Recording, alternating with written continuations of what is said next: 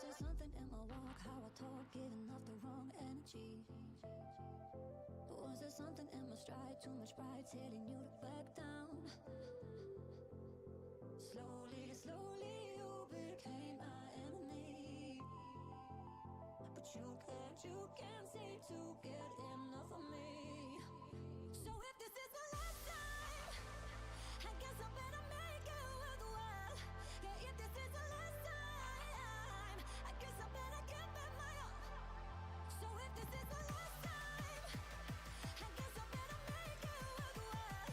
Yeah, if this is the last time, I guess I better give it my all.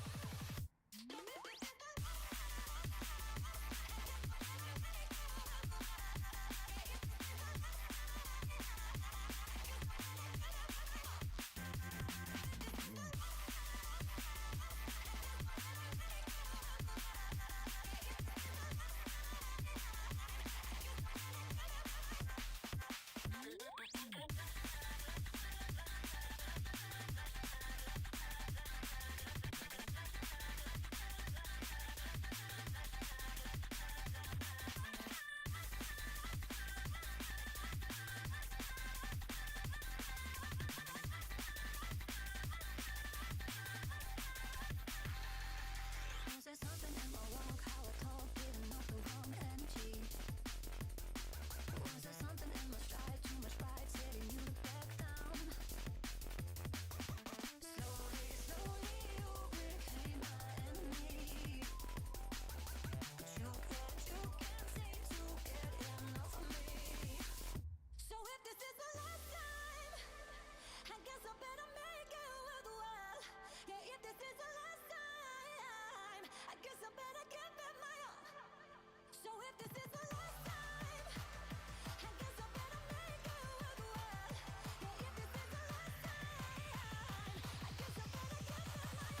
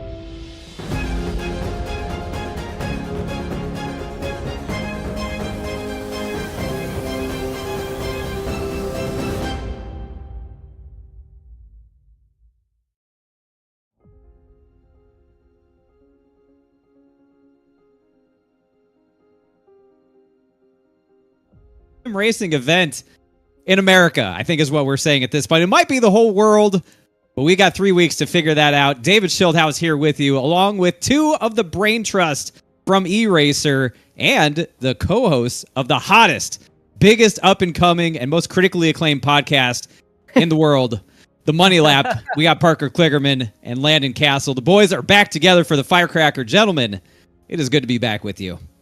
Hell yeah. Woo. Oh, man, it feels good. I am so ready for this event.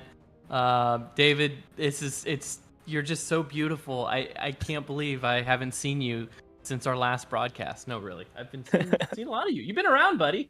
Welcome to the show. Well, a lot's changed for all of us since the last time we all got together for the Landon Cassill qualifying challenge, but certainly since the last edition of the Firecracker, a lot has changed. But you know what hasn't changed, Parker? Everybody wants to win this race. There's a lot of money on the line, and it's all because of a great presenting sponsor in Thrustmaster this year. Really excited to have them on board. But strip everything else away, this is the third edition of this race. These guys are hungry. We have some recurring names. We got some new names. Everyone wants to win the Firecracker. It means a lot to these guys, Parker. Yeah, it does, David. Well said. First of all, thanks to Thrustmaster for coming on board and promoting their T818 direct drive wheel, which is super cool. We're going to have a bunch of content around that throughout this event. I'm very excited to try that wheel. I've actually won one for a long time, so that's really cool.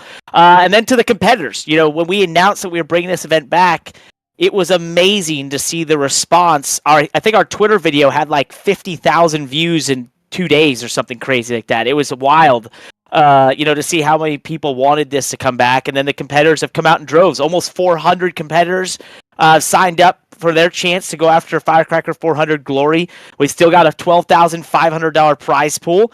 And it's still going to be really, really damn hard to get a chance at that prize pool, because we're starting out with all these competitors here tonight and tomorrow. We're going to whittle it down to 88, but it's going to be, once again, one of the most, as you put it, I guess, most interesting, best sim races and biggest sim races in America. And it starts over, here tonight. It starts 3 weeks that we're going to be doing this, which is just so cool about this event, because it's not one single night. It's not just one little race. It is almost a month long of drivers, dueling it out on the racetrack through this whole format, trying to win the Firecracker 400. I love it. Yeah, I mean, it almost feels like Indy, Landon, right? It's like the whole month of July is ours for the Firecracker. Indy has May. The Firecracker dominates July. Yeah, I mean, when we started this event, Parker, you remember we wanted to take over the community in the event with this event for this multiple week period. And these drivers are going to go through so many ups and downs over the course of this event, even starting already with the prelims that have already gotten started, the heat races that have already gotten started. There's drivers that are in the hot seat. They've got their consolation races coming up that we're going to be showing you, and their features for their prelims, where the top 11 is going to advance out to the qualifying round. We'll show you all of that, explain the formatting coming up here.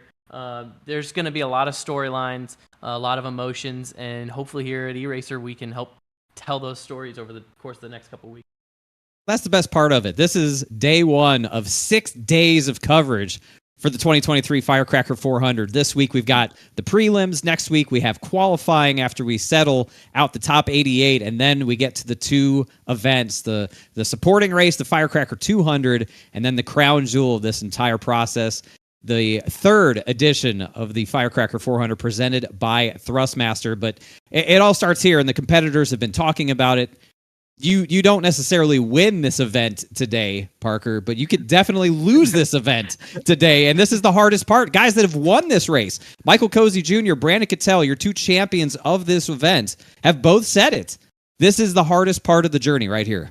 It has to be, and just like anything in racing, there's going to be a lot more losers than there are winners, right? That's just the nature of this. We're at almost 400 competitors, and only 88 of them are going to leave the next 2 nights feeling like they accomplished what they wanted to out of these races. So this is so impactful, right, Landon? Because it's not easy. You don't just show up here and be fast and you'll win the pole and you win a race. It is weeks long of dedication, of putting in the effort, of getting lucky and making the right moves throughout so many different formats and forms of driving these cars. And by the way, these cars are not easy to drive. This track is wore out. We use realistic weather, so it's hot as heck. And they go over 200 miles an hour, virtually, of course, but they're going over 200 miles an hour. So that's not easy to do. They're not easy to race. And, if you come out on top of this thing, you feel like you really accomplished something. Well, yeah, and it's an open field of drivers. I mean, our registration was open. There's no limitations, no license restrictions. we're going to have drivers all the way from the World Championship level and the Coke Series drivers. In fact, we've got over half of the Coke Series field is registered for this event.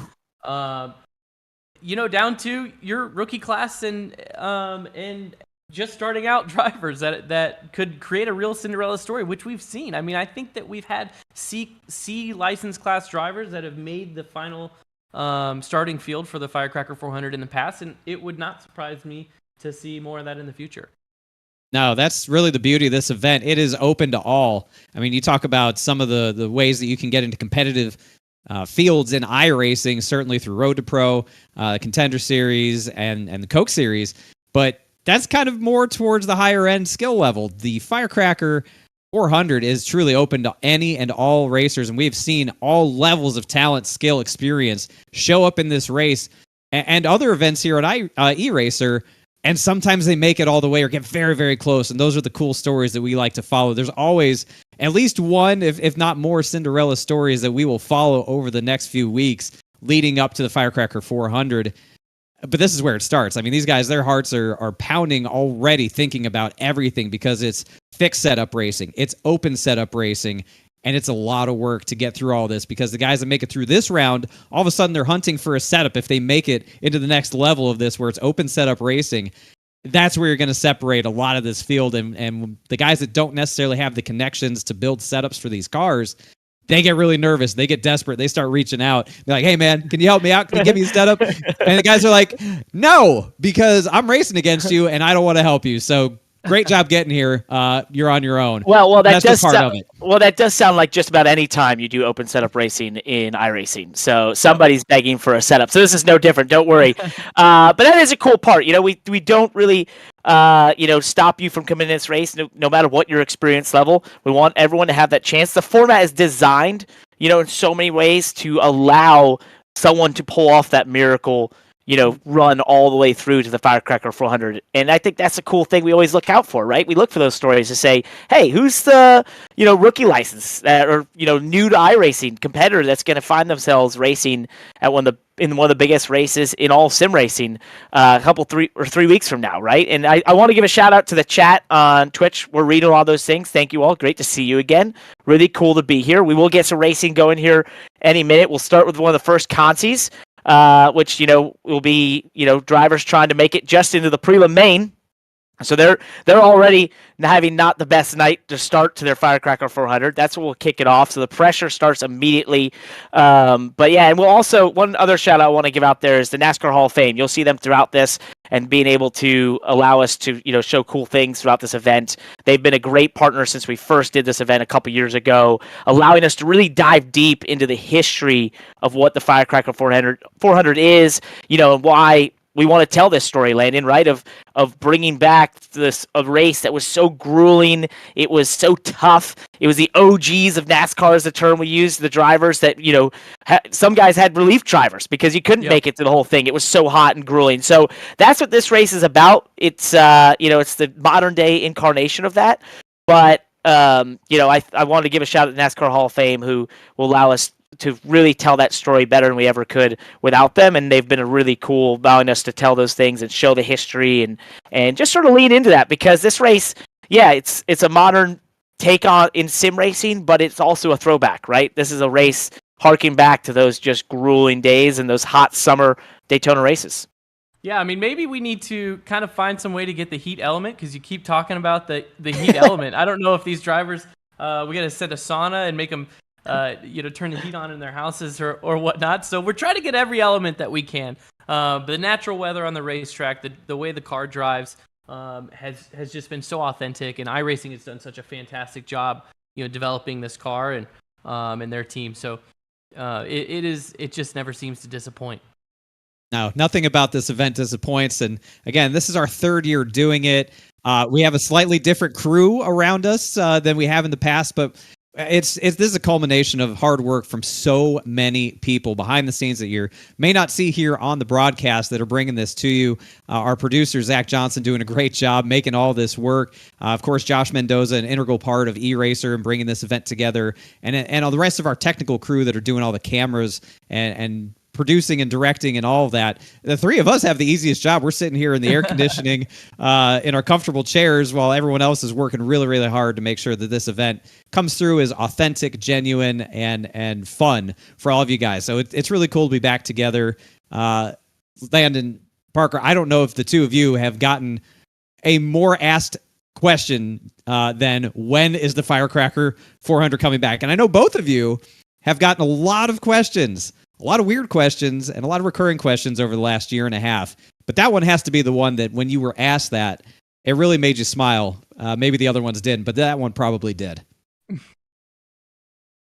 Yeah, I mean, anything Firecracker related has been just I don't know.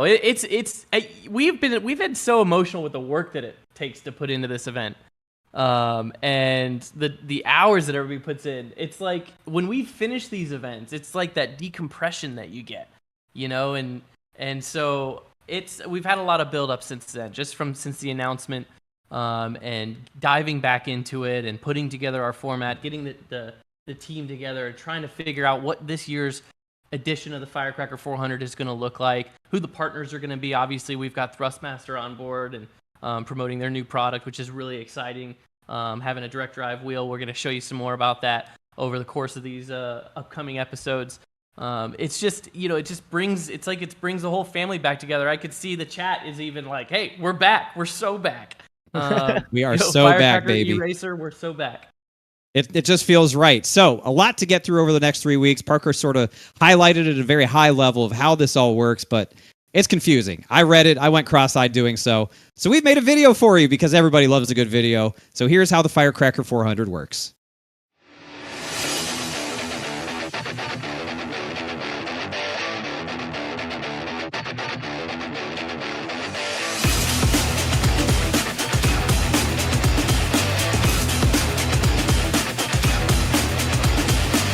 It's officially Firecracker 400 season. So how do you make the biggest sim race in America? Hint, it's not easy.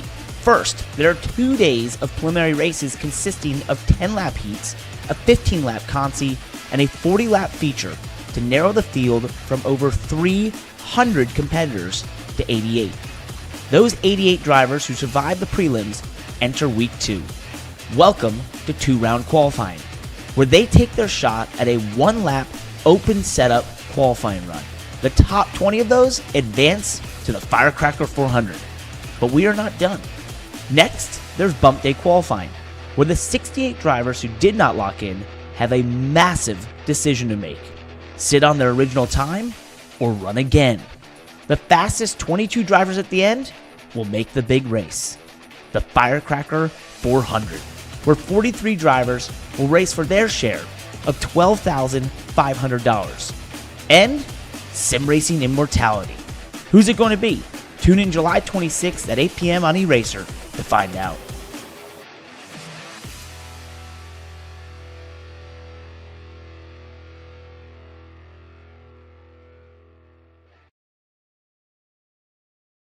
So there you go. That's how it works, right? Pretty simple. There'll be a test on that later to see how much you retain. But let's take a look at the prelim format itself, Parker. Really, this is step one of many, but it kind of looks like spaghetti in boxes. So how does this work? Yeah, so basically what it is we've out, up to 62 drivers in each server, and then they go into a series of heats after qualifying. Those heats are just 10 laps, no cautions. The top 6 from each of those heats transfer directly into the preliminary main. But if you don't make it in those, then you go into the consi. And the consi is for all the remaining drivers. It's 20 laps or 15 minutes, lenient cautions, and the top 10 from those transfer into the preliminary main, which is where you want to finish in the top 11 of your main. That gets you into the top 88 drivers that will go on to 2-round qualifying and vie to be part of either go into the Firecracker 200 or the Firecracker 400 eventually. So it's a bit of spaghetti, as you mentioned. It's not easy, but the best way you can do it, or the simplest way, qualify up front for your heat race, lead your heat race and win it, go on to the preliminary main, don't fall back in there, stay up front in the top 11, and you can find yourself a part of the top 88. But that is way easier said than done, Landon. Yeah, I mean, there's so much adversity that these drivers are facing. They're going through the heat races right now. We're just finishing up some of them. The consies are what you're going to see on the broadcast first. The first consi and the first feature, you could say. And then we'll go to the consi for prelim number 2 and feature for prelim number 2. But yeah, the drivers, the heat races are tough. I mean, no cautions. If you make one mistake, you're done. We've already seen a little bit of action in some of the heat races. Drivers that are obviously regretting some of the decisions they've made. I'm just looking at timing and scoring for the heat race that's going on right now. John Gorlinski is in this one. Obviously, Jonathan Cadell is in this one. We love him. Steel Horse, he's not quite in the transfer spot. He's racing for a transfer spot at the moment. So a lot going on in these heat races. They're just so tough. Like I said, no cautions. It seems like if you've ever talked to somebody that's maybe raced in the Chili Bowl or Knoxville Nationals or those big sprint car events where it's kind of a multi-stage prelim type event, that's a lot like how this is formatted. And if you don't get off to a good start, you can get way behind and even feel like you had a good car and you were competitive, but you just couldn't get all the way through all the stages of the race. It's like a compounding thing, right? You take one step back as we finally get some action here on track. Let's go, cars on the track. Hey. Yeah, you get one thing go wrong, and then it just sort of compounds from there, and the pressure starts to mount on you, and everything feels less and less hopeful that you're going to make it through. And that's when some of the best moments in these races can occur, is when guys really just start feeling desperate and making some crazy moves just because it means so much for them to move on. We're picking it up here with 3 laps to go here in the final heat race, and it is the top 6 that move on from these heat races into the consi. So yeah, these guys, if you're in the top 6, you're locked in, so you can see 1, 2, 3, 4, 5 cars in a line, and then side by side for 6th, of course, for that transfer spot. Well, they're trying to break away. Right? You're trying to just get away in this race. You don't even want to be near that 6th to 7th place, automatically transferring to the main or going to the consi for those fighting back there. And guys, you know how you know this is a live event, by the way, and that we run all this in real time? This is, we're probably 5 minutes later than we thought these heat races would be going. So that's how you know this is all live. By the way, yeah, we're doing it live. Things happen in live events. The scheduling happens. But this is how many heat races for each prelim? I mean, we've already gone through 40 cars, 40 competitors, the first 40 competitors at least that have just run their heat races. So pretty soon we're gonna get to see their consis. A hooligan race, if you will. Everybody loves a good hooligan race. There's a lot of action there. I think if you could remember seeing on the format spaghetti flow chart, race control has lenient cautions for the hooligan race. So, you might see some cars roll over. The safety crews, might be a little bit slow getting out to those drivers, or they get out to the drivers quickly, but, it doesn't mean we're throwing a yellow for it. So if you've ever seen local yellows at Daytona, it's kind of how we do it here at E-Racer. I love the concept of hooligan races at 200 miles an hour and also lenient cautions at 200 miles an hour. As we see a fight for the lead here, John Gorlinski in his trademark highlighter yellow car going for the lead here and the win on the final lap, battling Wyatt Tinsley. Gosh, you don't want to throw it away in the final corner, and he just about did, but there you go. It's going to be the finish of that. Wyatt Tinsley holds on to it. Reckon they're fine. Oh God. Oh, they're dead. Gorlinski's at Troy. He's gonna need a new highlighter. That one ran dry. Oh man. Well, and just a reminder too that's interesting is their finishing position in the heat race has no bearing on their starting position in the feature. I mean, do we re-qualify for the feature? Or well, I was paying attention, by the way, that Peter Bennett was not able to get into 6th there. They were close there towards the end, you saw the NASCAR Hall of Fame transfer spot, but he was not able to get in. So always keep your eye on that purple, sorry if I can say the right color, purple line on our graphics. That'll always tell you sort of what they're racing for. Oh, he did make it through. We've had an adjustment in here. I love it. We're back, baby. We don't know what the heck's going on. We don't know what's going on anytime. By the way, we're not re-qualifying. So we're not re-qualifying. So there is. Did you not read the format? I didn't read the format. It's like we didn't read the rules of our own event. You start where you finish in the heat. Oh man, that's just a testament to our e-racing We would team and how never. they've taken the reins to this whole event and allow me to slide right in for the broadcast here. And, Wow. Exceptional. yes, We would Logan Helton. never. We need to play the video. I was ordering pizza during the video. I'm sorry. All right, we got the prelim 1 consi here, so let's take a look at the starting lineup. On the front row is going to be Tyler Murray and Jacob Locklear. Row 2, Dylan Connolly, Peter Bennett, who just missed out on the last one. Row 3 is going to be Austin Blumhorst and Taylor Goins. Philip York, Crash Neon, what a name, there in row 4. Dakota Reeder and Vinny Tigner in row 5. Alex Lytle and Ross Brockman in row 6. Liam Brotherton, David Robertson in row 7. Going to be Jordan Byers and Ryan Grobe in row 8. Matt Yost, Brandon Bowie in row 9. I think that's it. It's 9 rows, 18 cars, and your top 10 will move on to the feature event. 18 cars racing for 10 spots. Surely nothing is going to go wrong here. Don't be in the bottom 8. It's that easy. And that is kind of a generous, that's a generous cut line, wouldn't you say? I mean, it's, Oh, yeah. we're not talking about top 2. Top 10 is solid at as a driver, you're probably feeling like, hey, I just got to put together a solid race. I feel like it should be fairly quiet in those first 2 or 3 rows, even though we did determine that they don't requalify. So every position does count. But, I mean, it is more important to get in the race than it is to, race for a win here in the Consi. You say that, Landon, but these guys are sim racers, and sim racers are basically racers in real life. They're all head cases, and it doesn't matter. They just want to win no matter what. Yeah, we saw that in some of the heats. We saw, Blake McCandless made a move late in his heat race to win it. That was in the second place and third place were hitting each other. We were watching this off the broadcast. But, yeah, I mean, as we get to green here, they don't hold back. I don't think they can hold back. There's no room for holding back in the Firecracker lead-up. That's it. All right, green flag is in the air. 10 drivers will move on from this one. It's a 15-lap race. And we're already 3 one of the wide. greatest parts of this car will be restarts. Why? Shifting gears. People will struggle more with getting through the gears in the 1987 car than any other car, and it is great, and it will always cause chaos as that bottom line stacks up a little bit. So always something to keep an eye on the restart. Getting through the gears. And you'll see the jockey for position. A lot of movement going on here. I'm sorry to park out. Right when we were coming to the green, I already saw some 3 wide back at the start-finish line.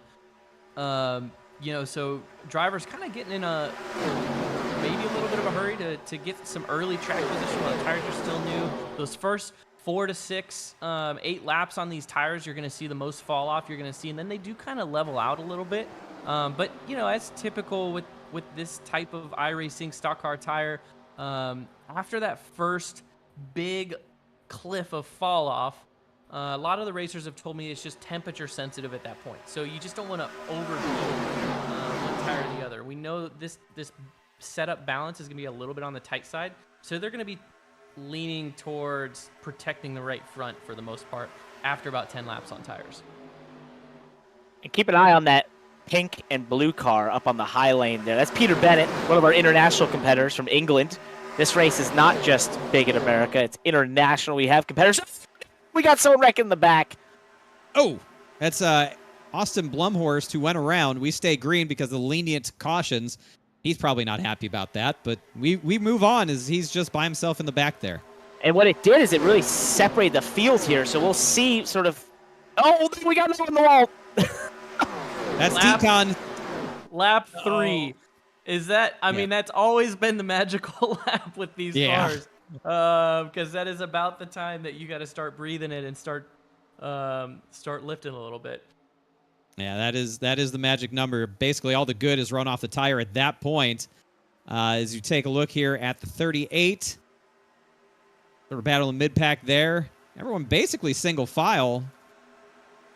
And you sort of have to be single file. If you lost touch with that lead pack, you got to stay single file and use the draft to your benefit to get pulled back in there.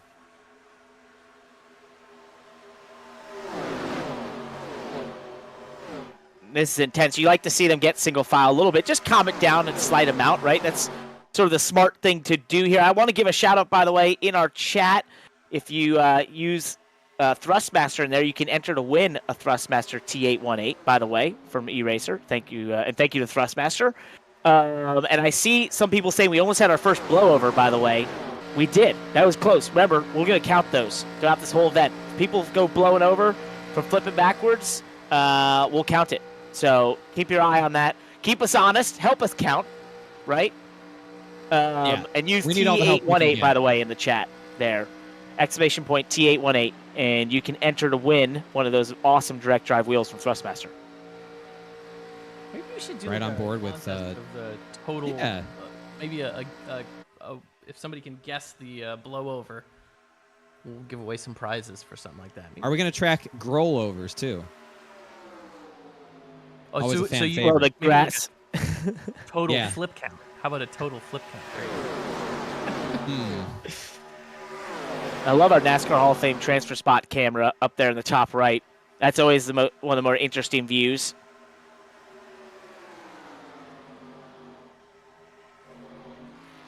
It is, and it's great to work again with the Hall of Fame, like you said, Parker. Been supporting this thing since the very beginning, made it really special, especially in those first couple of years with the incredible videos they put out. I mean, it was bringing tears to people's eyes, and it's good to have them back with us as the field works down the back straightaway, works past that slower car, gets out of the way. Nice of Matt Yost to get out of the way. I'm sure he's not happy about that, but it's the right thing to do when you're off the pace. As being a real gentleman competitor there to know it's not your day. Move aside. Let them have the others have their day. Still see a lot of people in the chat. The Firecracker's back. Love that. Thank you. Yes. We like it too. Yes, we're all very excited to have it back. I mean, let's be honest about things here, if we can be. Just wanted to update folks on the weather. We've talked about the weather, the handling. Did we mention the actual weather that these competitors are dealing with? No, I don't think we did. Nope. Air temp here in Daytona Beach, Florida, 92 degrees. Track temperature, 123. Parker, you are a big fan of putting your hand on racetracks and telling people what it means. If you were putting your hand on this racetrack, what would you be telling people? That it's warm. Yes. So that would confirm it. I've used my hand to tell if a track is wet. I've also used it to check if the track has grip on painted surfaces, as I did Chicago the other day, which was my gripometer. And now I also have a temperature thermometer in my hand that would tell me 123 degrees is warm, David. And come back to me for more in-depth and technical advice when needed, please. Amazing what you've done with that hand. I'm telling you, like, when you're done, when you leave all this behind, I feel like they're going to have to put that thing in the Smithsonian. It's been asked to be studied for scientific research, to be honest. So we'll have to see. We'll go to the highest bidder, of course. Brother Liam Tim's still out front. Yeah, Dylan Connolly back in 10th in your transfer spot. He's a Firecracker E-Racer regular. Love seeing familiar names in the community here. Yeah, it's nice to see a lot of names we've seen here before, and some new names too. I mean, shoot, you leave this thing on the shelf for 1 year, and suddenly it's like it got more popular. It's weird. Well, we're not supposed to choose favorites, but I'm just going to say I've been looking at the chat, and I feel the same way. Crash Neon here in 7th place. Just going to have to say I'm looking for him to make it in the prelim main and make a run at the top 88. With that name, I feel like that's a name of someone that can be successful in the Firecracker 400. That's a new one. That is a new one. Crash Neon. Or isn't yeah, it? I don't know who that is. Is that a real name? Who is Crash Neon? Well, I don't think it's our place to unveil or give away their real identity, but part of the fun, part of the allure of the Firecracker. They were able to pass our identification background check to enter the Firecracker 400, so they're as real as they want to be. I don't know how to send a 1099 to Crash Neon if they win this event. But Well, see, but that's the good part is they send you the paperwork first, so you know who to send it to. Mm-hmm. See, that's Yeah, the well- accountant in me. I can't help myself. I'm sorry. We'll find out. This will be figured out. It will be 10 laps in the books. That means there's 5 to go. By my rough math here, and everybody's still in a single file line. This has been a And it's tame one. basically, yeah, this has. It's basically 10 cars. 11th is Ross Brockman, who's sort of 3 car lengths back from that lead line, and he's probably just licking his chops, hoping somebody does something stupid and he could take advantage of it. That's sort of the nature of all racing. But especially when you're racing, when you're in these transfer spots, Landon, you've been a part of this race. Oh, we got one wreck in the back there. Oh, I think they cleaned it up quick enough, though. Yeah, they're all right. We Yeah, stay green. they're all right. Lenient cautions. When you're in this position, it's really interesting because you're on offense, but you're also on defense. And you don't want to lose a spot, but you want to gain a spot. And so you're having to craft a strategy that allows you to make that move without succumbing to someone behind you trying to get by as well. To see the 24 trying to get off the racetrack here. Appreciate that. And that's not easy. It's just a nerve-wracking place at times. You can just be, like when I've been in a transfer spot for the Daytona 500, I'm going to compare the Firecracker 400 here to the Daytona 500 in real life because I put it in the same level of intensity no matter, when you're going for any type of race. But you're trying to make it through. It's one of those things where you just almost have to let the moment take over and let your instinct take over, and you've just got to look for that moment that there's that one moment where the move is either going to work or it won't, and that will be the difference between you make it or not. And for Brockman right now, trying to get by York, he's going to have to find that time. yeah, and I mean, even you got to think if you're Dylan in 9th, I mean, you're not entirely safe. Oh, Peter Bennett's going around. They're wrecking from 5th on back. Oh, Peter boy. Bennett's around. Dylan Connolly's around. Crash Neon's involved. Philip York's involved here. Oh, my goodness. That was unexpected. And that's not what you want to happen. Wow. No. That could be the end of this race, too. I mean, anybody that's still on track is gonna transfer. If you're moving. Yeah, we had to throw I the mean, you gotta caution because get you back couldn't have on. everyone driving through there flat out, right? It's just not fair. We'll see how this all shakes out. Right now, timing and scoring has Crash Neon as the 10th driver in the running order. Dakota Reader would be the first one out along with Connolly and Oh, York and all them. Oh, my gosh. Let's take a look at this replay. Peter Bennett's the one that kicks this thing off, gets onto the apron, car gets out of shape. Everyone tries to check up and avoid it, and you just can't slow down that fast in these cars. And it was on from there. Oh, my goodness. That is unfortunate. and God love Peter, but ultimately makes it through. Yeah. And will I feel like we see this every year. So whoever starts the wreck gets away scot-free, and everyone else gets screwed, and they make it in. David, that is true to real life. Parker knows. It is. Oh, yeah. It is. Parker knows that is my belief on super speedway racing in real life. That if you watch the big one at Daytona and Talladega, wherever, Whoever causes whoever causes it, 80% of the time will make it through. Yeah. Basically, sometimes you want to be the wreck, not be in it. Yeah. Uh, Yeah. I will just leave that there. Some bad memories just came to my mind, and we won't talk about it. It's okay. All right. Moving on. Well, that will end this Consi race. Unfortunately, will not restart, so that is going to be the end of it. Heck, I guess we're going to have to wait to see the official results because everything just changed from the last time I updated the standings, and I don't want to commit to anything. It's all unofficial. But we know the leaders. Like, we know up front is good. It's just the back half of the top 10 around that transfer line. I just don't know for sure yet. So I'm gonna kind of steal some verbiage here from Kevin McAdams in our chat, good friend of the community. Crashed Neon will finish in 10th, will advance, and will start 34th to start the ultimate underdog story, the first underdog story of the Firecracker 400. Crash Neon. I think this ought to be interesting. We got somebody to root for. We're not supposed to have favorites. Oh, well, no, we're just the broadcasters. We That's can true. we can like whoever we want. All right. I'm Yeah, not in charge. I mean- I don't even know the rules. Remember? You don't. I don't even know the format. I'm just a broadcast. I'm just the talent. There are no rules. I'm the This is talent. E-Racer. Just We showed do up. it. Just showed up. There he is. 224. I don't remember allowing 3-digit numbers in at Eraser though. Well, apparently he doesn't know the rules either, but that's okay. He's No. special. He's got the pseudonym name maybe 3-letter or 3-number word Oof. 3-digit numbers. Not allowed. Hey, I want to give a shout. Richard Petty.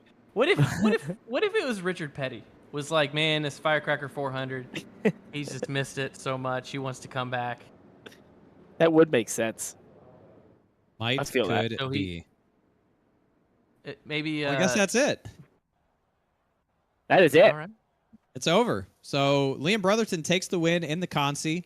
Also following into the features, Jacob Locklear, Taylor Goins, Vinny Tigner, Tyler Murray, Brandon Bowie, Peter Bennett, Ross Brockman, Ryan Grobe, and Crash Neon, your 10th and final driver to transfer into the feature event here, a 40-lap race. Yeah, I mean, the racing was pretty good before they all wrecked. That was pretty good stuff. A lot of patience, and then one crazy moment. That is often how motorsports goes, David. Yeah, you'll have that big time We'll have racing. great racing before a wreck. Run us down the starting lineup for this Prelim 1 Consi. All right, starting on pole, a name that is near and dear to all of us, Mr. Pit Reporter himself, and he will be back on the broadcast later. Blake McCandless alongside Alex Kolonix, a very familiar name here on E-Racer. Row 2, E-NASCAR drivers, both of them in the Coke Series, Tucker Minter and Wyatt Tinsley. Jackson Crowder, Corey Carpenter making up row 3. Got Jaden Carter and John Gorlinski in row 4. Tyler Gary, Timu Toika, another international driver in row 5. Jeff Drake, Dominic Lukomsky in row 6. Dustin Montgomery, Kyle Hendricks in row 7. Aaron Russell and Mason Kane in row 8. Thomas Gom and Patrick Gitter in row 9. Aaron McEachern, Jonathan Cadell, big powerhouse names in row 10. Jacob Corley, Andrew Cardinale in row 11. Brandon Coppinger, Luke Knupp in row 12. Liam Brotherton, Jacob Locklear. And the rest of these drivers will be those that we just saw in that Consi. Taylor Goins, Vinny Tigner. Tyler Murray, Brandon Bowie. Peter Bennett, Ross Brockman. Ryan Grobe, Crash Neon.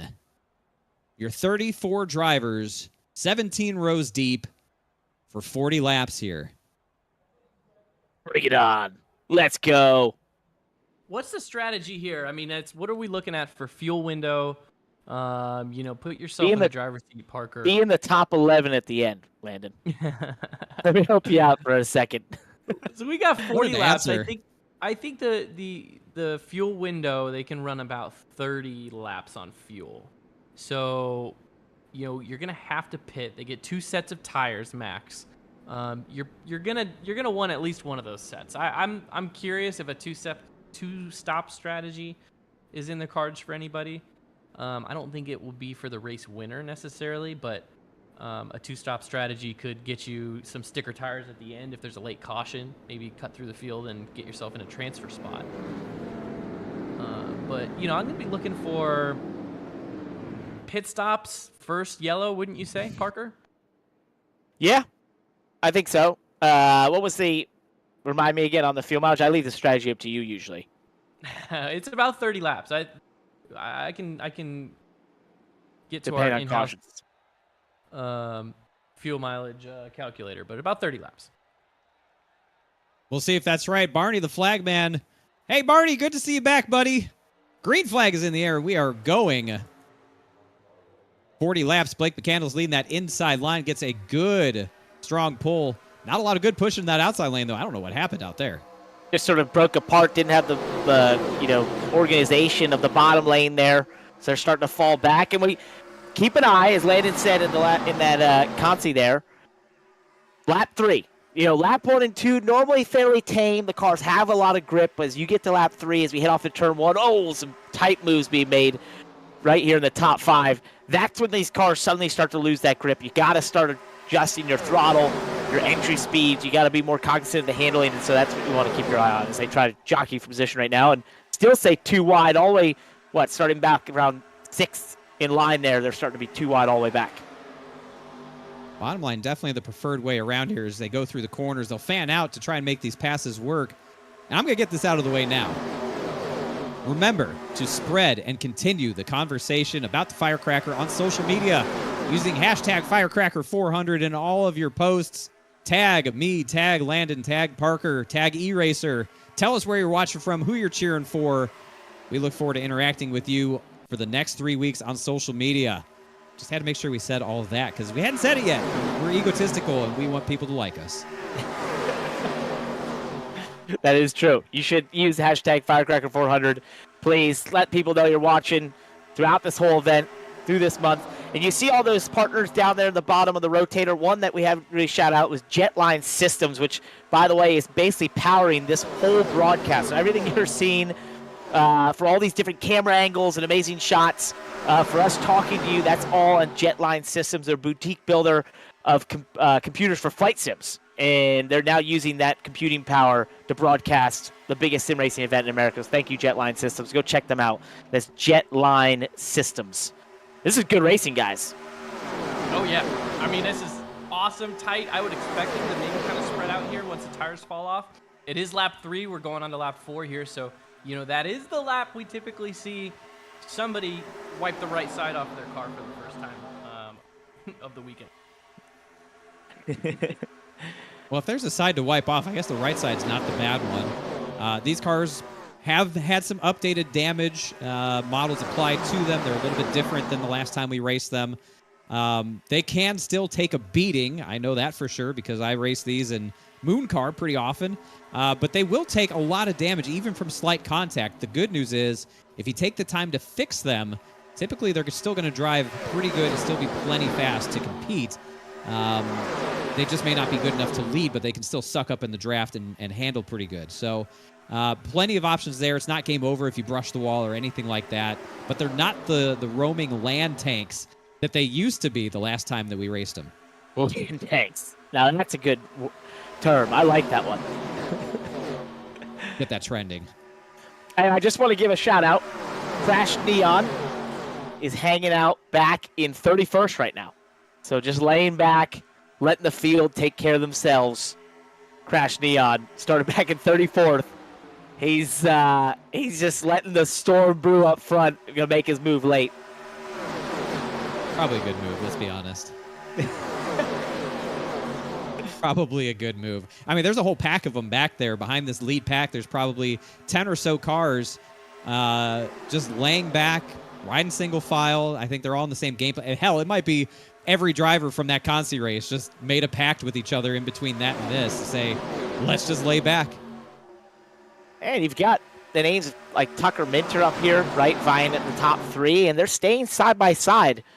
There's not really single file right now, which we've seen. Maybe I guess that happens more around 10 laps in. We start to see more single file. Right now, you're sort of trying to protect yourself, put yourself in a position where you don't want to be a part of what they all saw watching that Consi with Peter Bennett, that Consi where he spun out and still made it, but he caused a big wreck that if you were just a couple of positions ahead of him, you weren't included in that, right? So that's why you see this vying so hard for position, because you're just trying to get a buffer. You're trying to protect yourself just that little bit, and you think, oh, okay, if I just use 5% more tire right here, maybe I can get just a spot or two more that will put me in a better position if someone makes a mistake, because that's what you're racing against. Is a lot of times you're not worried about yourself making a mistake. You're about the other guy. You're about someone else making the mistake that you get caught up in. That's none of your doing, and suddenly you go from running 8th or 9th or 10th to outside the transfer spot, and you've got a ton of work to do. Yeah, I mean, I don't hate riding early in the race like this. especially before this first pit stop, and especially because we know we're going to pit if there's an early yellow here anytime in the next 4 or 5 laps. So I don't hate it early. I mean, I think there is a good strategy to say, hey, let's just get track position early and try to get up front early, and just defend that track position on your pit stops. But I don't hate doing this. Now, I see a lot of patience on display. One driver that's not really shown a lot of patience is Liam Brotherton. He's already driven up near the top 10 after starting 25th. Wow. Liam Brotherton in that number 10 has been on the march, making big moves. Claw back some of that track position that he didn't start this race with. And that's important. I mean, you got to get it while the getting's good. That's when the tires are fresh. And he took full advantage of that. Blake McCandless continues to lead as we complete lap number 8. And remember, it is the top 11 drivers, which is exactly where Liam Brotherton is. Those are the ones that will move on out of this feature event. Side-by-side racing there for that third position, and it is close. That's Corey Carpenter on the inside, Jackson Crowder on the outside. That was almost 3 wide for a bit there into turn 1, which can get so sketchy because the track sort of closes up. The cars get real close together, and they're just not handling well at this point. 9 laps in, they are only going to get worse from here. And I want to give a shout-out to Liam. Oh, a big slide there. I think it's Carpenter just totally sideways, but Liam Brotherton threw down the fastest lap in his tear through the field right now. He enters into the top 11, so that is impressive. Using up those tires early, we'll see if those sort of have some fall off late as we get further in this run. Something he might be paying for later in this run, especially if it stays green, but for now it's worked. Put him in the right position, at least have a fighting chance to be in those transfer spots. But this also leads to the next point, Landon, of you talked about the pit stops, the strategy, the fuel, the tires. What do you do? But the other sort of unspoken difficulty in this race is exactly that. Pit road. Woeing these cars up to get down to pit road speed and getting it into your pit stall without driving through it. Yeah, I mean, the braking system in these cars are not what you're used to, especially if you're used to running a next-gen Cup car. God forbid we have a green flag pit stop, which would be possible in this race, in these prelims, so we could see them. We got 8 prelims, so maybe we'll see a green flag stop. We got a 200-mile race and a 400-mile race coming up, so that would be tricky. But pit road itself, like you said, just navigating pit road, the cars, the steering is slow, the brakes don't work great, they're going to slide through the pit boxes easily, which means, 2 things. Number 1, it's easy to make mistakes, right? That's the obvious one. But number 2, and I think this is the underappreciated point, is it's easy to gain time. If you're good on pit road, good getting in and out of your box, good navigating pit road speed and maximizing it, you can pick up some free spots regardless of how fast or slow your pit stop is. Yeah, and if you save fuel, it's a 30 to 34 lap run that you can have on fuel-wise, so it's going to be close to the end. You do not want to be the first one on pit road. Yes, you would, maybe tire-wise. Maybe you still need a little bit of draft, though, to turn some fast laps. But knowing sim racing, knowing these races, I would have a fit thinking I want to be the first on pit road. You have got to be thinking, I will go as long as I possibly can without pitting if this thing looks like it's going to go green. I strongly do not think we will see a green flag pit stop here tonight in the prelims. That would be almost unprecedented that we didn't get a wreck before then. Our OG E-Racer viewers probably screaming at their screens right now. Put it on the predictor. Put it on the predictor. If only we had the predictor, we could actually make that a thing to predict on, but we don't have that this year, unfortunately. Well, the predictor got eaten by AI, and so RIP. The AI is taking jobs left and right, and it took the predictor's job at this point. Unbelievable. So, I know. Crazy. Can't. Sad to see. It's tough. Hey, I'm looking at the chat. Crash Neon has become the Chuck Norris of the Firecracker 400. We need a Crash Neon update here as we look at the NASCAR Hall of Fame transfer spot up in the top right.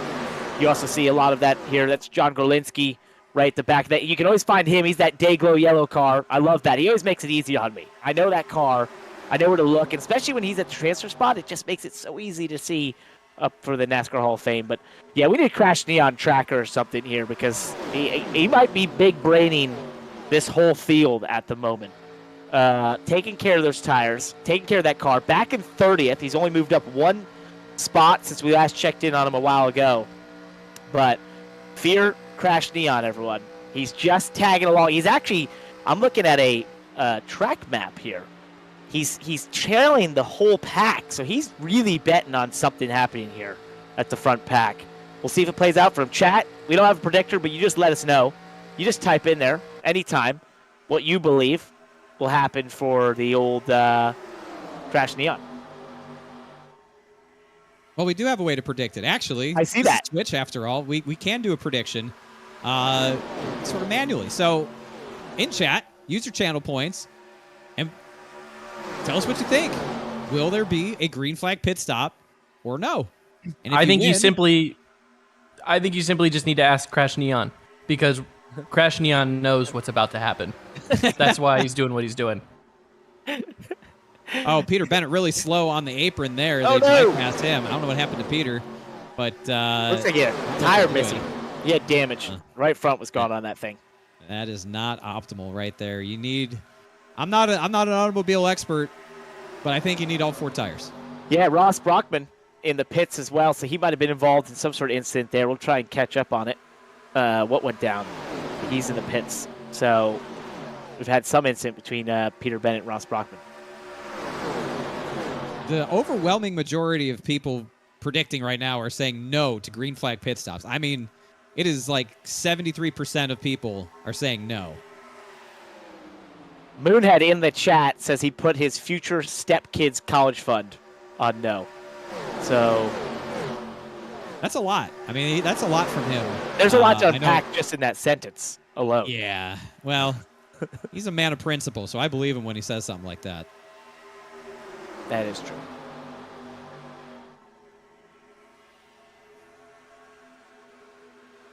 Still some intense racing, just about 3rd or 4th here in line. They've just resisted going single file here, like we've seen before. John Gorlinski has been glued to the top lane as he makes me look like an idiot and shifts to the bottom. But he has been mostly glued to the top, which has been fun to watch him trying to make that work. I struggle with that because I always feel like when you end up in those lanes that are the non-dominant lanes in iRacing especially, you really beat up those tires. And sometimes it can feel great and it works, but then you get to a point where you go, uh-oh, I'm the only one up here and it's working, but there's a reason I'm the only one up here, and that's because this isn't going to work much longer. And I'm starting to see, look, everyone's getting single foul. We're now single foul back to about 10th place. This is the moment they're all saying the same thing. Wait a second. I got to get in line. I got to ride. I got to take care of these. Yeah, I mean, I got to think about, I'm talking to my crew chief or my cat or whoever it is that runs the pit road adjustments. I'm thinking about pit road here in case we run make a green flag pit stop. And, yeah, I mean, it's just showing a pretty stable balance here for everybody. We got a replay here ready to go. What are we looking at? We got a replay. If something happened.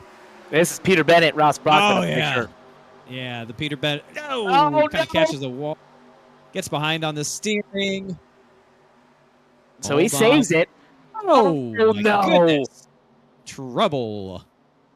He had it saved. Man, And then he that's did. unfortunate. Brockman, the innocent bystander there. So that will be the end of their Firecracker 400. I'm sorry. Thank you for coming. Yeah.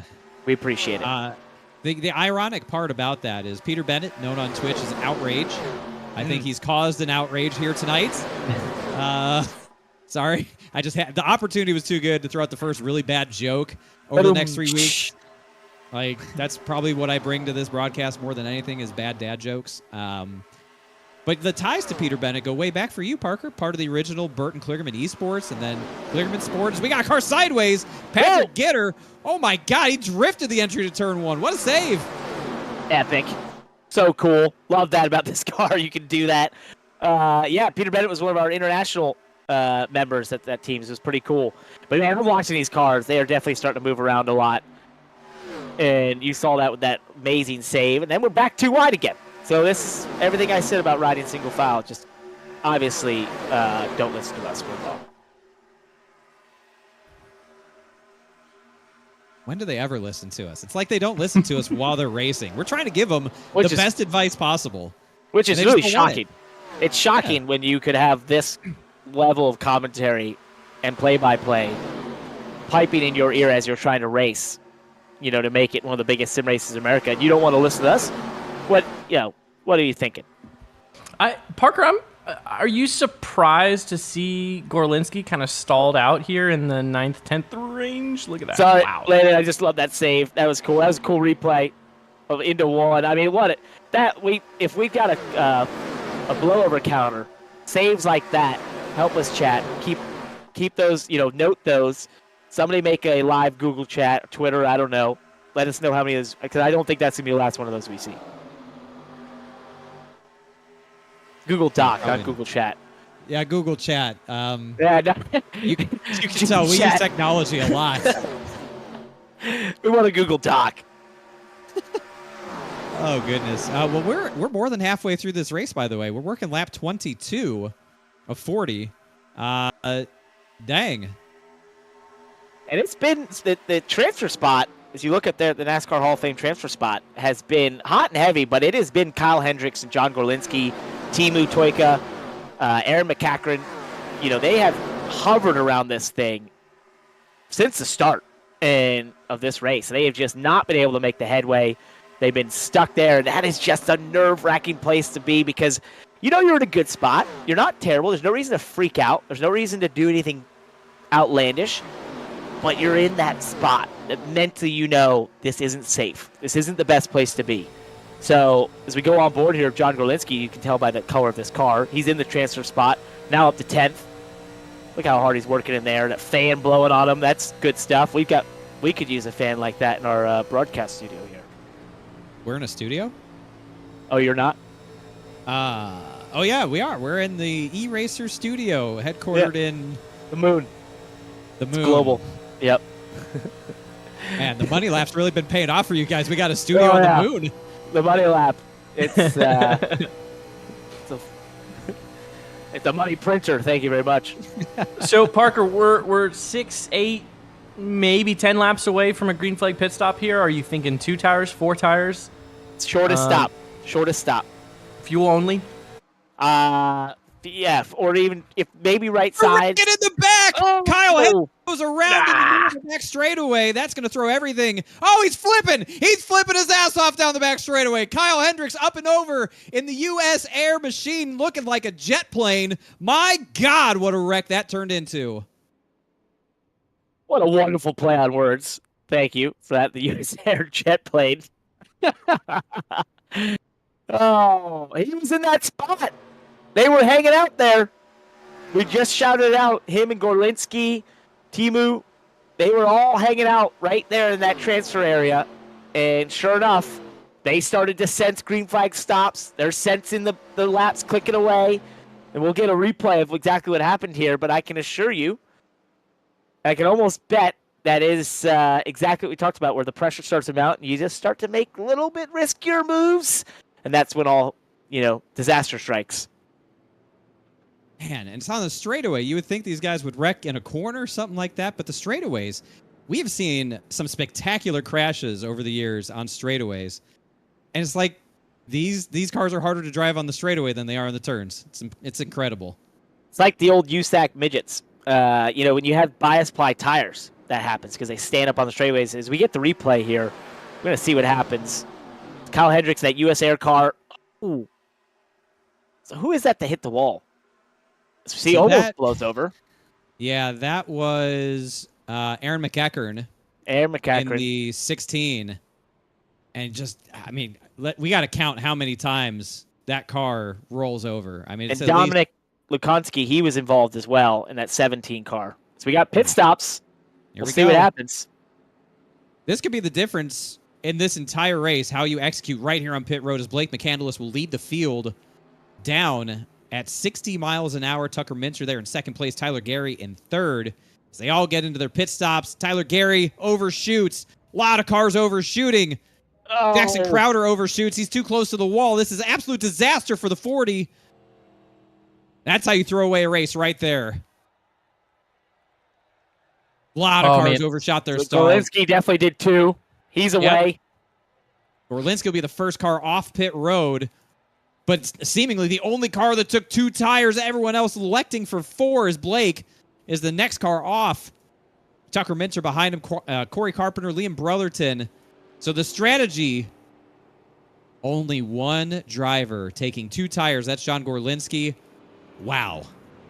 That is a gamble, and I'm not sure it's going to pay off. No, it did not. If it would have put him out in the lead, where did he come out with 2 tires? He'll be in the lead. He'll be in the lead. Okay, there he is. Yep, he's in the lead. I don't hate this. I don't hate the 2-tire call. I think he's good enough. I think the clean air is going to be a good thing for him. I think he can stick it to the bottom.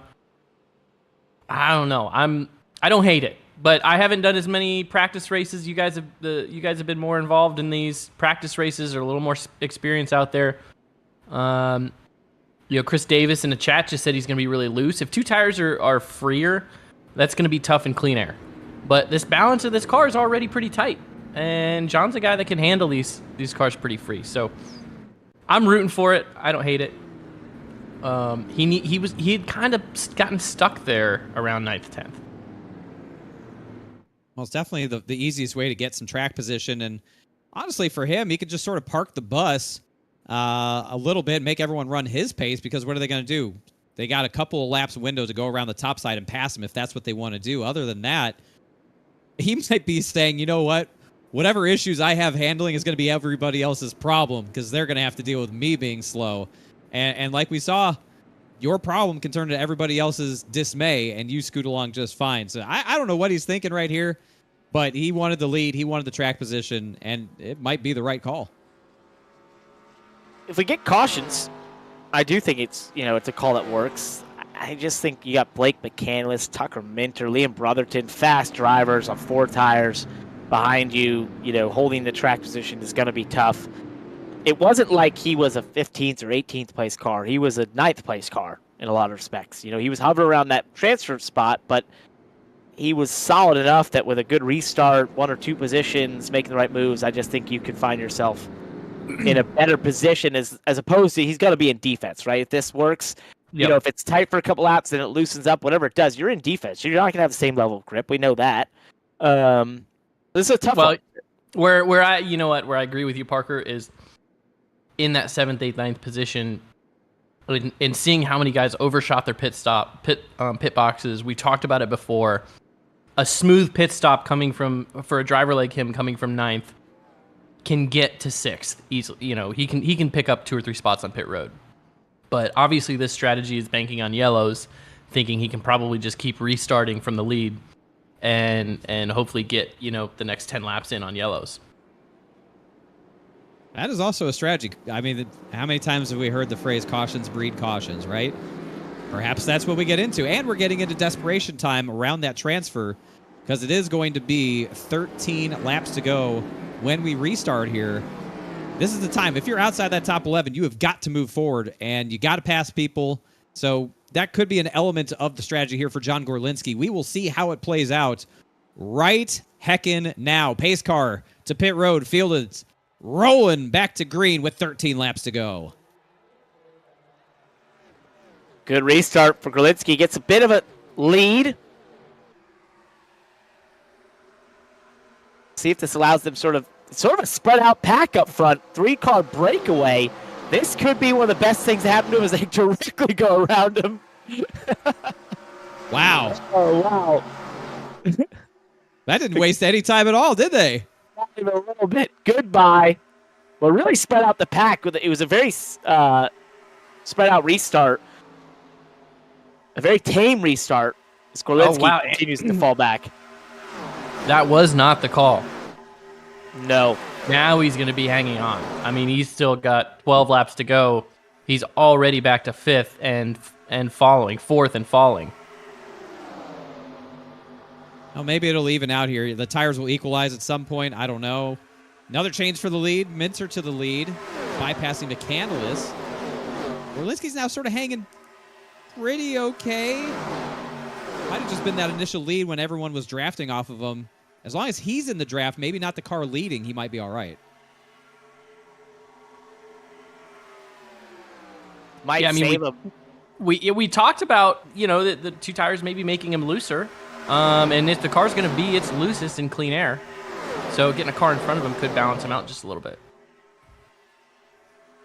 Oh, things are really tightening up in that NASCAR Hall of Fame transfer spot.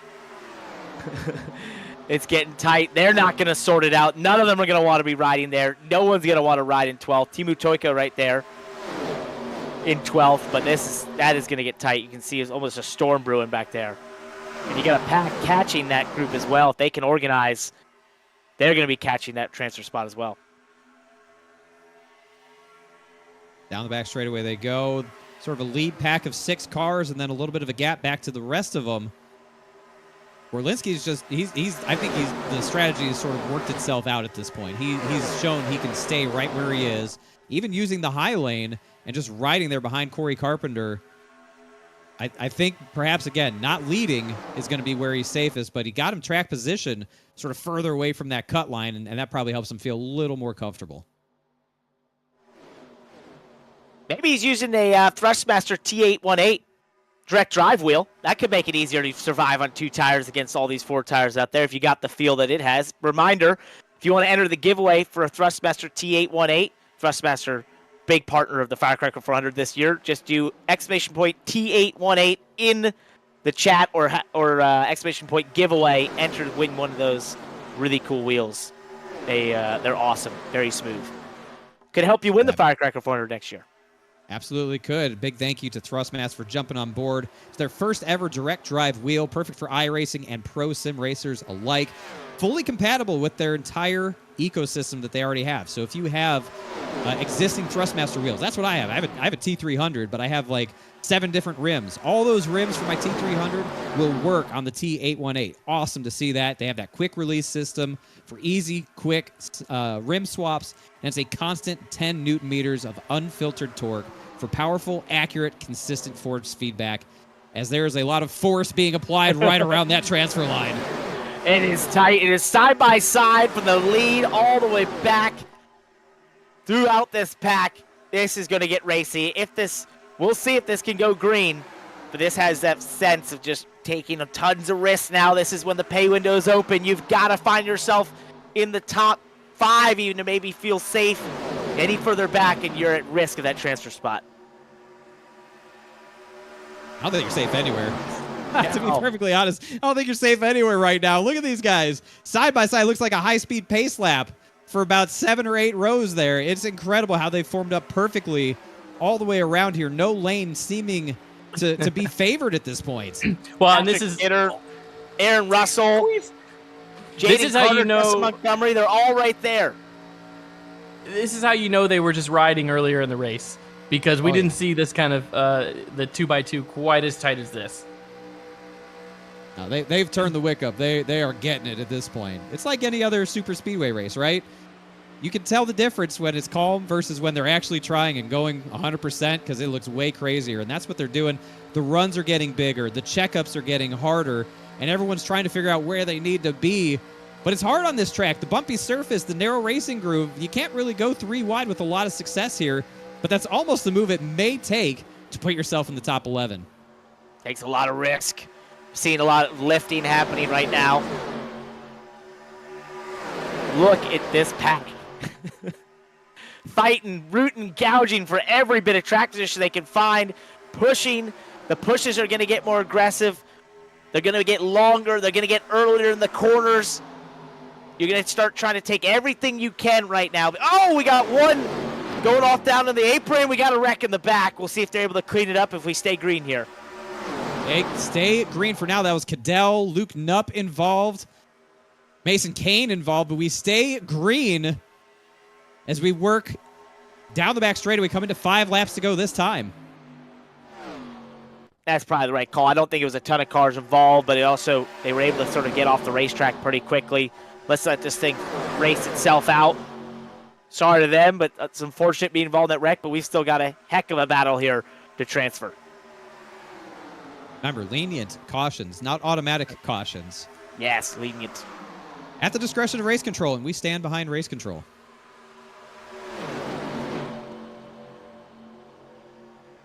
Well, and you got to remember what's important here is that transfer spot is such a tight race. So with only 4 laps to go, I mean, we want to see him race this out. Yep. We got a lot of racing to get in tonight as well. Plenty more racing to come after this. They're coming up on slow cars, though. This is going to get real interesting here. There's a slow car coming off of turn 4. That's Ryan Grobe. He's going to get the heck out of the way. Good for him. Good move. Great sportsmanship. Appreciate that. This is going to get intense, guys. Those McCandless leading the outside lane. Minter leading the inside lane. Brotherton, Carpenter, Gary, Gorlinski settled into 6th. Strategy's looking pretty good right now for the old 21.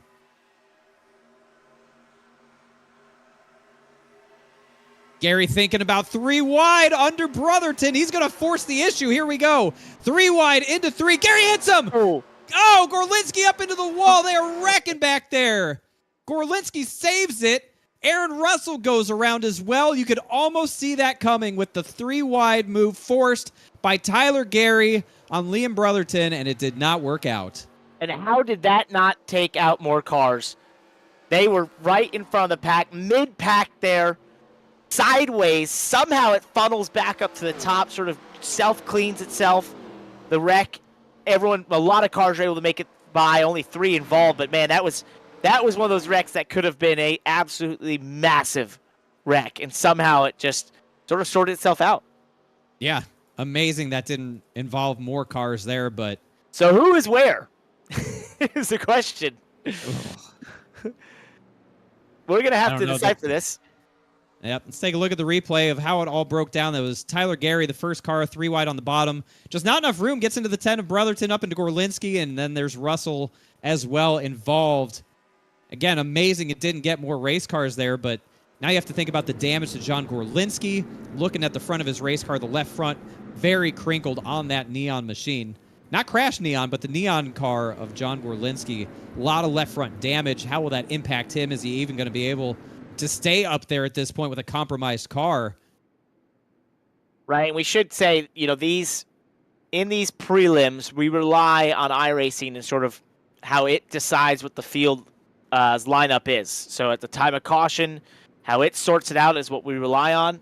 There's not a lot of intervention here because obviously we have so many competitors and so many races to go through. We have to use a little bit of computer help. But I think, that's one thing for all of them to note and all the competitors to note. So we'll see sort of where this sorts out. Let sort of the timing and scoring catch up a little bit before we make any sort of determinations. That's always a key here. We've been known a time or two to jump the gun slightly.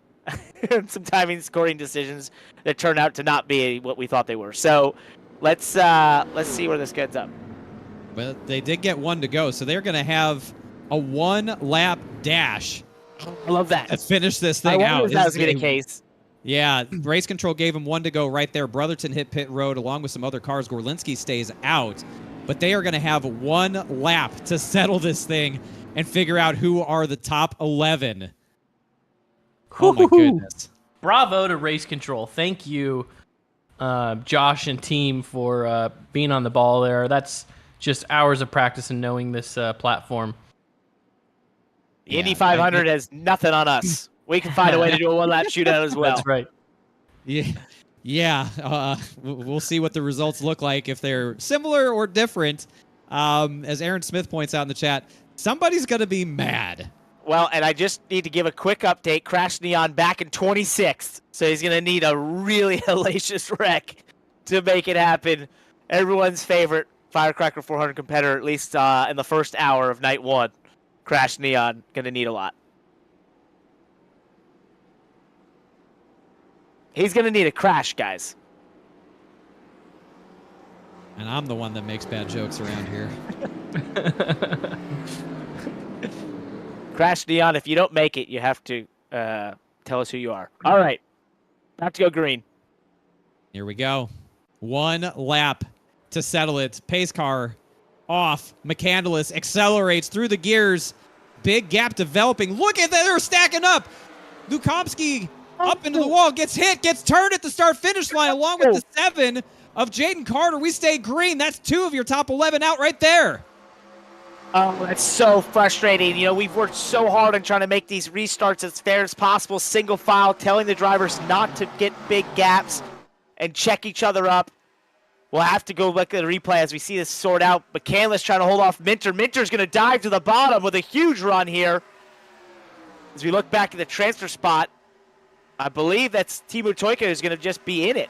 He's good, and Golinski is in ninth. He's going to make it the battle for the win here. McCandless side by side with Minter.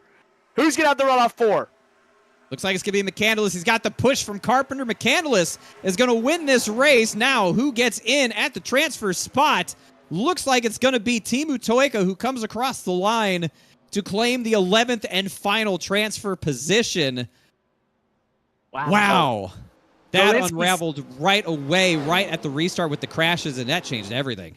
Golinski still makes it. 2 tires, spins out, gets the caution, and still is able to transfer. That's pretty impressive. Crash Neon, guys. He only missed it by a couple spots. 16th. Pour one out He for was Crash. there. He was there. And congrats to Blake McCandless on a win here. It's gonna do wonders for him. You know who's breathing the biggest sigh of relief right now is John Gorlinski. Oh, yeah. That Have did the not come damage easy as we for take him. a look at the replay here on the restart. So what happened? You know, there's some big gaps, and guys just accelerating, decelerating. The 52 gets knocked onto pit road there, and I'm sure that didn't help. Everyone else gets stacked up as well. It's tough. You're ready to go. You're looking for that green flag to show up on your screen, and everyone's trying to get to the throttle. And man, it's just, we see this every year, guys. We see it every year. The restarts. We try and tell them, stay close, no games. Sim racer's going to sim race. So here's your final finishing order of prelim number 1. McCandless with the win. Carpenter, Gary, Minter, Kolonix, Montgomery, Gitter, who had that massive drift and save earlier in the race, gets 7th.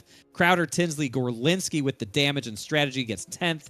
And then it was Teemu Toika who got that 11th and final transfer spot. Hendricks just misses out there in 12th. As you look at the rest of the finishers here from prelim number 1. Wow. All right, so this is setting the stage for what we are going to be seeing here tonight and tomorrow. I was already excited, but damn, I'm even more excited. Yeah, that was only one. And we've got 3 more of these to go tonight, and we've got a whole nother set of them tomorrow night. I feel like we've already lived through an entire night of racing in one race. The emotions involved with that one were pretty, just all over the place. And you know what's going to be a fun place after this race, and what it usually is after these races, and that is the competitor chat in the eRacer Discord. I'm sure is going to be a lovely place after we just saw what went down there at that last restart. I'm sure some drivers very angry with others in terms of their restart tactics. And let it be known to all those that were watching that, all the competitors, keep it tight on those restarts. Do not run into each other. That makes race control very angry. Yeah, they don't like that one bit. Let's talk to our race winner. He's available to talk to us. Let's get him in here.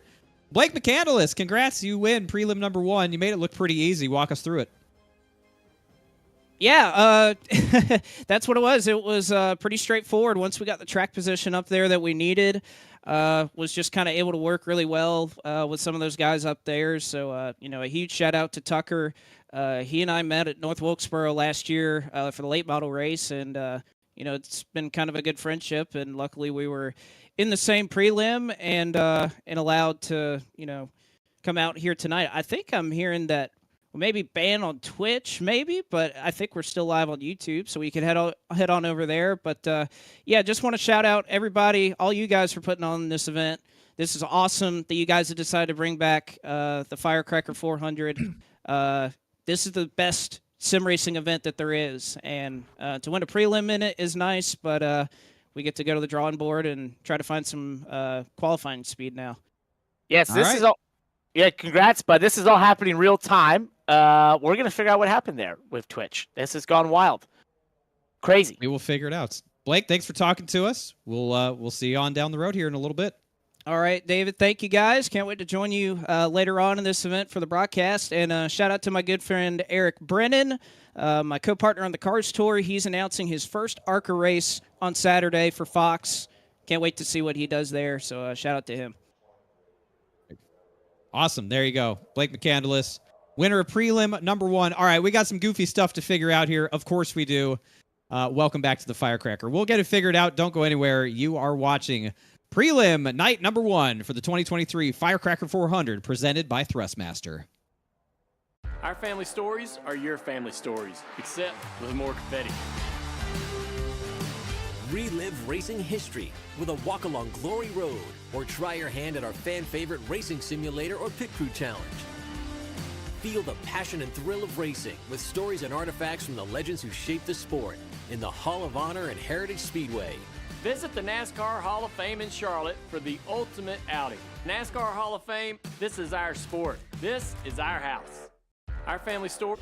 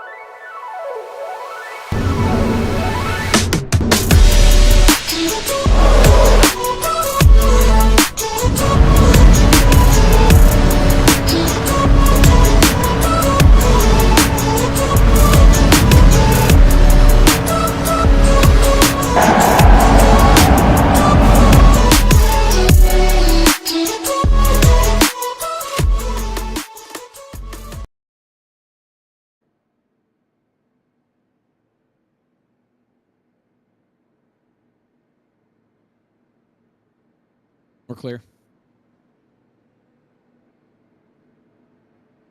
We're back. Welcome everyone on YouTube. We are. Joe. Yeah. What? I mean, it's unfortunately it's such a big crowd on Twitch. That was awesome. It was popping off.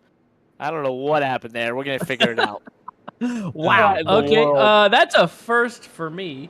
That's first for all of E-Racer. us. So now we're on YouTube.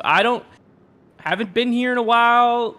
You know, just kind of looking around a little bit, trying to see who's here, how this operates. Furniture seems nice. Pretty good. It's kind of a cool place. It's a big place though, but we're here for a race. What do we have here? Yeah. Prelim number 2 consolation race. That's it. Another host of cars here. Is that Garrett Smithley on the front row? Oh man, Could be. Care Bear. Looks like it. It's the Witz car. He's still sponsoring him. I'm trying to. Man, this threw me for a loop. I'm trying to get in there. I'm trying to see what do we got here. Who's leading this thing? It is Garrett Smithley. You are right. It is Garrett Smithley. Good to see him back with Witz. They've supported him basically every time he's come out and done this, haven't they? Great partner in the Firecracker 400. Yeah. Our That's what it's team all about right there. is working diligently right now. Such a bummer. I mean, this is live TV. Parker, you deal with this all the time. Live TV, right? Yeah. It's like our station just went down. We're all working in the background. We're gonna bring it to you no matter what. It doesn't matter. We will figure it out.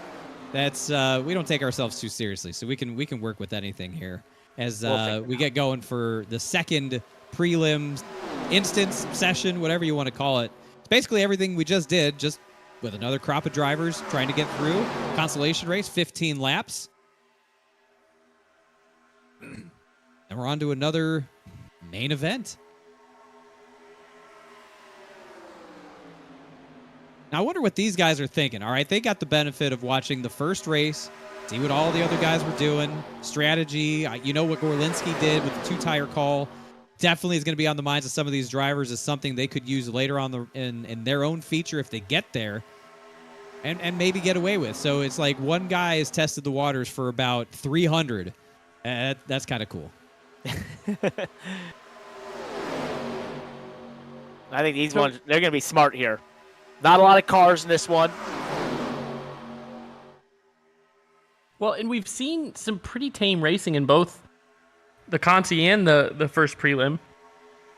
I mean, is that going to continue? They're 3 wide for second, so I don't know. And that was Connor Harrington, who made the 3 wide move on the bottom, makes it stick and gets away with it. Smithley continues to lead. That's Matthew Batby, the man all alone in the outside lane. He's hanging with it. Not doing a bad job. Harrington not satisfied.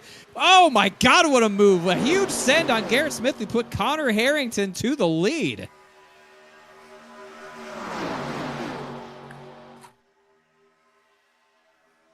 That was a power move right there, Landon. I mean, Absolutely.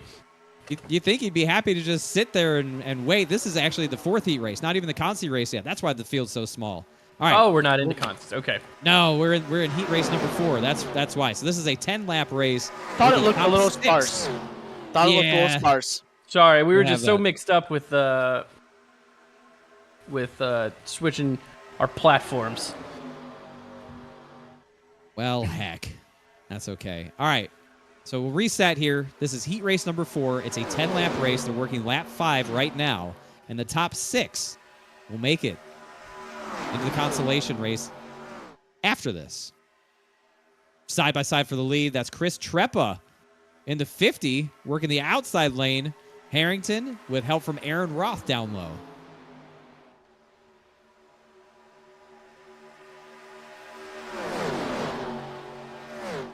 Back to single file as they come off turn 4. Colton Salick, who flipped wildly down the back straightaway on the last lap in the first ever Firecracker 400. Good to see Colton back at it again, once again chasing glory that eluded him. Currently in that 4th position, fighting side by side with Garrett Smithley.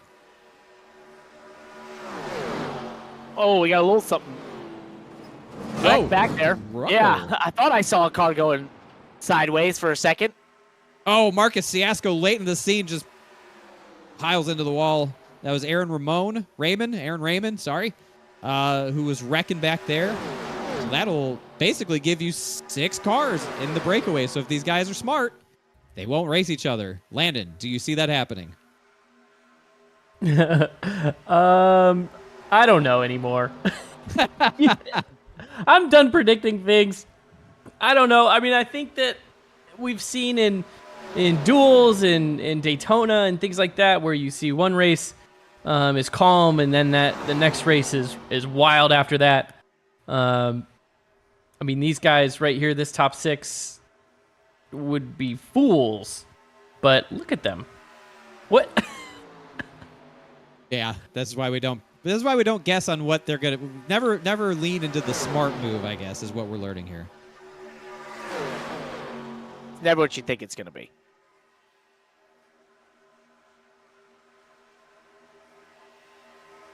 Well, we're getting the social medias updated. Obviously, getting the message out that the Twitch broadcast got yeeted into the atmosphere.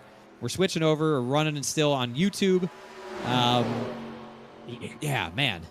That's a new quote from yeeted into the atmosphere. I thought I'd be saying that about a race car, not about our own broadcast.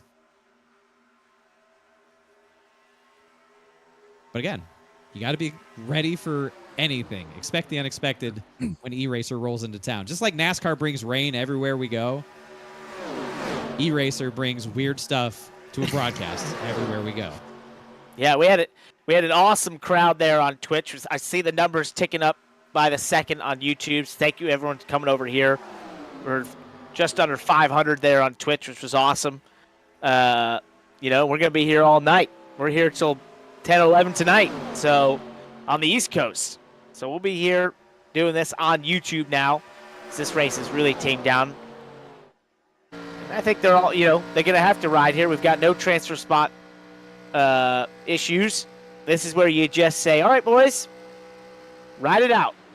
Just take your chops. You'll start your prelim main wherever you start, and let's just get into that race and go race it out in the one that matters.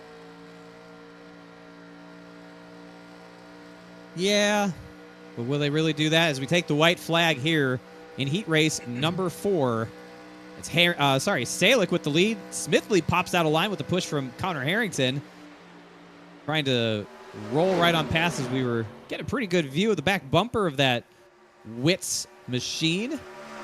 See Radius on the Declan. Oh, Harrington gets turned off too. He came up across Salik's nose, and Chris Treppa threaded the needle to miss both of them somehow. Can they get back going? Salik tries to get back up to speed.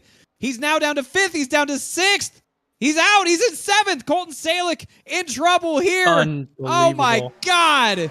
It all comes undone off turn 2. Garrett Smithley will take that car to victory lane. What in the world just happened? Why in the world were they racing? I cannot believe what I just saw. What in the world? I hope we get to see a replay of this. That could quite possibly be the biggest L in Firecracker history. And these races aren't usually always broadcasted, so, like, what are we doing? Oh, my God. I mean, I saw him coming up the track, and I was like, surely he's going to lift. Surely he's going to lift. And Colton Salik was probably thinking the same thing. And he didn't lift. Garrett Smithley gets the win. Batby, Treppa, who threaded the needle. We have to see a view of that if possible. Aaron Roth, Withers, and Salik made it in? Yeah, he did make it in. We are taking top 6 out of this. So, well, there were more than 5 cars ahead of him. I guess one of them was lapped. Sorry. Okay, I was screaming about nothing. Well, Harrington's out, so he still takes the L. Salik probably not happy even though he made it. Well, it's killing his track position to start the the feature. Sure. Let's see this again. Here you go, off turn 2. The 44 comes up the track. Salik's there. On his lid, Salik's just desperately trying to get that car rolling straight again. Harrington doing the same thing. And you see cars flying past you at 200 miles an hour knowing that there goes the transfer right there. Oof. Wow. Eesh. All right. Moving on. There you go. there you Thanks for go. playing. Goodness gracious me. Austin Bloom, Josh Parker going to be on the front row for this Consi race. It's Max Heilich, Connor Harrington in row 2. Kyle Nogel, Lewis Thrasher in row 3. Cole Freilich, Justin Nasir in row 4. Seth the Merchant, definitely keep an eye on him, along with Art Reimer. Got his name right this time, row 5. Alec Karen, Sam Hubbard in row 6. Max Kennan, DeMonte Dotson, what a name, row 7. Jack Landis, Aaron Ramon in row 8. Nathan Goodrick, Yusuf Ghali in row 9. Matt Taylor and Marcus Ciasco will round out the field in row 10. 20 cars ready to go here for 15 laps. Top 10 transfer on. You know, this is the second Firecracker in a row for Seth the Merchant to not transfer out of his heat race straight to his feature. He's had to go through the consolation race, got wrecked in his heat race in 2021, wrecked again tonight. Seth is one of a big event specialist, so he's a good friend of the community. We're gonna have to watch him close tonight. Oh yeah, definitely one to keep an eye on in that Logitech G Altis car. Altis always very strong. We'll see more Altis cars as this week goes on, including past winner of this event, Michael Cozy Jr. I think coming up tomorrow, we'll see him. We roll on for the first of 15 laps, and already 3 wide for the lead. Nah, that's for second. I can't count. That was Cole Freilich on the bottom. Great move. I'll give you a pass on that one. Thanks. Just a shout out as well. Looks like we're on the FTF Twitch page. So for those that were joining us on Twitch, we're also on YouTube, the Money Lap YouTube. So stick with us. We're going to make it through tonight. We're going to figure this out for tomorrow. Now we're going to write a very sternly worded letter. Very to stern. John Twitch. Mr. What Twitch. the heck is going on? Dear Mr. Twitch. Unbelievable. How dare you, sir? Anyways. How does he sleep at night? I don't think he does. I think he's a 24-hour, 7-day-a-week kind of guy. That is true. Good point. That's right. That's right. Oh, goodness me. Well, they're single file, but for how long? Not long. Remember lap 3? That's the witching hour. It's when these cars just seem to get a little bit squirrely at times. Into turn 1, it's normally when we see some issues. No, we're clear. We're good. Barely. Yeah.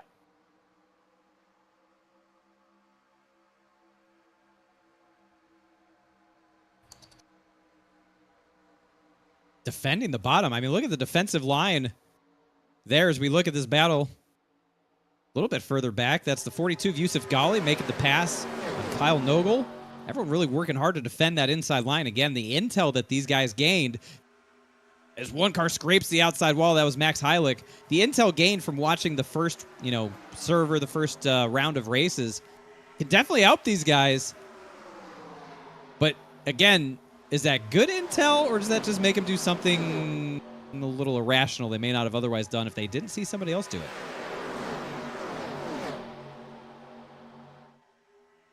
Good question. I think the situation you have right now is a pretty spread out pack. Being fairly smart in this consi. Every time I say that, that's when the wreck occurs. So I've just doomed this whole race. You're all welcome. Oh, I saw someone I thought get a little loose for a second.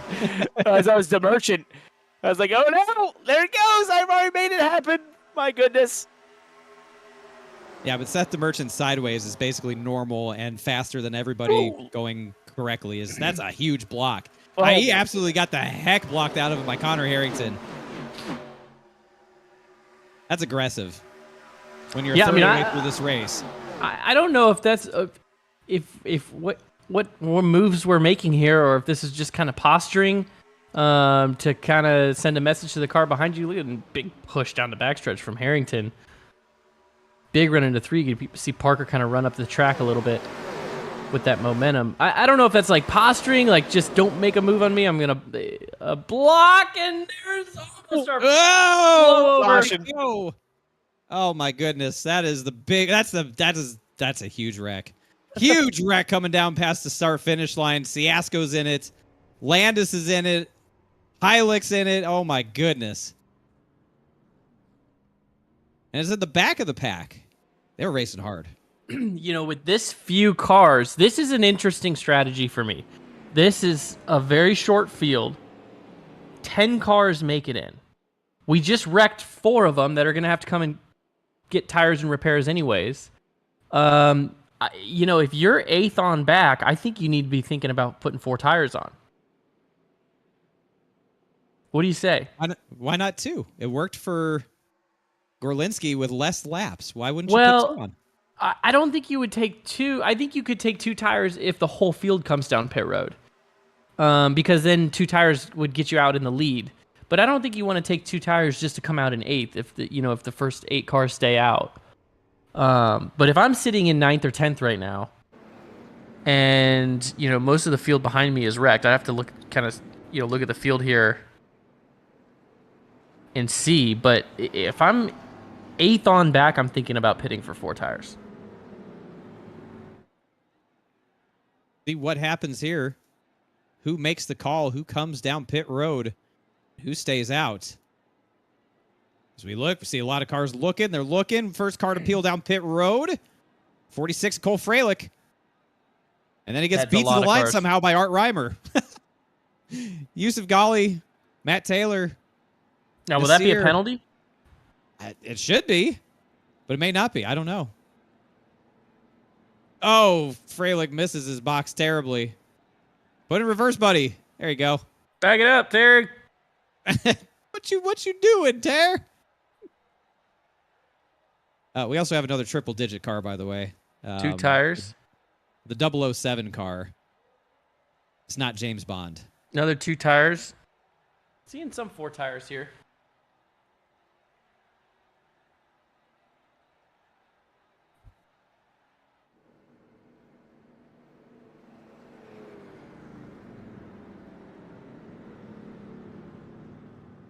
a mixed bag of strategy here. Cars that stay out, 2 tires, 4 tires. And it looks like the first 6 cars stayed out. So 7th place will be the first one who took any kind of pit service here. And they are going to have... it is 1 to go, so they're going to have 8 laps to go on the restart.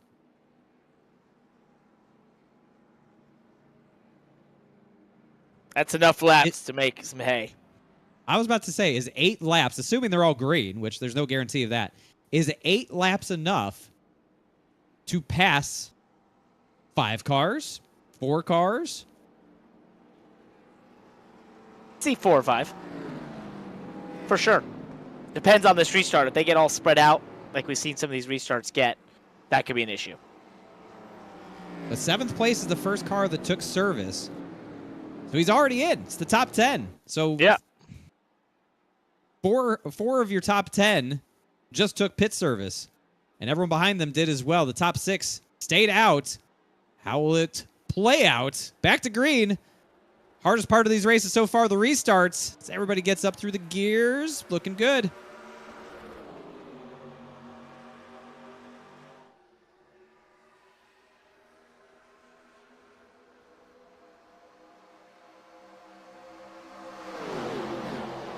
Poor Seth the Merchant rolling that outside lane there. By himself, really no help. Yeah, it doesn't have much help. It might be coming here soon. Oh my gosh, they're 3 wide. Right behind him, that's Cole Freilich straddling the yellow line, pinching Eric Karen in the middle. Karen wisely backs out of it to go back to 2 wide.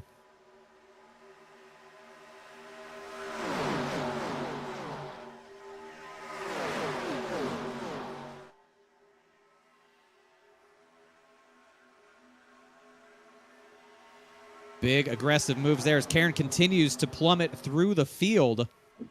Oh, no. Go the wrong way. They're pretty spread out back there towards the transfer spot. Not a lot of energy. He's 10th. Can't fall any further back. He's just not up to speed. Does he have damage? Like, what the hell's wrong with his car? I am a little concerned by how hard they're racing up here in the top 5. Yeah, that's a big bump from Harrington into the back of the leader as they go into the turn. That's Josh Parker. He could take a bump like that, but my God, Harrington not messing around here tonight. I mean, this is a stacked field for this consi. Oh, we got one on the wall. Most likely going to be there. Firecracker for 100 there. Yeah, that's Alec Karen. He's been struggling this whole restart, this whole lap as he spins it out, coming out of the tri-oval. We stay green. He'll get it off track. 3 wide.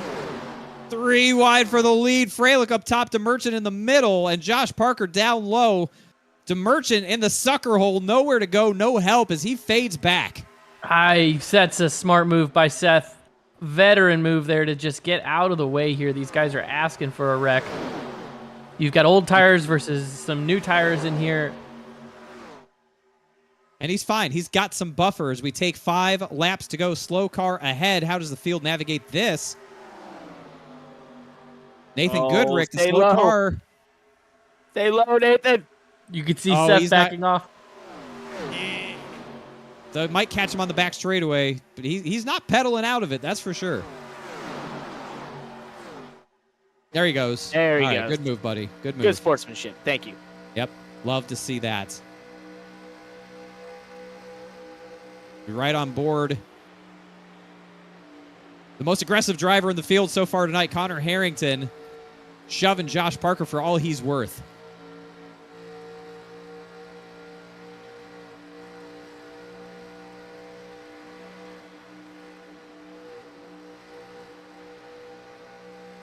And of course, the plea for sanity from Cole Freilich right now, reminding these guys that they're all locked in, nothing to race for. There's always one. There's always one guy in every one of these races who's the voice of reason, especially when they're in the transfer spot. They've got a second over Halick in the transfer spot. Why race it? The worst thing that can happen is one of those wrecks, you get caught up, you get shoved in the wall, car's broken, they go flying by at 200 like we just saw in the last heat race. Guess what? You're out. That's your Firecracker 400. Someone else's mistake. For no reason, no gain, there's nothing to get here. And how many times have we seen this in these races where it just seems like a no-brainer, but it's not how it works out. Well, I We think a just lot saw of it in the times, heat race. I think they also think about starting position, right? And that's what you start to race for. Racers, we like to get. We're racing for something. So you take away. All right, we're in the transfer spot. That's good. All right, now what's the next thing I can achieve? All right, that's starting position. That's going to put me in a better spot for the main race. I'm going to go after it. That's why we see the race we see here is they go shoot down to the bottom. They're on the back stretch, just outside the top 5. They're still racing hard. There you go. Single file all the way through. The Merchant's in 8th. Important to highlight that as one of the guys that you would consider a pretty heavy hitter in this field as he makes a move now for 7th on Justin Nasser. He'll move up into that 7th position, get the job done, perhaps just for his own comfort as they take 2 to go.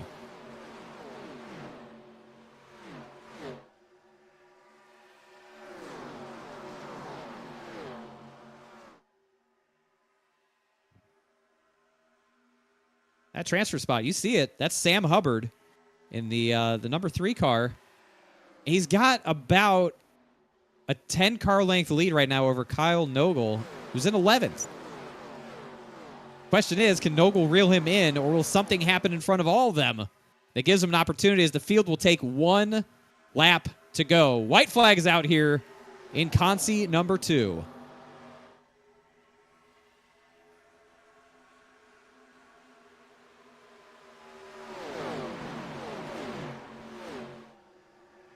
Art Reimer's leading this, by the way. That's Art Reimer leading, who last night on the Mooncar broadcast was telling people he tries really hard and he fails often, but that's why people should cheer for him this year in the Firecracker 400. Now he's getting bypassed, of course, but he's in the good position. Come on, Art, bring it home. You can do it, buddy. You're all good. Just get it to turn 4. The Firecracker loves a good underdog story. We do just. He's going to do it. Here we gonna go. get there. Cole Freilich wins. Art Reimer gets 3rd. No dramas here on the last lap as Sam Hubbard will get that 10th position, the final transfer spot into the feature. But you want the underdog story to keep an eye on here as we move forward, boys. It's Art Reimer. All these cars will have to go to a backup even though they transferred. Remember when we had that rule? Yeah, we'll talk about it in qualifying. Yeah. Yes. It's just not this round. Right. When we get to qualifying, you can't wreck that car. You're going to a backup. Here's a look at the finishing order from Consi number 2. That's Cole Freilich, Yusuf Ghali, Art Reimer. Seth the Merchant comes back to finish 4th. Josh Parker, Max Kennan, Justin Nasir, Connor Harrington, Austin Bloom, and Sam Hubbard gets that 10th final transfer spot. As look at the rest of the finishers. Kyle Nogel, the first one out.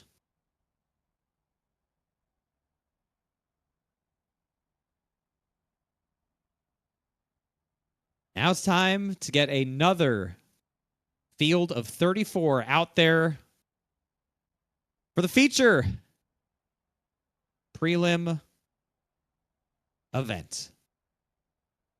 Well, what have we learned so far, David? I've learned that I'm probably better served to be up here in the booth with you two calling this thing instead of out there driving it, because I probably would have flipped by now. Track position, man. It's all about track position, but it's being smart more than anything. The activity between the ears is probably what's going to separate those who make it from those who don't.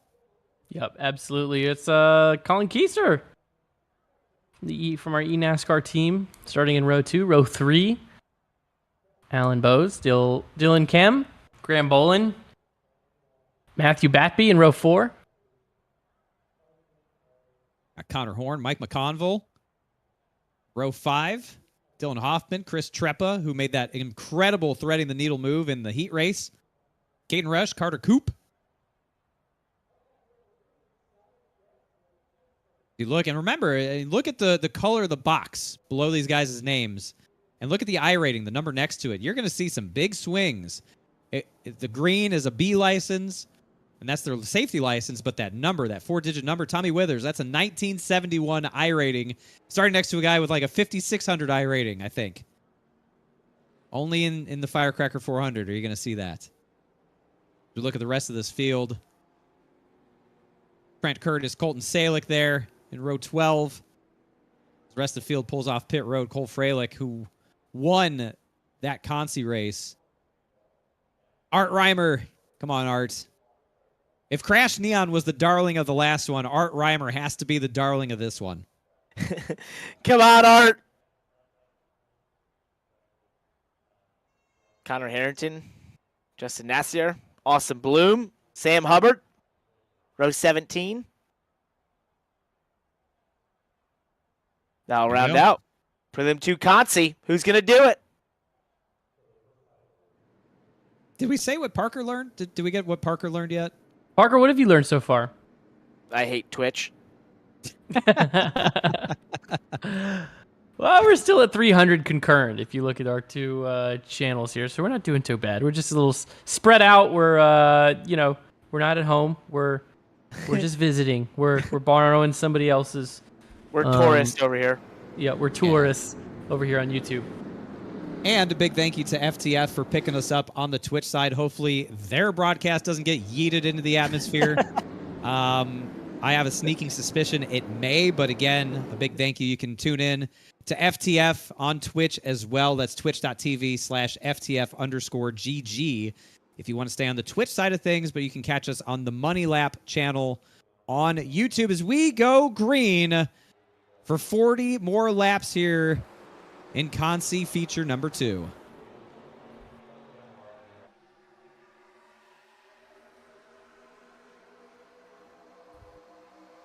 Again, more orderly on the inside line for that restart than the outside.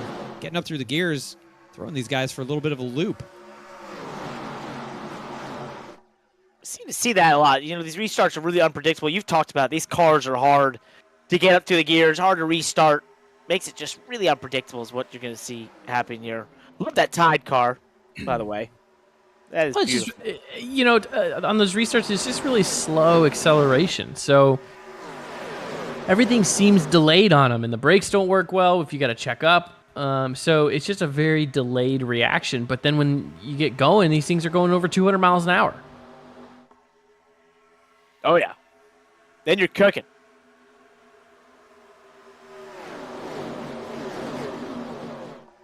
Looking at the transfer spot presented by the NASCAR Hall of Fame already. Lap 2, and we're checking out the transfer spot because the race up front is important. Don't get me wrong. You want to win these things, but transfer spot where it really gets hot and heavy, always worth keeping an eye on. That one will get fun. So, here's a question for everyone out there. We talked about it in the last one.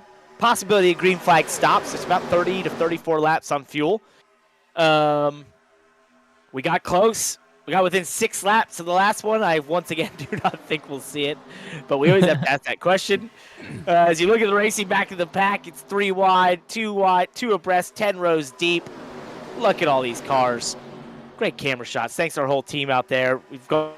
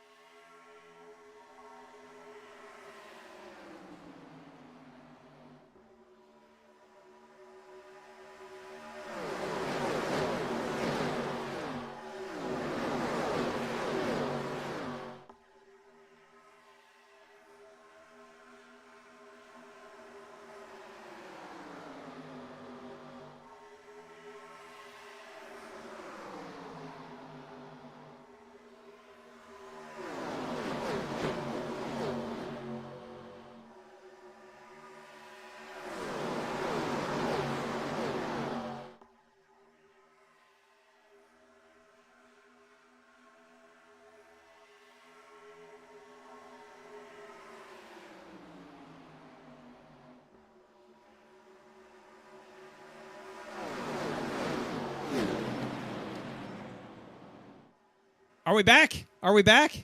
Are we back? Back in time for a wreck. How about that? Huge wreck through 3 and 4. You see it there on the screen as Discord tried to yeet us. Everyone hates us tonight, but we will not be stopped on E-Racer. Firecracker 400 rolls on as a pile of cars absolutely fly apart on the banking of 3 and 4. What in the world just happened? We're wrecking them everywhere. We've broken Twitch. We've broken Discord. There is not a tech product safe for the Firecracker 400 tonight. And now we're wrecking them on the racetrack all over the place. I feel like Moonhead right now or something. This is wild. Hey, we got a replay here. Let's see what happened. This starts with the 34 of Alan Bowes. The black car gets hit by the 50 going into the turn, and that was Chris Treppa in the 50 with a bad bump, I believe, that sends Bowes around, and then they just keep wrecking like hell for the rest of the quarter. I mean, that's 20 cars. That is most of the field right there. That is the huge one. That is ginormous. Absolutely huge wreck. Maybe you would have been able to avoid it with a Thrustmaster T818, by the way. I do believe you might be correct there, Parker. Honestly. I mean, with a constant 10 Newton meters of unfiltered torque for powerful, accurate, consistent force feedback, what else would you need to miss that kind of wreck? And as the leaders come to pit road, they're probably going to be asking their crew chief for 10 Newton meters of unfiltered torque. Unfiltered. That's just the key. You always want unfiltered torque for a pit stop. And definitely 10. That's the sweet spot. All right, let's see Landon's here. muted. Come on, Landon. Come back to us, buddy. He can make it. I'm still here. Just think, this is only night 1. We still got 5 more to go. Well, first of all, I'm glad that we pivoted to crank it up. Hopefully our crowd did not crank it for too long. It was a good crank, but yeah, right. Let's take a look at this again. We look overhead from the unsponsored blimp. That's just a lot of damn cars wrecking.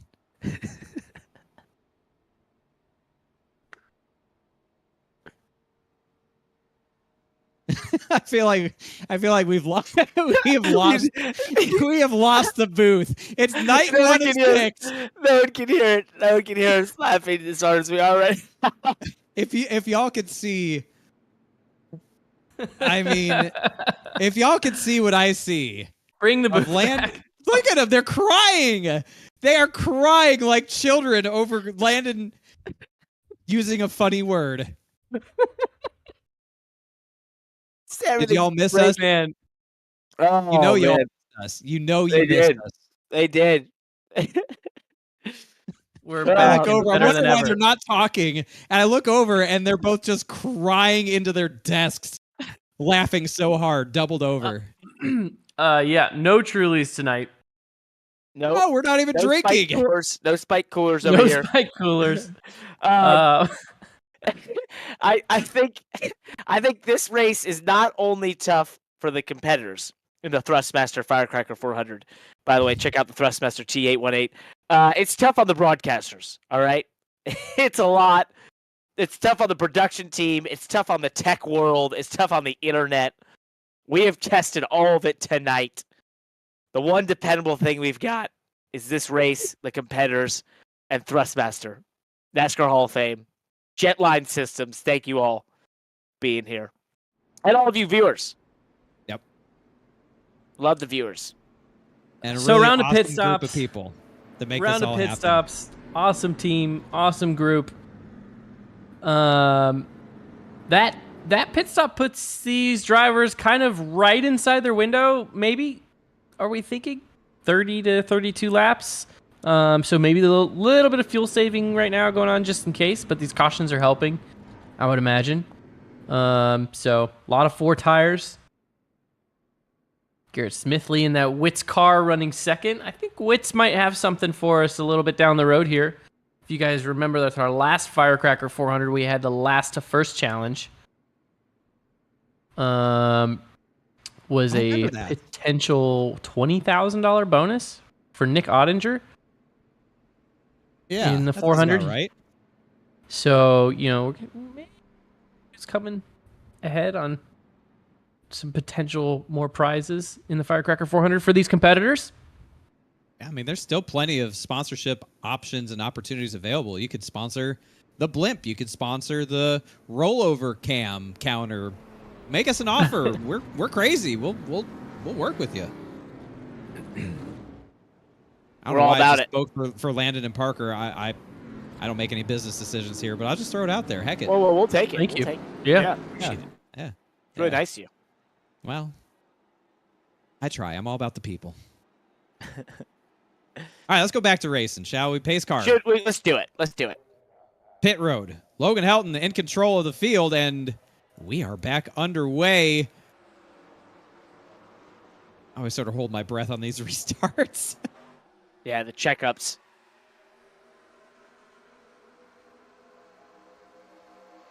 We're good. Everything's good.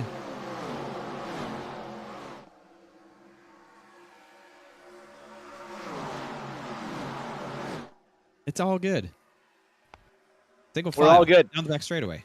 This is what we want to see right now because we're playing it barely smart. getting to the 1/4 mark of this race. Smithley, Keister, Connor Horn, Seth the Merchant in the top 7 already. Maybe a little strategy call from Seth to get up through the field. Put it out. Put it out. We are wrecking. We are wrecking. Ed in the tri-oval at the start-finish line. Multiple cars around. Sam Hubbard involved. Spinning through the grass. Connor Harrington, the most aggressive driver here so far, also spun around as we go under caution for the second time here in prelim feature number 2. We're going to have to look at that one because that wasn't even near the front. What in the world took place back there? We should do a new game. Just guess who's at fault without seeing a replay. All right, let's see it. Replay. That's Hubbard up into the wall. Oh my gosh. And a blowover. Yes, we've got one. Put it up on the board. Ding, ding, ding. Connor Harrington was the correct answer for the first car to flip over here tonight, as he got absolutely gazumped. That's a new word for me. Yeah, I was trying to think of something. That's just what came to mind. But you know what the cool thing is? He's going to be able to drive that thing away and be probably all right.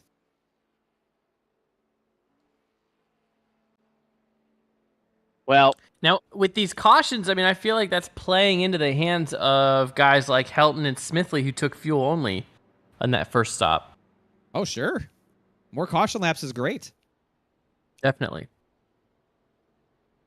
As long as you're not part of the reason the caution's flying, that is.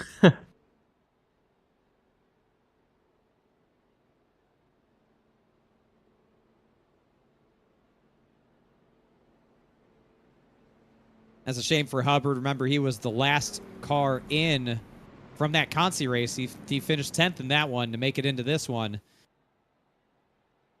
And that Thunderbird is pretty tore up. Looking at the front of it here. We need an Art Reimer update. Oh yeah, yeah. Let's He's get an Art 14th, Reimer update. I think. Currently, he's coming to pit road. He's pitting. All right, he's tuning it up. Tuning it up. Couple of cars coming to pit road. Art Reimer being one of them. Josh Parker into his stall along with another large group of cars. More cars than I would have expected to see here. Colton Salick hits pit road. Conrad Sampson Jr.'s in his pit stall. Dave Weishart's in there. Shane Williamson.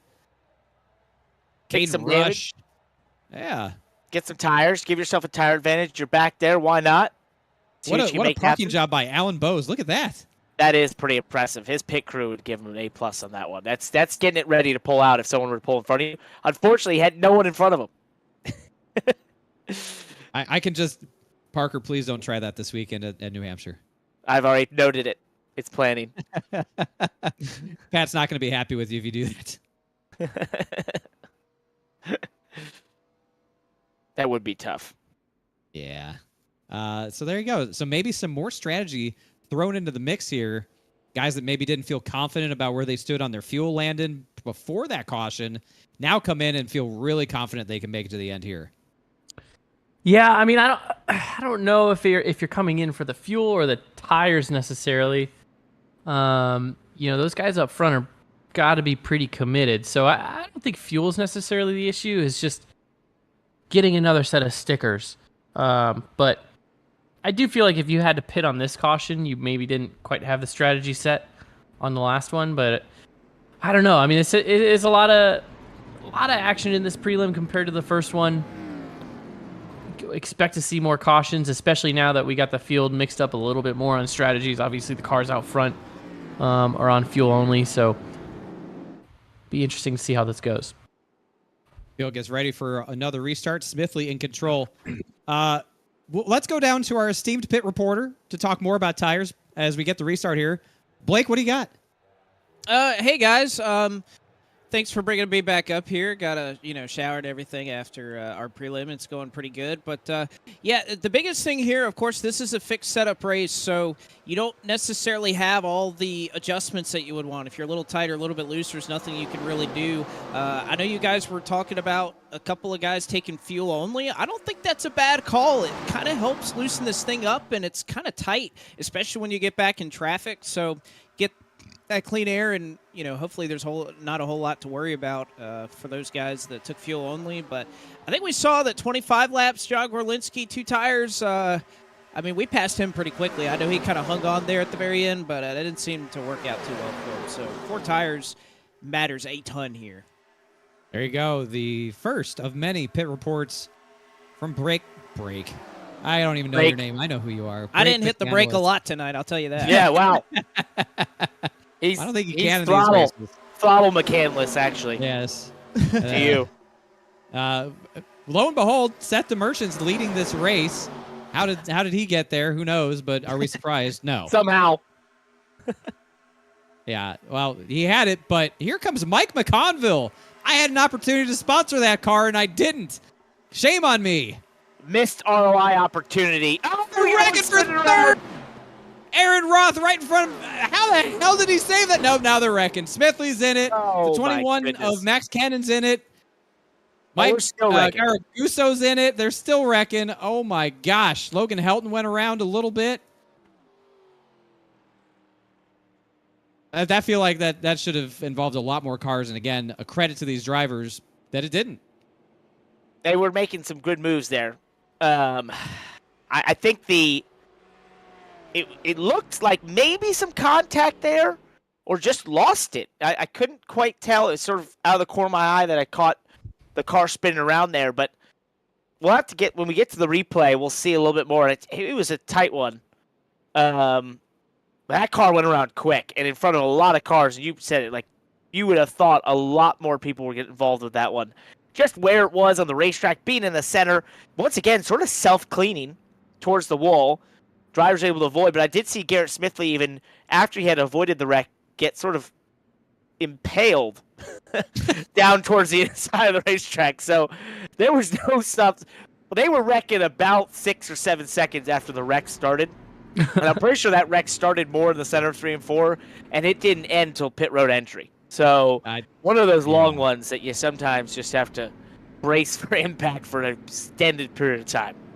That's like the worst thing as a driver you can see if you're Garrett Smithley, as a car get loose in front of you. As we look at the replay here, and he just lands in your lap basically like that. It's Aaron Roth in the 30 is the car that's sideways. And then Garrett gets hit by Kennan, who's trying to slow down. And wow, I mean, it wasn't that many cars, and it's probably because they were spread out a little bit. But geez, good driving by those guys to not involve more violent hits. And these drivers do get one reset here in this prelim, so they're going to get another shot at it. But I mean, we're looking at 2, 4, 6, 8, 10, 12 cars on pit road right now. So will be interesting to see getting fresh tires, a reset. And still 24 laps to go. It's not the end of the world for someone like Garrett. And he's elected to fix it. So I think that's the right call, because you just you don't want to lose out on that in case you get caught up in another wreck. It's big gambles. We look at another angle of this from overhead, and that's Roth just getting sideways in the middle of the corner, down the racetrack with the banking helping him, and everyone trying to slow down behind that. It's tough to get these 1987 cars slowed down, as that was Helton going around the purple car, a couple more behind him. But again, really just some harmless spins.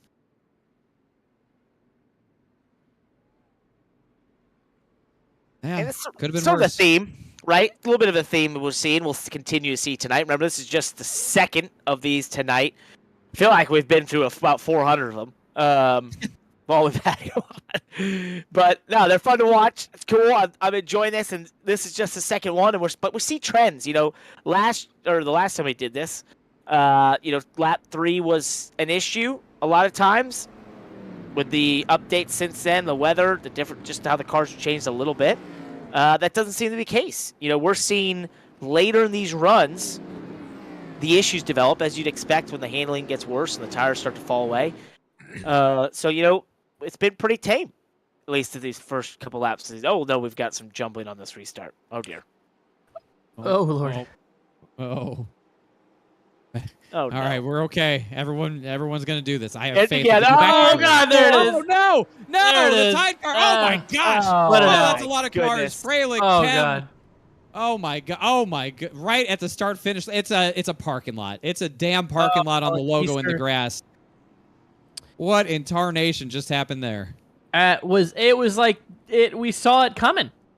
That's how those accordions are. You can see it. We can see them before the drivers can. Oh my gosh. That starts with, that was like what, 4th, 5th place almost? Connor Horn, I think, was a part of that. Whoever's driving the Tide car. Is there a high enough blimp view to be able to see how the whole... Yeah, they're going to have The to whole come to our field. studio on the moon to see that one. Yeah. Well, Parker, get your phone out. Yep. Let me get down there real quick. Guys, I do have good news through all this. Okay. Did Gare Bear make it through? Art Reimer did, though. Yes. Art! I believe Yes! he'll be sitting somewhere in the top 10. Let's go, Attaboy. Art. Go, Art. As you saw in that replay just a minute ago, that was Connor Horn into the back of Colin Keister. Yeah, man. Like, you're not driving away. This is the part that drives me crazy, guys. You're not getting away from anybody on this track, especially on these restarts. Mm-hmm. Why is everybody giving each other a colonoscopy here? Well, it's the checkups. You know, we work really hard on these drivers and race control. Well, that's one way to enter your box. That we work hard with them to not have these sorts of things. So let's go on board here.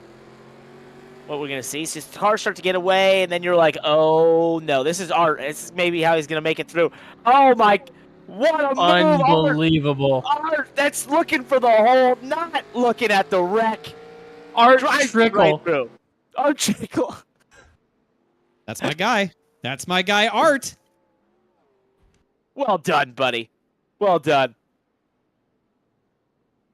That's the move of a man who wants to make the top 88 of the Firecracker 400. Telling you, we have 2 really good Cinderella stories right now. As a lot of cars hit pit road to get some damage repaired, but man, there's some really feel good stories here. One of which now I can't find. Where did Mike McConville go? Is he on pit road? He is on pit road. It's the 8 car of Mike McConville. He was leading. He elected to come down and get some pit service.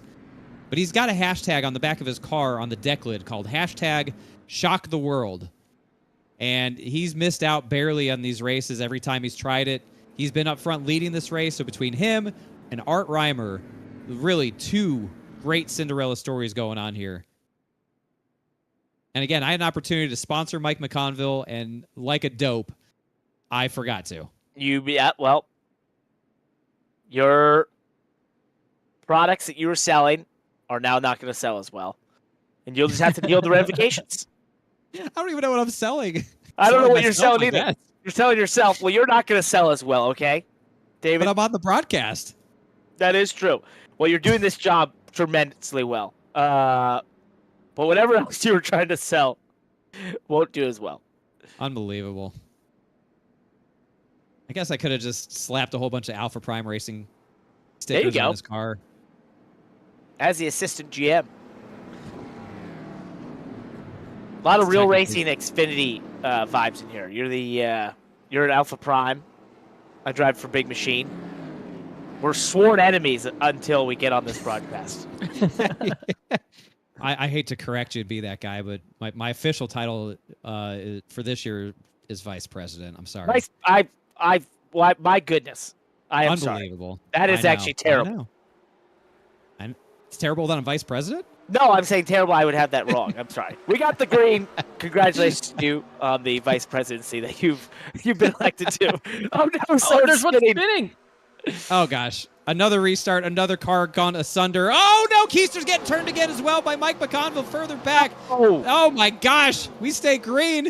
Keister wrecking. Cars scattering. Matt Forcappa was the first one that went around as we stay green off 2.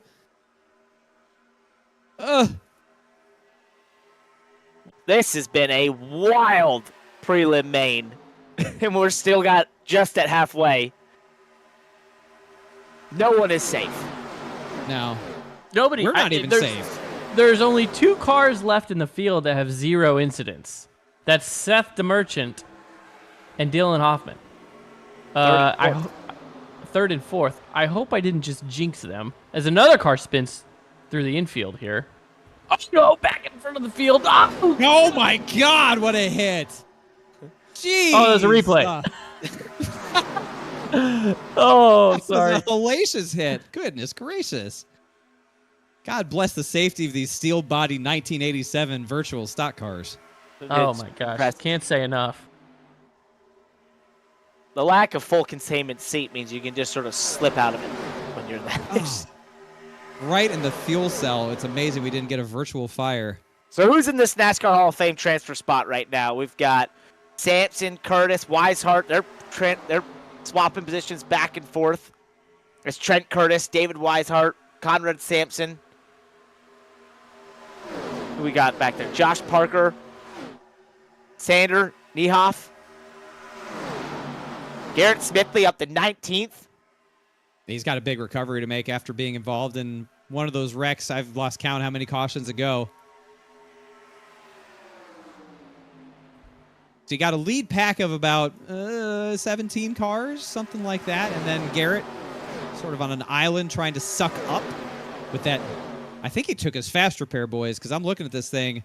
I don't see any traces of damage. He might have had to take his fast repair.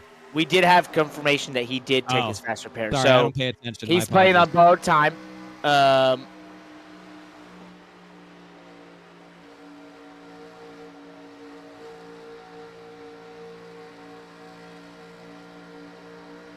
It's tough to get through the field.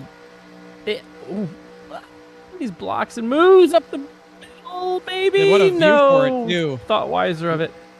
This is on board with Colton Salick because he's got a great view of everybody there in front of him. That's the top 7 in front of him. He's 8th. Art Reimer's 9th. Got to mention Art. 9th place right behind Colton Salick. Running a really good race. As Salick now goes 3 wide to the inside. Gets back to 2 wide. We're just past the halfway point here of prelim feature number 2. Ooh.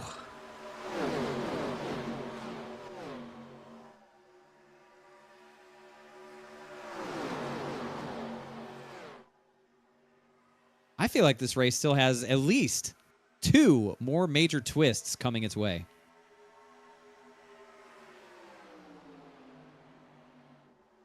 No, this one's not over yet. This one, well, that's obvious. Thanks. I'm glad I pointed that out for you guys. Thank you, Parker. Thank you, Parker.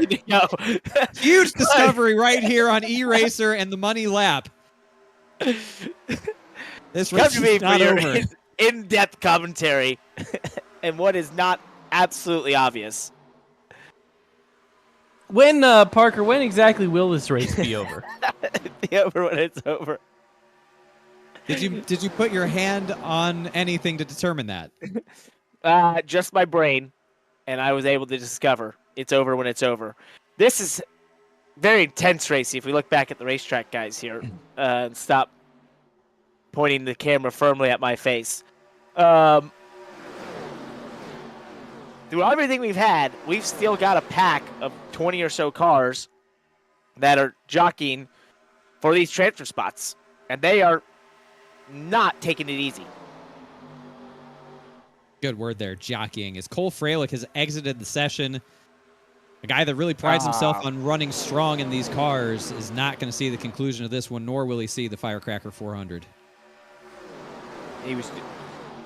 He is a great e-racer competitor. I hate to see anyone have their hopes dashed, but that's the Firecracker 400. Indeed, it is. As we take a look at Yusuf Ghali in the 42, that's Conrad Sampson Jr. in the 15. A little side-by-side battle right there. 13th, 14th, 15th, a little contact between Shane Williamson and Sampson. That is tight. Landon, you see these guys on corner exit getting closer and closer to that wall, shoving up the track, trying to carry that speed. Yeah, David, it's like there's the three main places is, you know, if you're running the high side, middle of 1 and 2 on old tires, you'll slide up and slap the fence. Same thing in 3 and 4. And then off of 4 is where we get that, you know, where the track loses its banking. We're going into turn 3 right now. So when we get off of 4, we'll see this. A guy on the outside will lose front turn as a track gets really flat off of 4, hit the fence, have to pull it back down in front of traffic. We've seen tons of wrecks that way. Lucas poked his way back into his lead pack. Garrett Smithley, all the way at the back of your picture there in that green and black car, has caught up to the lead pack and finds himself now in 14th on the march with 13 laps to go here in prelim feature number 2. The long road to recovery is their side-by-side for the lead. DeMerchant on the bottom. Logan Helton back up top will take it for himself. Ooh, we're racing hard for the lead.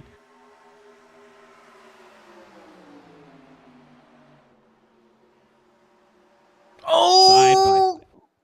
My God, right behind Smithley. They are wrecking. They are wrecking. Shane Williamson in it. Sampson's in it. Josh Parker's in it. Yusuf Ghali and others collected in the next caution here.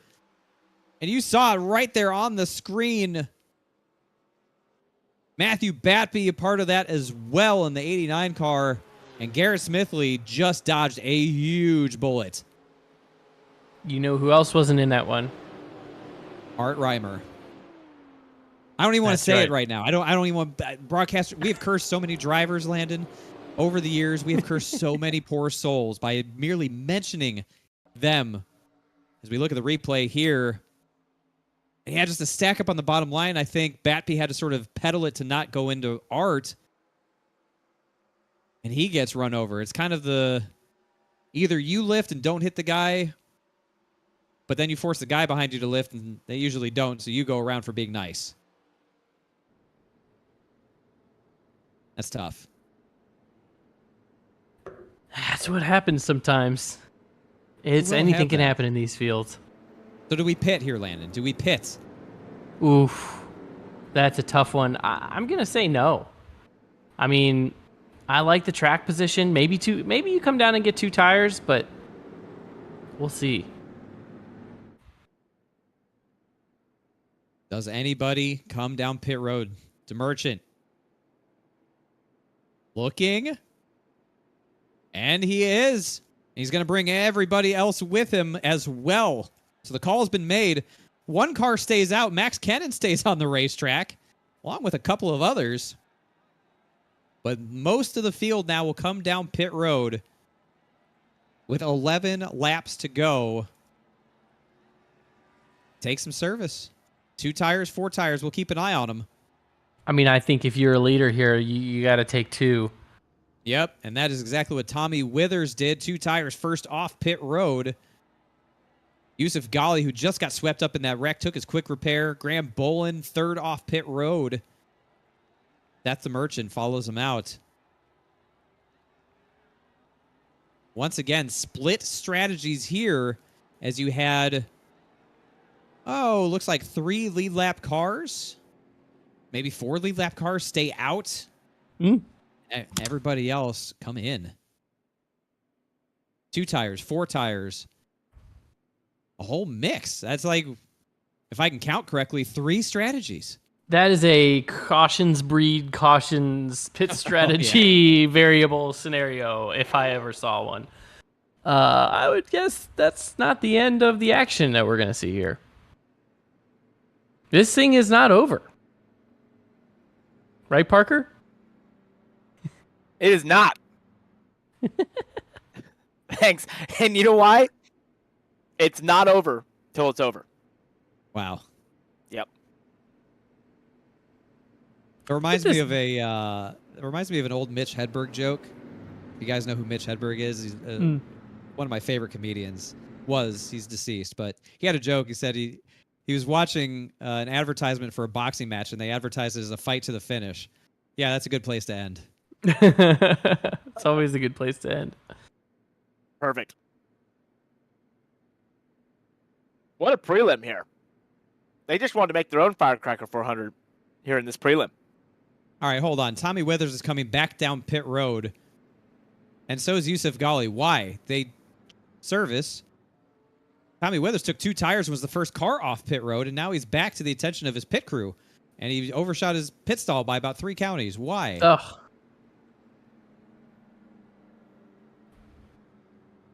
Think he's taking tires again? We need to send an investigator down there. Blake, what do you know, if anything? He doesn't know anything. Okay, good. We'll keep rolling then while Blake investigates or eats a pizza. I don't know. But mysteries aplenty here of why Tommy Withers elected to come back to pit road. The good thing is we have more than just Blake on pit road. We do. Finding out these sorts of things. So the information will come out. It will. They can't keep the truth from us.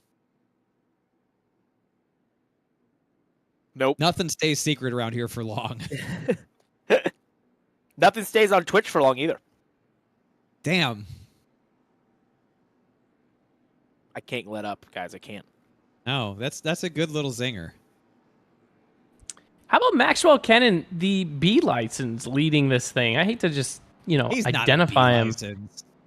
Identify him as a B license, but I don't know. It says it right there. Really? Guys, I do have an update on Tommy Withers, rather. He drove through his pit stall, completely missed it that previous time. So he drove back down to get tires. He missed his pit stall the first time. He got lost. He slid through it, couldn't find where it was, and just drove through pit road. That is unfortunate. Thank you, Blake. See? We keep our viewers well informed at all times. So the field's in the hands of Maxwell Kennan as we are getting set to take the restart with 9 laps to go. Green flag back in the air. Everyone seems to be okay up front. Reimer, 12th, 1 spot out of a transfer. Come on, Art! Come on, Art! Come on, Art! It's far from over. This thing is far from over as Trent Curtis takes the lead through 1 and 2. Got the jump on Max Kennan. Oh, they're beating and banging. That's Graham Bolin shoving the hell out. Austin Bloom. It's the Merchant gave a shot to Bolin. They all save it. What in the world was that?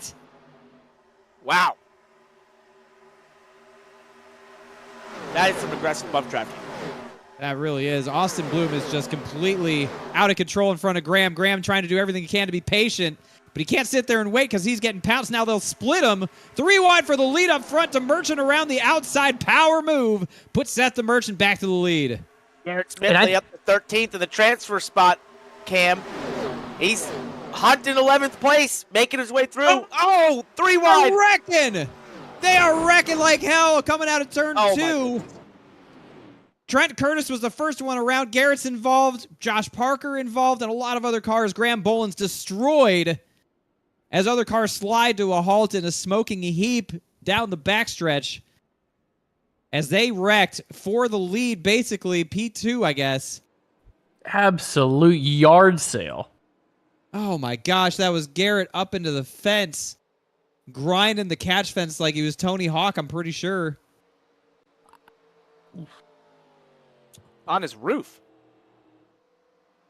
50-50 fakie to full frontal right there. I feel like I'm playing Tony Hawk again.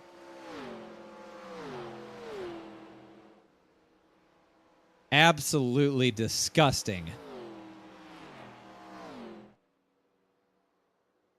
That's a lot of good cars tore up there. Graham Bolin, obviously a huge name that stands out in all the names that were just caught up in that. Garrett Smithley as well, as we look at the replay of where it all goes wrong. Already in progress there. And nowhere to go. There's just nowhere to go. Oh, my God. Smithley. He might be okay. Oh, who came What through there was like that? a speeding bullet? Was that Hubbard in the 3 car? Oh, no. Can we get an ARCA brake update, please? Goodness gracious. Well, that's that my Texaco man- car. He never slowed down. Oh, Nope. he did slow down. It's just using the other cars there. He just didn't use the brakes to slow down. Oh, my God. Man. So where are we even at with this now? Has pit road been opened yet? I mean, Yes, we it wrecked should have been half open the here. field with 5 to go. 8 to go, really. There's 5 to go now. So the pit road has opened here.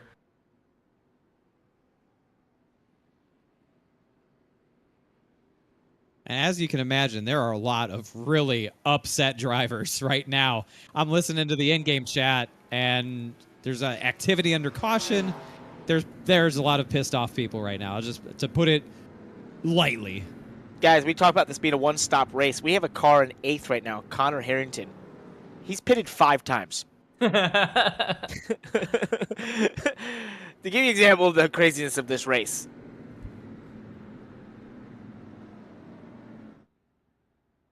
My goodness. Colin Keister, who was involved in early wrecks, now finds himself in the top 10 when this all sorts. Now, I'm saying he's looking at some timing scoring. We'll see how this all sorts out. Let's take another look at the wreck here, just to decipher and break it down a little further. But we're on board. Oh my. Oh, no. This is where you're looking for the hole. Looking for the hole. Oh! And it's gone. He was almost The through it. worst part about that as a driver is you know that you saw the light. You thought you could make it. You were so close. It sounds like Garrett Smithley has the meatball. He doesn't have another No. repair. No. His night might be done here. His Firecracker Oh. 400. God, at this point, if you just get back out on the track, you still got a shot. Gonna be 5 laps to go on the restart here, and for some reason, I still don't think we're. Oh, we got one spinning in the back. Where's he going? Aaron Roth spins before they get to the restart zone. We go green nonetheless. What in the world?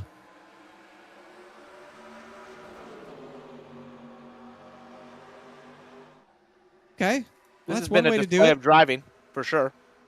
This has been a whole thing right here. As Trent Curtis pulls off down low, way off the pace, can't even keep up. Alrighty then, we're back underway, boys. It's less a question who's going to win this. It's who wants to survive and finish it. This one. Yeah, you're not wrong. We've got 2 Merchant packs leading. of cars. You see that there. DeMerchant, basically where he's been most of this race, is up front. As we got scraping in the back, that's Keister through the middle on Max Ken in the Tide Ride. Oh. As there's still a car really slow in the grass. What in the world? Who was that? At least he got out of there. Oh, we're shooting down to the bottom in 1. This transfer spot is going to get intense. It's brewing. There's no way this ends cleanly. Just Oh, come surviving on. this is going to be key. That is a 4-pack of cars that you're looking at in the NASCAR Hall of Fame transfer spot cam. That's Connor Horn, Yusuf Ghali down low. That was Austin Bloom and Chris Treppa up high. Ugh. It is a game of inches out there right now. We even have remember, we have a time limit on these races. It's only got a minute 20 left. I think that should allow them to be able to finish these last 2 laps. That's 3 laps to go right now. 3 laps. I don't know. So that's going to be tight. We might get an early white flag here. Oh my gosh. Just what this race needs is even more craziness. We're 3 wide for the lead. 2 rows deep. The Merchant down low. Helton in the middle. Oh! They're wrecking back there like heck. Oh my goodness. We stay green. No caution. We're up against the clock. Got to keep it rolling. What in the world is going on here? Is this the white flag? It's 45 seconds. I think we'll get another. That wreck moved Art Reimer into the top 11. Okay. Side by side with Trepa. They got no help in the transfer spot. We've got a race for the lead, 2 rows deep, and we've got this transfer spot side by side with no other help. Who's going to get it? This is great right here. You see 3 wide further back in that lead pack. The battle for the transfer spot between Trepa and Reimer as well. Art trying to roll that outside. That's not it, Art. Set him up. Use the draft, son. And are we coming to the... Oh, no. Trepa's got it. That's the white. So we got white flag. One more lap to settle it here. The battle within the battle is the Merchant and Helton battle for the lead and the win of this thing. What is going to happen down the back straightaway? I can only imagine. I don't think Art's got the help. Well, there's another car coming to Art's help here. If he can get to his bumper, just a little bit of draft. Does he have anything to gain? Helton with the lead through 3 and 4. Side by side behind him. Here we go, the final run down the front stretch. Helton with the lead. Reimer doing everything he can, but he's not going to be able to get there. And Chris Trepa is going to take that last transfer spot over Art Reimer, and the dream is dead. The dream is dead. Oh. Art. That is pain right I'm there. happy for Trepa. We don't pick favorites. That was a hell of a battle for that. I mean, they kept it clean. Hell of a battle as Logan Helton takes the win in a very crazy and exciting prelim feature number 2. My God. What a battle. There's so much activity there that we couldn't even show it all. Trying to show you the things that matter the most. Golly. I'm not talking about Yusuf Golly. I'm just saying golly. I can't wait to see the competitor chat in Discord after this one. I thought it was going to be see after the first one. This race. Somebody's going to get banned, I would imagine. Yeah. Somebody's going to get banned. Somebody's going to say something they shouldn't, because this is just, that was a display of driving. I'm not sure where that on the spectrum it lies, but I mean, we went to the time limit, guys. We made the white flag by about 2 seconds left. That was nuts as Helton burns it down. Let's look at your results for prelim number 2. Logan Helton with the win. Colin Keister with a huge comeback to finish second. Seth the Merchant with a very comfortable 3rd place. Colton Salick in 4th. You got Harrington. My guy that I didn't sponsor, Mike McConville, moves on in 6th. Yusuf Ghali, Connor Horn, Justin Nasir, and Sander Nijhoff in 10th. But most importantly, that 11th spot, the final transfer spot, goes to Chris Trepa with an absolute brawl with Art Reimer, who finishes 12th, just misses out. A lot of big names missed. Dylan Kem missed out. Caden Rush, Matt Fracappa. How about Garrett Smithley, Max Kennan, Graham Bolin, Josh Parker, all miss. Wow. Cole Freilich, Alan Bowes, a lot of Coke Series drivers not moving on out of this prelim. Who had that on their bingo card? That will set up for undoubtedly the Cinderella stories that we'll start to see next week for qualifying rounds to set the pole, and then bump day to set the starting lineup for the Firecracker 400. I mean, that's just a display that it shows you the chaos that can ensue, but also the absolutely amazing racing that these cars in this track can put on. That was good. Connor We Harrington. I have to just give this quick update. Connor, I said it at one point. Connor Harrington pitted 5 times in a 40-lap race that you could do with 1 stop for fuel. That is one of those. That was one of those races that you just all you had to do was be moving at the end. Art Reimer almost made it. His car was destroyed from that last wreck. So you just had to be rolling, and you had a shot. But I mean, that's where, my opinion, sim replicates reality, because we see it all the time, right? You just have to be around at the end of these things to have a chance. So many cars that go out early, and we stress this all the time in our team, because that's a good opportunity for us to score points, but also for other teams that you probably shouldn't get beat by to beat you. And if you go out early, you're just giving up a huge opportunity. So you have to be around at the end. Never give up. As long as that motor's running and you got 4 tires on it, keep driving it. And that was a really good example of that right there, and something for the rest of our field of drivers, I think, to keep in mind as they move forward. If they haven't raced yet, don't give up. Only one driver made it through that race with 0 incidents. That was Seth the Merchant. So we'll see. Maybe we'll keep an eye on these coming races and see what other drivers can make it through with that kind of patience. No surprise there. As the coverage here will roll on as we get set for the 3rd prelim feature event. You are watching coverage of the 2023 Firecracker 400 presented by Thrustmaster right here on eRacer, FTF, the Money Lap, and all other platforms.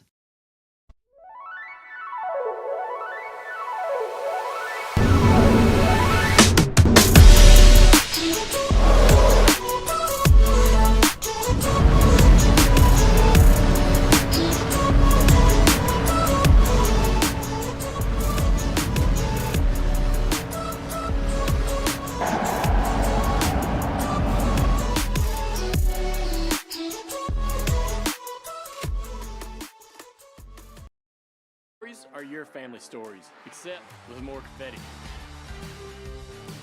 Relive racing history with a walk along Glory Road, or try your hand at our fan favorite racing simulator or pit crew challenge. Feel the passion and thrill of racing with stories and artifacts from the legends who shaped the sport in the Hall of Honor and Heritage Speedway. Visit the NASCAR Hall of Fame in Charlotte for the ultimate outing. NASCAR Hall of Fame, this is our sport. This is our house.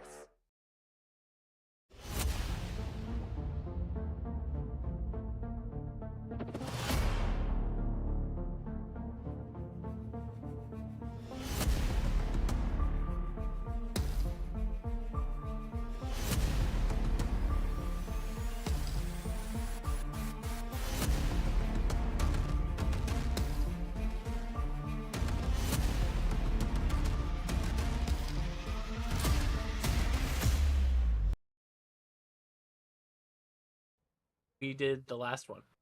I guess. Damn. We are back at the beautiful Daytona International Speedway, the world center of racing. We're almost 3 hours into the broadcast, and I haven't even said that phrase yet. I'm almost disappointed in myself. Usually that's the first thing that you say about Daytona. We've had Twitch fail, we've had Discord fail, and now we've had to make some changes tonight to this 3rd prelim format. We've pivoted. Yeah, we've had to pivot due to some technical difficulties once again. In a world, this is like a summer movie trailer. In a world where technology has failed us, we've had to reformat prelim number 3 here, and big shout out to Josh Mendoza and everybody else involved to pivot us in a way that's still productive. What we're doing is basically cutting the amount of heat races in half, but doubling the amount of people we're taking out of each one. So it's going to net out the same result. You're still going to get the same amount of drivers going into the prelim. We're just going to do it in half the races. So, and remember, for those listening and watching this and thinking, well, wait a second, why wouldn't you just, do the full format and just go later? We're trying to do this in a timely fashion, not only for the broadcast, so everyone gets their fair share of broadcast, but also for all the competitors, right, that commit time to this event and, try to fit it. We try to run to a very tight schedule. There's 4 prelims each night, so adding it tomorrow isn't exactly fair to those who plan their time and days around today or tomorrow when they got that assignment. So we're going to do our best to make, continue to keep it as fair as possible, but expedite this 3rd prelim.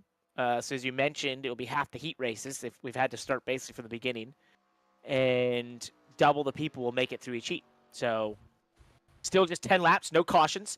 So if you see a wreck in these heats, don't worry, there is no cautions.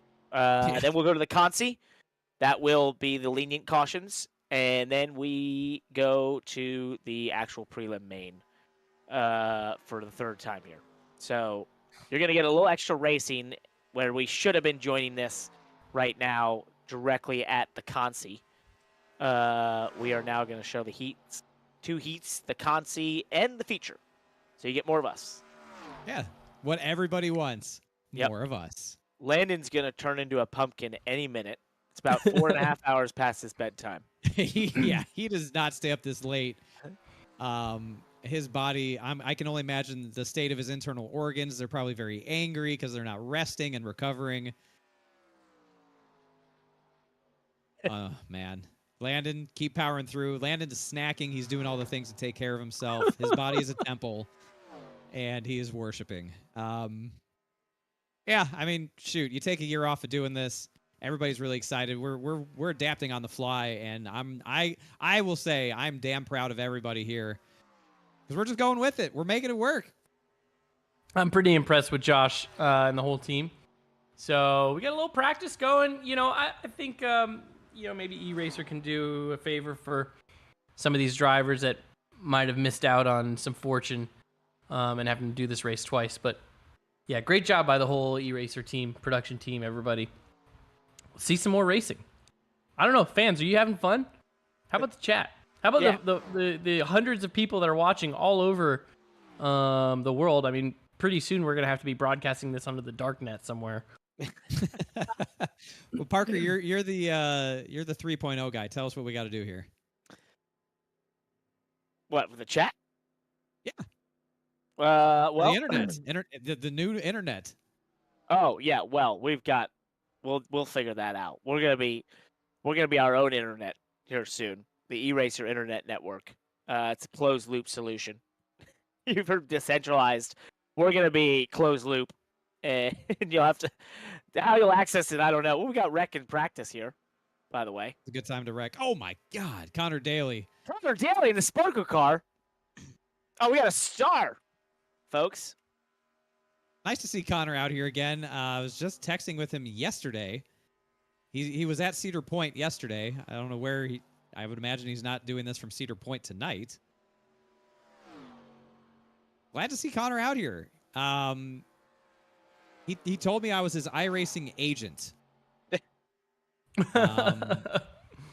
He wants to know when there's races happening, and I didn't tell him about this one, so I'm glad to see he was able to find his way into it regardless. I'm glad too. He's racing all kinds of stuff. We love having IndyCar drivers in the field. We got some NASCAR drivers in the field, obviously. Garrett Smithley in our last prelim. We got some other NASCAR drivers coming up. I think Caden Honeycutt, Raja Caruth coming up here over the next, I think tomorrow. So a lot of big names in the Firecracker this year. Okay, here we go. Qualifying now. We haven't seen this yet, so this will be fun. If you've never seen a race car drive by itself around a racetrack, boy, do we have something in store for you. Wow, you will love this. If you've enjoyed the pack racing we've had, wait for this single car run in a fixed setup. Just know that the 2-round qualifying will be way more intense than this. But this lap, it's important from off of pit road and from here on out. The shifts, everything, they all matter. I think it's like, I think it was from an old Monty Python sketch. And now for something completely different. I saw someone said we should stream on MySpace. We might have to bring it back. This is going to force us to make our own social network and streaming platform. How hard can it be? It's probably not very. Blake McCandless, what do you got for us? Well, we're watching these guys qualify, and I think you guys made a fantastic point earlier about every second that you're on the track, you have to be maximizing speed. Again, this isn't what we've had in the past where you've been allowed to kind of make 2 laps in the prelims for qualifying. It's only 1 lap, and you have to exit off of turn 2 on the apron. So already, pretty much your lap doesn't start when you take the green flag. It starts as soon as you come off of pit road and how you can get through on the apron in turns 1 and 2. Again, if this was 2 laps, you could just use that whole first lap to build speed, but because you have to exit on the apron in turn 2, your lap pretty much starts as soon as you hit the apex at the center of 1 and 2 on the flat, because as much speed as you can build from that will carry you all the way to the checkered flag and eventually taking your lap to start your first lap of qualifying. Now, Blake, tell me, we were just watching, before Connor Daly here, we were watching Eddie Kerner. Obviously, he knows how to qualify, Landon Cassill qualifying challenge champion. Quite a diamond line. Not really, pinning to the yellow line here around Daytona, letting the car drift up. What can you tell me about the preferred qualifying groove here? Well, at least for this setup, and again, this is what I love about this event, is that it's going to take one strategy for tonight with the fixed setup that we have, and then, of course, there's way more possibilities next week when we get to open setup in terms of how people want to set up their car. For this setup, you do kind of want to take that diamond line. You want to enter very low. You almost want to straight line your entry and kind of work around the bumps. Again, this is 2007, 2008 Daytona. There are tons of bumps, and you think of all the water that Daytona takes on. It's going to create all those bumps right at the center of the racetrack and right at the bottom where everything drains out. So with this setup being a little bit lower, it just seems like the car gets really upset around those bumps and you're scrubbing speed. It's a little bit tight off the corner, so you kind of have to start turning down into the corner. You have to diamond a little bit to be able to carry that speed off the corner. But I don't think that's necessarily what we'll see next week. When we go to open setup qualifying, I think we'll see a mix of both. We'll see some cars that are a little bit lower to the ground that have to go around the bumps, and I think we'll see some cars that have a little bit of forgiveness in the front end or set up a little bit higher, and they will be able to kind of run the traditional qualifying line around the bottom. All right, there you go. Thanks, Blake. Thanks, Blake. Great report. There you go. Blake McCandless. Again, big shout out to everybody watching, whether you're on the FTF Twitch channel or on the Money Lap YouTube channel or MySpace or Mixer or wherever you're watching from. Thank you. Thank you for being here with us on the first night of 6 on the journey to the 2023 Firecracker 400. Again, David Schildhouse, Landon Cassill, Parker Kligerman, with help from so many people behind the scenes to bring you all this, to pivot, to change, to stay flexible, but yet deliver the goods that y'all have been waiting for 2 years. And here we are. So thank you again, and to all of our great sponsors, the Thrustmaster, the T818 direct drive wheel, to the NASCAR Hall of Fame, and to our technology partner for the first time having a technology partner. Yes. Jetline Systems. Yeah. Thank you for their how support. cool is that? A technology. We sound like an F1 team. Which, speaking of F1 teams, and while we're doing this qualifying lap, I listened to the most recent edition of the Money Lap podcast. Thank you. Talking about the situation at AlphaTauri and how that's a reflection of bad management in the world of Formula One. And I just want to say I couldn't agree more with what I heard. Well, appreciate it. Thank you. Yeah, if you guys want to listen to that, it's at themoneylap.com. Also, those watching on the Money Lap YouTube can find it there. We also have the newsletter, which is our motorsport newsletter. It comes out 3 times a week, Monday, Wednesday, Friday. Highlights on Mondays, news and fun stuff on Wednesdays and Fridays.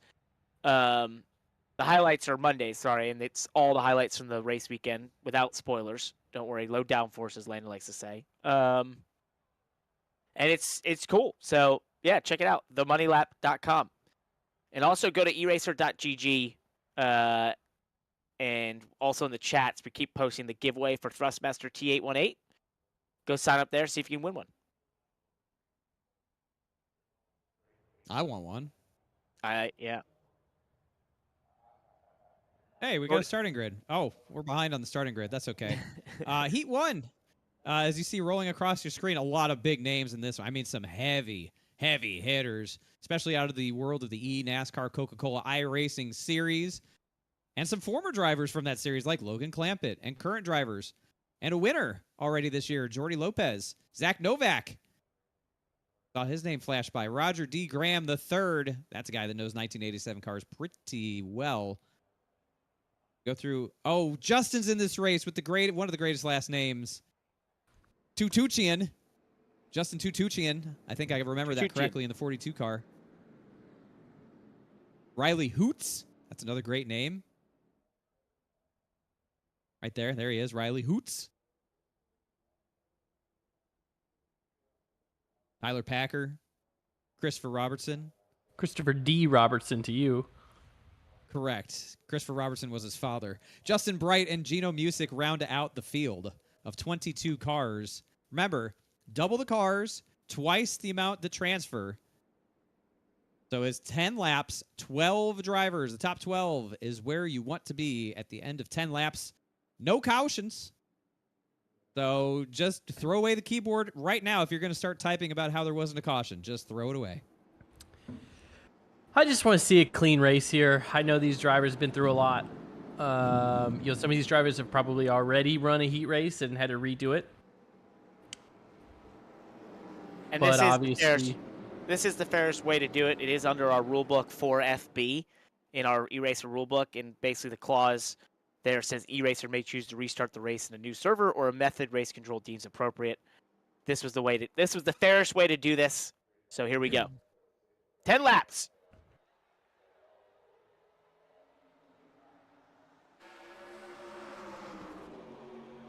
Alec Martinez, your pole sitter, pulls away on the inside line, getting a good push from John Ellis Jr. That's Hamilton Akabuezi leading the outside lane. Now Hamilton, if I have my lore correct, is quite the astute driver in iRacing when it comes to open wheel cars, Formula One, with a really uncommon name that stands out. I think I remember that correctly. He's getting a push from Logan Clampett, and there's your Hamilton Akabuezi history lesson for tonight.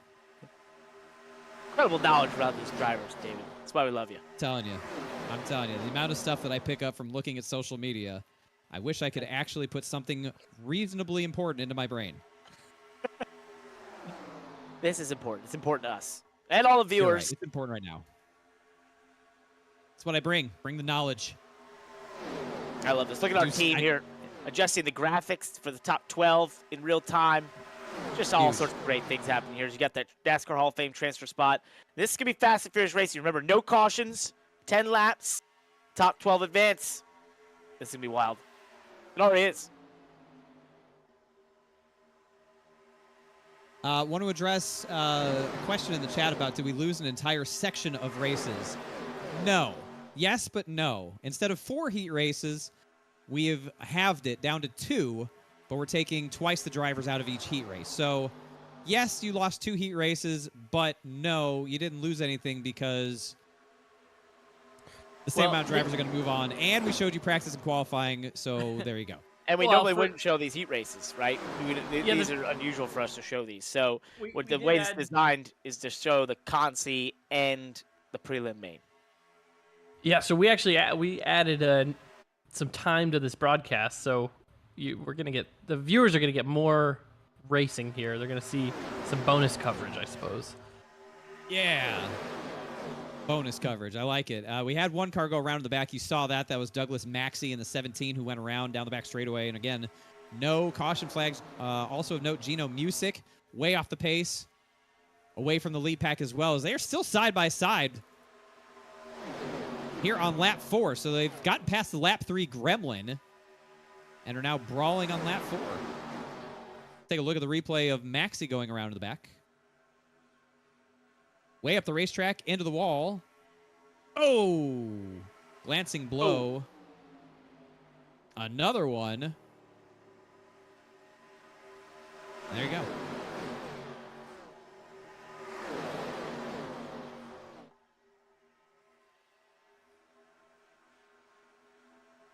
One car fading up top. That was Hamilton Akabuezi.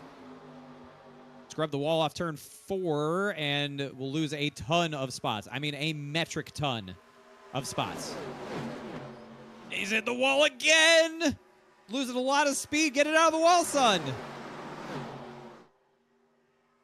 Oh.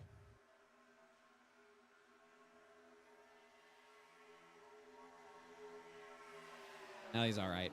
Still side by side. 3 wide into 3. No way that worked. Roger D. Graham threw it in there and said, to heck with the rest of you. Took Zach Novak and Jake Fisher 3 wide at the very last minute, and it worked.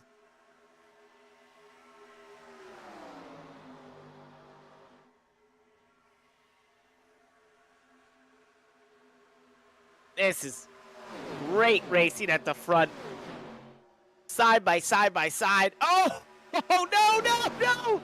Who's that going around? Oh, Jake the transfer Fisher spot. around. That was right at the No. transfer spot. Oh. Jake Fisher, Christopher D. Robertson, Jesse Bunnell, Justin R. Smith as well involved. And again, with no cautions to save you, they're sunk. They're absolutely sunk. It was Jake Fisher, the first one that went around. This is like almost worse than having no resets. Give me no resets. And to give, to make it fair, this is tough. Maybe a little tougher, obviously, with more cars in the field. Easier to be involved in wrecks like that.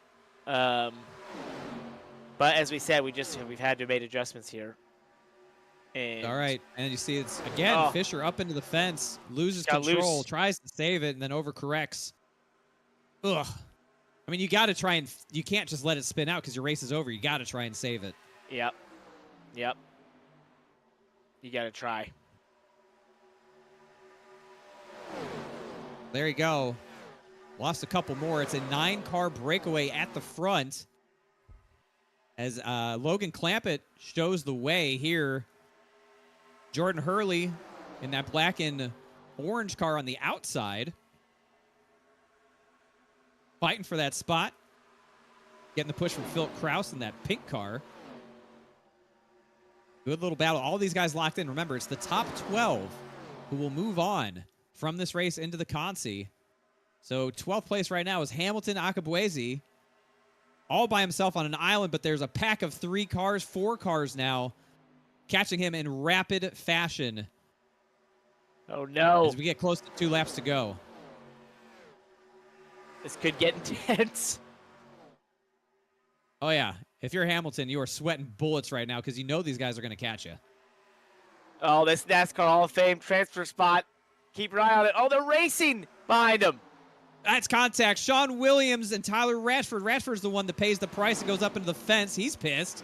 Ain't no way he's not completely unhappy with that decision. That might have saved him. That buys him some time, if nothing else. That buys him some time as we're 2 laps to go. That definitely opened the window now for Hamilton to breathe a little bit easier, but not too much.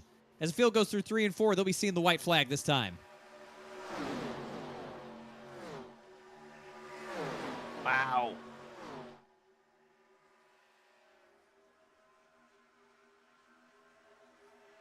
Just when you thought it was safe to go back in the water, we see the white flag.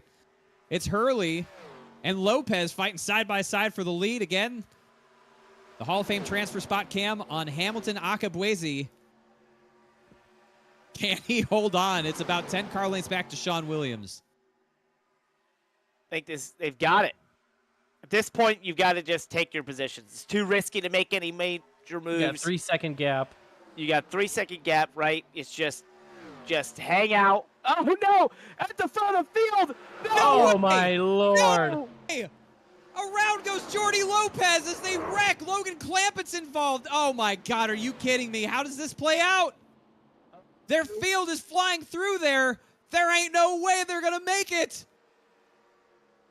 Across the line they come now. Start counting. Tootin can. Tutucci and his wrecking coming to the line. He can't get there. Lopez back to the line. Where is he? Who made it? He's What? 14th. There ain't no way he didn't make it. Hamilton Akabuezi's the last one in. Unbelievable. No What actually way. just happened? No way that just happened. The leader spun out on the last lap in 3 and 4 in front of the field. There is no way that just Wow. happened. Well, this is official here. So Jordan Hurley's your winner. Philip Kraus, Alec Martinez, Zach Novak, Roger D. Graham, John Ellis, Riley Hoots, Justin Bright, Jeffrey Wilson, Sean Williams. And we got to see those last two. I've lost my timing scoring. We'll see if we can run through it. We're not, obviously, our graphics aren't built for the expanded field. Here we go. Tyler J. Ratchford and Hamilton Akabuezi makes it. That's just wild. And Jordy Lopez and Logan Clampett go from being in, going into turn 3 to being out by the time it's all said and done. Now, though, we will get to see those drivers again because there In is a the Consi. consi. Yep. Yep. They will get one more shot at it, but I mean, that was their ticket into the feature. That See if we is can maybe Coke get a Series replay of that. winner at Gateway, Jordy Lopez. He just, I don't know how he's going to reconcile that. We'll take a look at it, but I think he just might have stepped on it. As you look at the starting lineup here for Prelim 3, Kevin McAdams, Colin Bowden on the front row. LCQC winner Eddie Kerner in the field there. Tom Miller, Briar LaPrade in row 3. Will Cooley, Jackson Van Pelt in row 4. Stefan Marinak, Ty Marasco there in row 5. Mark Redford and Connor Daly. Look at him. Red rookie Connor Daly in row 6. Colton Lindauer, Nick Silver in row 7. Mark Brumbaugh, Trevor Aswernoth, Ben Minch, Jake Balmain, Cody Reed, Matt Stallneck from Monday Night Racing making an appearance here, and Matthew Sturgill, row 11, the 21st and final starter here in heat race number 2. My God, heat race 1 was something. What is this one going to be like? Connor Daly might be the underdog favorite here. Not because he's an underdog. I think just he's been texting me. He feels like he's walked a little bit into a hornet's nest, but we'll keep an eye on that car. I don't know if it's he had a lot of time to practice.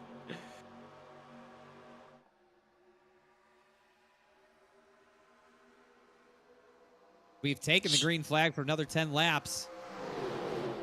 Kevin McAdams leads the way. And if this one is the last one's any indication, just find a way to be rolling. Rabba-dabba-doo. Waiting for someone to say that. There he is, Nathan Rabadabadoo. Yes. What? I didn't even say his name in the lineup. How's that possible? I was waiting. I thought I almost blacked out for a second that you didn't say it. I didn't even see his name. I must have blacked out. My apologies. Hey, as we get this one going, there's some great side-by-side racing here. Just remember, Thrustmaster giveaway, T818. I'll post the link in all the chats. Go get you a chance at a Thrustmaster T818 direct drive wheel. Just imagine you win that thing, come back next year, assuming we're doing this again, no guarantee, right? But come back to the Firecracker 400 in 2024 with your brand new Thrustmaster T818 wheel with a constant 10 Newton meters of unfiltered torque for powerful, accurate, consistent force feedback, that quick release adapter for easier rim swaps, being fully compatible with the full ecosystem of Thrustmaster products, and dominating and winning and taking home $100,000 because that's what the prize will be next year. That's right. Love that. Love that money lap car there of Colin Bowden, our NASCAR driver for E-Racer. got it. That transfer spot battle is hot and heavy. Connor Daly in the thick of it. Matt Stockneck back there.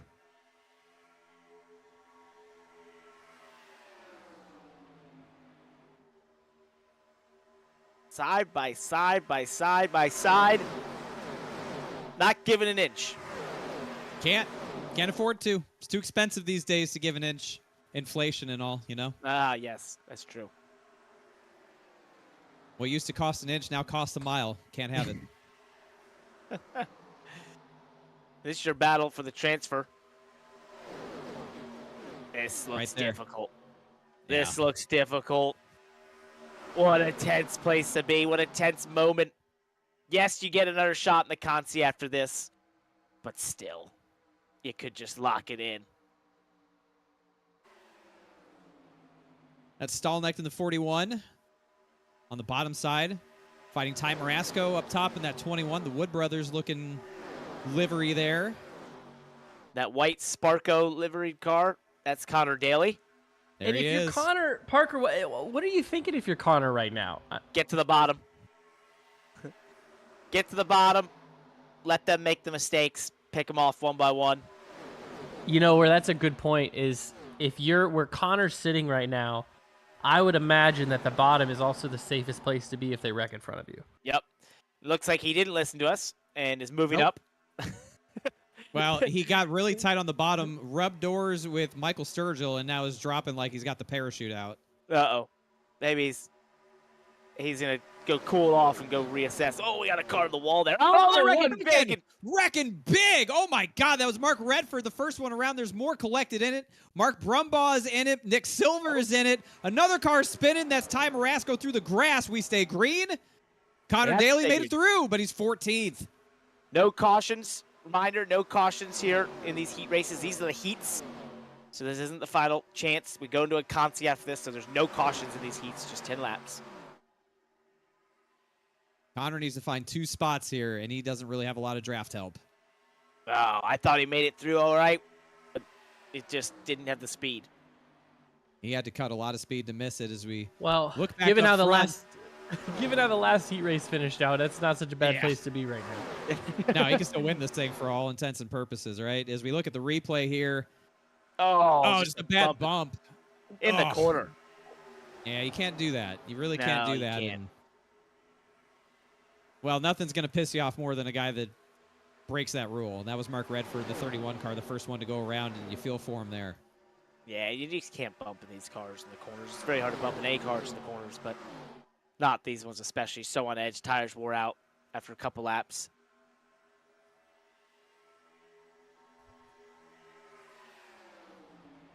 K-Mac continues to lead. Colin Bowden in second. Eddie Kerner, old Eddie Ball there in third. Tom Miller, Nathan Rabadabadoo fighting side by side for fourth. Another side-by-side battle behind him. LaPrat on the outside. Will Cooley on the inside. Oh, wrecking through the grass. What in the world? That put Connor Connor in the transfer. That was Cody Reed and by himself. Oh, my gosh. What in the world happened there? If all stays clean here, he's got a 3-second lead on 13th. Connor Daly will be going to the prelim main. No, not a bad spot to be. Not a bad at all. Just stayed out of trouble. Somebody said that recently. They look pretty smart. All right. So now this is just really trying to figure out where you're going to start for a lot of these drivers.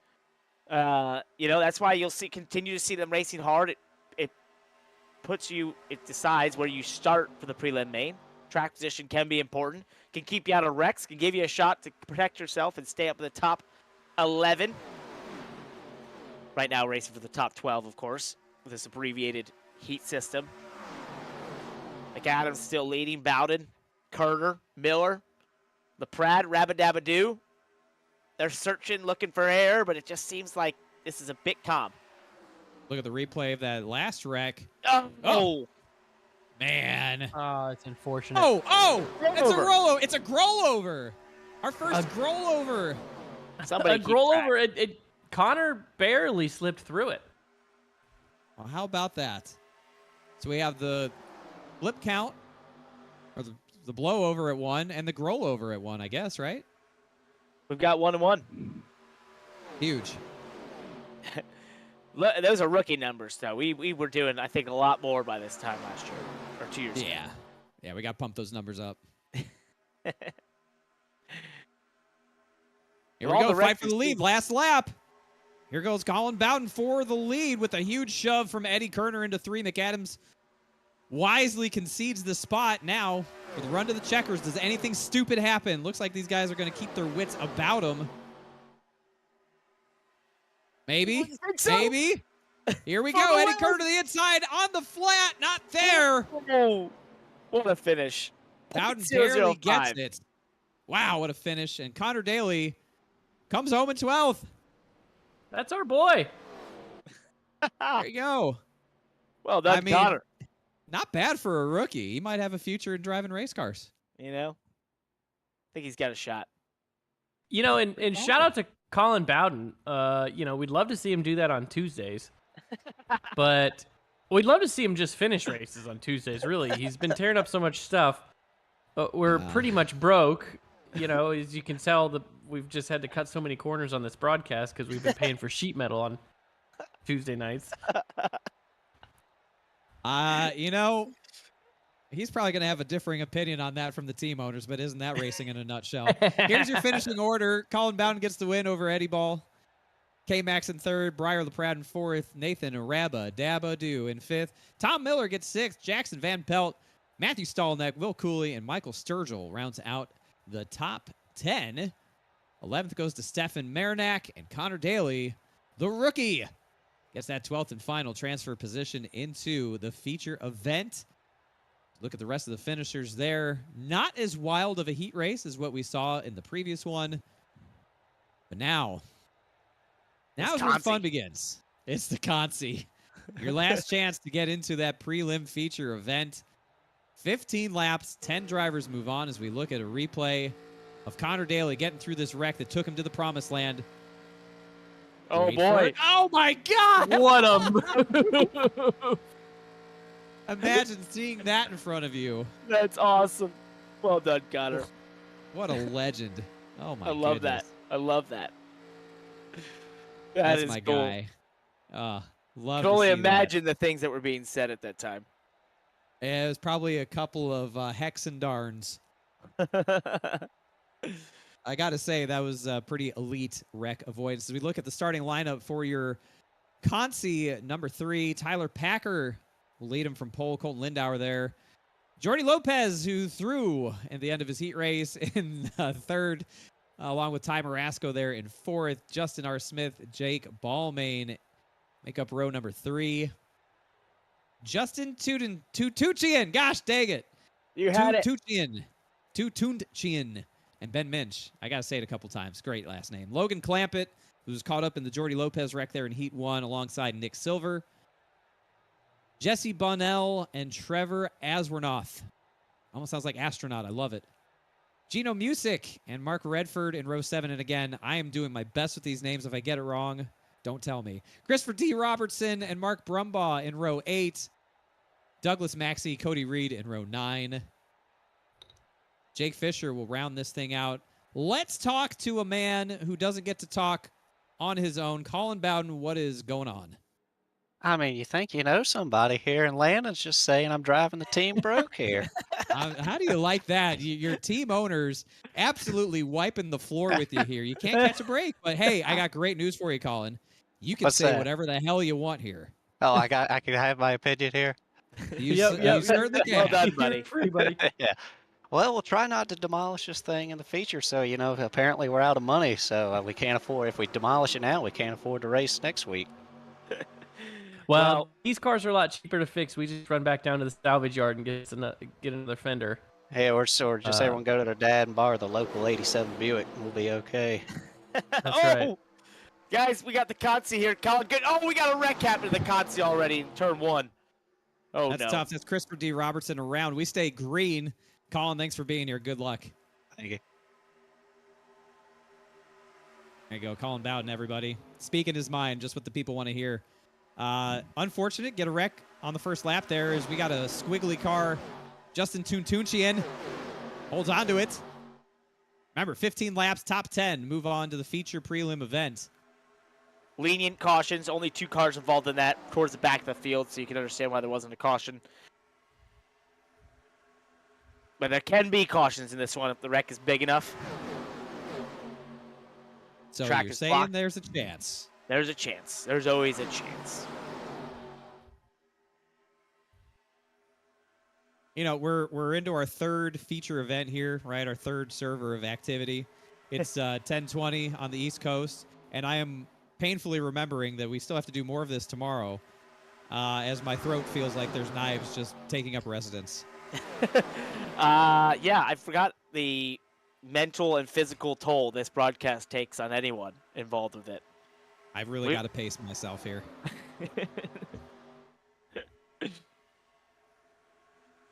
I don't normally racing. talk this much. That might surprise some people. I don't normally talk this much. Oh, that's not true. I've hung out with you. Oh. So that's Logan Clampett has moved up into second after his heartbreak of a heat race.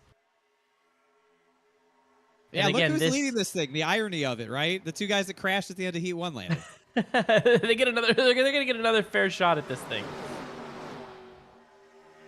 As Logan holds some animosity for Lopez after that. No, he just came on the radio. I just unmuted in the game chat and he said, "Jordy, run your lane. Don't worry about me. Let's go."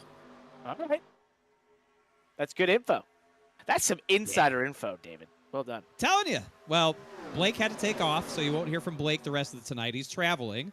I guess he's going to New Hampshire to do his usual NBC work. I had to guess. I don't know where he's going. He said he was catching a flight. Where else would he be going? Who knows? Blake. Could be working for the Pentagon, for all we know.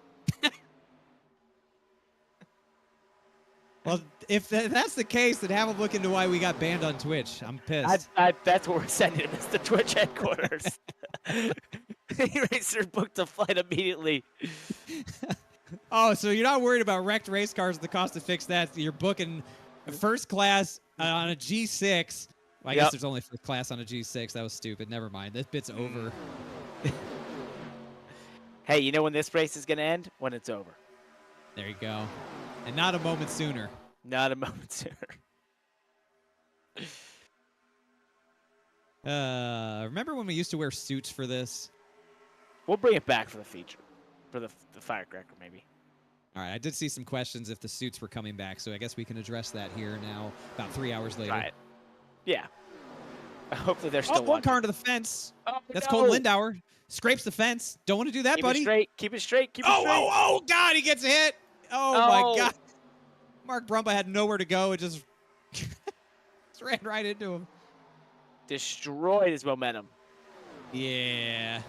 Oh, I remember Colton Lindauer. One of those clips I posted on Twitter of some of my favorite memories, I remember his taillights, the really cool red taillights that stick out against that purple car. Oh, yeah. I remember that. He's off the pace now, so that sucks for him. Oh, no. Damage.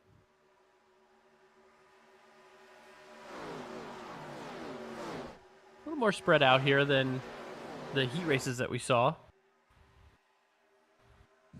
They got a couple of pros leading this thing, so maybe everyone else is taking a cue from them.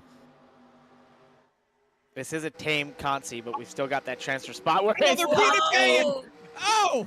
That's no. Marasco around. He was bouncing between cars like a ping pong ball. He smacks the wall. More cars wrecking. Mark Brumba, Dino Music, they're trying. They're losing the pack. I think Race Control just wants to get this thing over with. Yeah, Race Control is actually off on a bender right now, so you're not going to see the caution flag. Rain's coming. No yellows. Unlike what you may have seen at Atlanta, we keep racing. Sorry, that wasn't very nice. I want to apologize for those comments that may be actions detrimental to the sport. I'll learn from this and do better.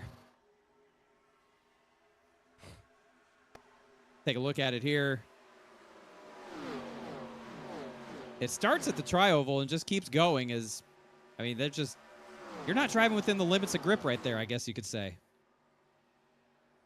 Yeah. Really just one car in the end was able to clean it up. I hate. It's just the way we do these races, right? The cautions have to. The way we think about the lenient cautions is written in the rule book. It allows the race control to have those decisions, and if it's not deemed to be sort of a hazard that the leaders and the rest of the pack is going to run into, it's not a caution. So we keep racing. No real battle for the transfer spot. No. Everyone's spread out. Logan Clampett is actively coaching Jordy all the way around the track, reminding him not to blow it. No pressure. He sounds like a spotter more than a competitor right now.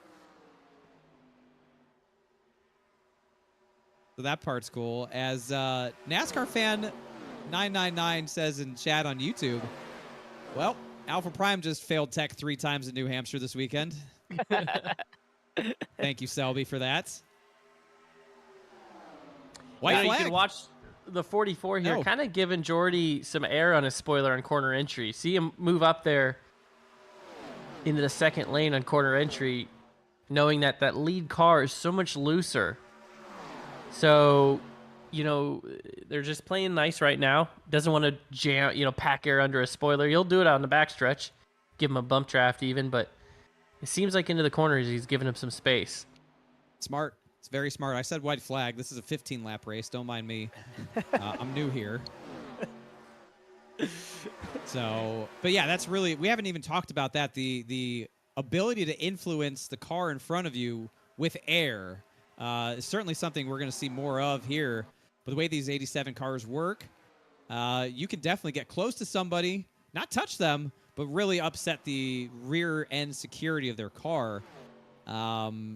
Parker, is this a great time to segue into how the air works and packing air or removing air from a car? It is a great time because we have a couple laps to discuss it. So basically what can happen here is you have a car that obviously gets air down the front and over the spoiler, but as cars get behind it, it can sort of detach that air and sort of affect the air that's hitting that rear spoiler. It can pack air, as we've seen before, on left rears and that sort of thing. And so you're changing and manipulating the air. And then we talk about side drafting. Often side drafting is where you're actually forcing the air from your car back onto the spoiler of the car ahead of you. So these are all very technical. I don't have any graphics to show you with this as we look back at the transfer spot, which, he's just alone. He's got a 6-second lead. Just running around, buddy. You're going to make it in. Don't worry. This consi for this third prelim kind of feels like how this third prelim has gone, which has been a bit of a interesting affair with an adjusted format due to some technical issues, and therefore we're getting a consi that is, allowing this field to turn the laps, and we can move on to the main prelim here. I'm not mad about it. I'm not mad. We can take a little calmness right now, Yeah. My throat is very happy about this as we look at another incident involving the 43. He's had his fair share. Oh my goodness, another hard hit. No. I mean, that is a race ender right there as a tire goes further than the car. Yeah, Gino Music. Gino Music. Ty Marasco. Poor Ty Marasco has been involved in 3 incidents. Yeah. That was not music to his ears. No. God. Wow. Sorry. There's another one. You should owe us $1 every time for one of those. Wow. The chat. So there's a great battle for 8th, 9th, and 10th. Hopefully they don't battle. I mean, they've got a football field on the next car. So, yeah. Really more of just a processional at this point, right? It really is. Run the laps. Yeah. You got 7 seconds to the transfer spot. They're pretty spread out. If y'all could hear Zach Johnson working in the background as he choreographs these cameras, y'all would be seriously impressed. I mean, we've been absolutely spoiled over the years with great producers. Zach's doing a great job. Dude's on it. It's awesome. As we take the white flag here, The final lap. Jordy Lopez, Logan Clampett, much like they were at the end of heat race number 1. I would imagine they don't repeat history. Can Jordy Lopez this time just make it through turns 3 and 4 in the lead? We're Looks through like 3. Can he get out of 4? He does it. Well done. Yep. Well Huge. done. Rack him right here. Oh, wait. All right. They're fine. Everything's fine. There you go. Redemption. The redemption arc is complete. But what does it cost him? Instead of winning the heat race like he was in line to do, and for Logan Clampett, now they're going to be starting at the back of this feature prelim instead of starting near the front like they would have. A little towards the mid pack. I mean, they'll start 25th, 26th. So, 24th, 25th, I think. But they'll be starting behind Connor Daly. That's our mark. You're the behind Connor Daly. He's the litmus test for the field strength of where you want to be. So here's the rundown of your top 10. Lopez, Clampett, Bunnell, Tutunchian. Yes. Nick Silver makes it in. Justin Smith, Tyler Packer, Trevor Aswornoff, Ben Minch. I feel like Ben Minch was in 3 wrecks there and still got into 9th. Jake Balmain gets into 10th, and that is it. Those are the ones moving on. Mark Brumbaugh, unfortunately, along with the rest here, finish outside of the transfer spots. So, new set of cars on the grid. 40 laps, hopefully not 45 minutes. How fast can we get this one done? Let's see, guys. Can we do this in 30 That should minutes? be the race. Like, you're supposed to do it as fast as possible, not as slow as possible. Jordan Hurley gets to lead them all. Colin Bowden Yes. starts beside. That's your front row here. Let's go, Parker. Let's hear it. Philip Kraus, row 2, Eddie Kerner. On the outside, Alec Martinez and Kevin McAdams, friend of E-Racer. Zach Novak, E-NASCAR driver. Brian LaPrade. Roger D. Graham in a triple number. Not sure that happened. Nathan Rabadabadoo. John J.R. Ellis and Thomas Miller in row 6. Riley Hoots, maybe related to Hoots, who knows? And Jackson Van Pelt outside of row 7. Justin Bright in row 8. Matthew Stockneck, 36. Jeffrey Wilson and Will Cooley, the 00 in row 9. Sean A. Williams and Michael Sturgill in row 10. Tyler J. Ratchford and Stefan Marinak in row 11.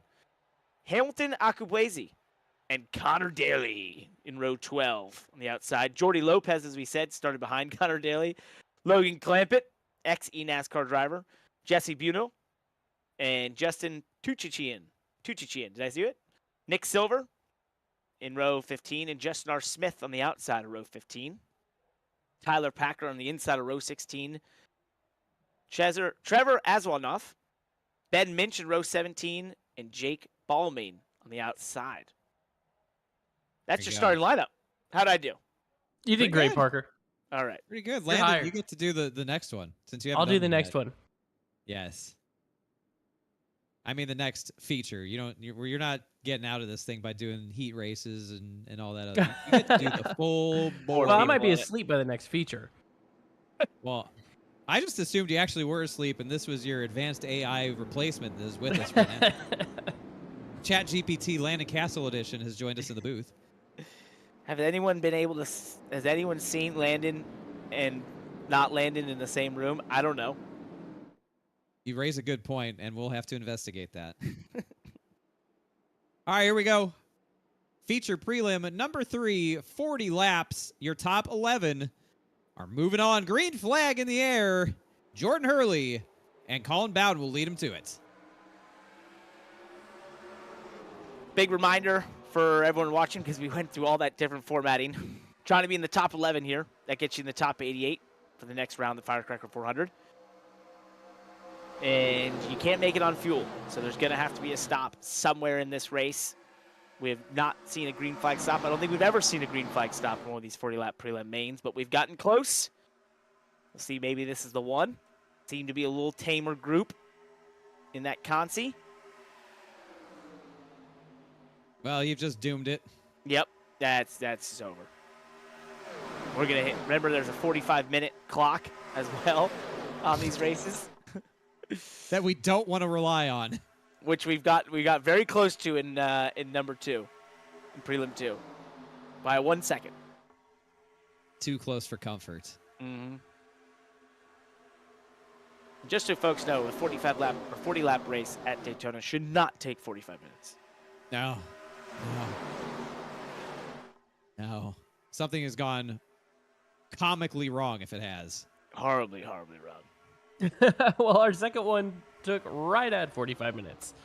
And something It went actually went comically over. wrong in that race. Oh, in the back here, they're boys. Here's a wrecking. caution. No, that's a huge wreck. Oh, my God. That is 10-plus cars piling it up in 3 and 4. The list of names that aren't involved is going to be shorter. Connor They're makes it still through. wrecking. God.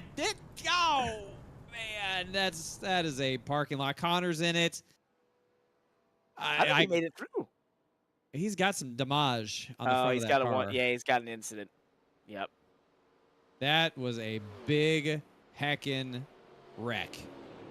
We have got cars with meatball flags all over the place. There is one reset. For those who know iRacing really well, you do have one reset in these prelim features or mains. But using it this early, oof, that's a tough one. Roger D. Graham not happy. I think he might have been the first one to get turned around.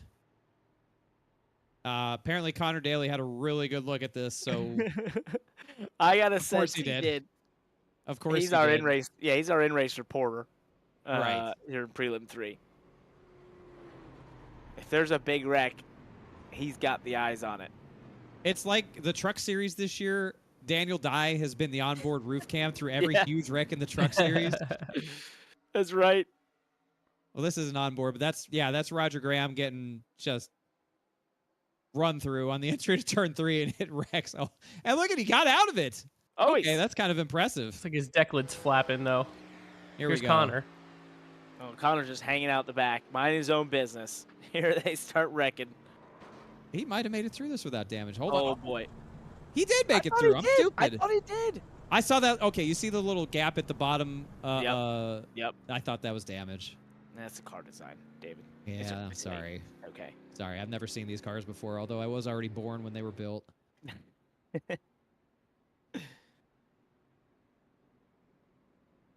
All right, well, good on Connor. Heck of a job. Again, rookie race car driver, showing some moves, a lot of promise. Yeah. Hey, yeah, he's I got got a future. I got a question real quick since we're under caution. It may be Zach, our producer, who's just, first of all, round of applause for our whole production team. Maybe Zach can go on board of the 69 car, maybe a roof cam, take a look at Colin Bowden here, the Money Lap car.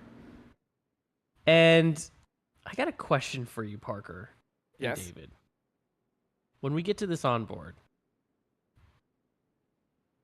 I'm sure Zach's working on it. This is a branding thing. I have a branding question. Okay. See, we have the Money Lap logo on the hood of our car, Money Lap, our newsletter and podcast, and it's upside down. I can't read it. So you want a logo? Well, you have to have a camera logo on the hood, on the roof. Did you pay for the in-car cam this week, Landon? Yeah. We, I do think we paid for the in-car cams. Yeah, see, we did pay for the in-car cams. And see, that deck lid logo's upside down, too. I can't read it from the camera. Go back to the roof cam. We need to update this paint scheme where the logo is so we can see the logo from the roof cam. I think we could add a camera logo. That's what we'll have to do in the future. He's going to have to make it out of this race for us to do that. So he's got to finish in the top 11. That's true. And as we like to say, we can always edit that in post. All right, back to green. We're starting lap number 5. Seems like a good getaway for everybody. Heard a couple people banging it off the rev limiter there, but no crashes, so that's good.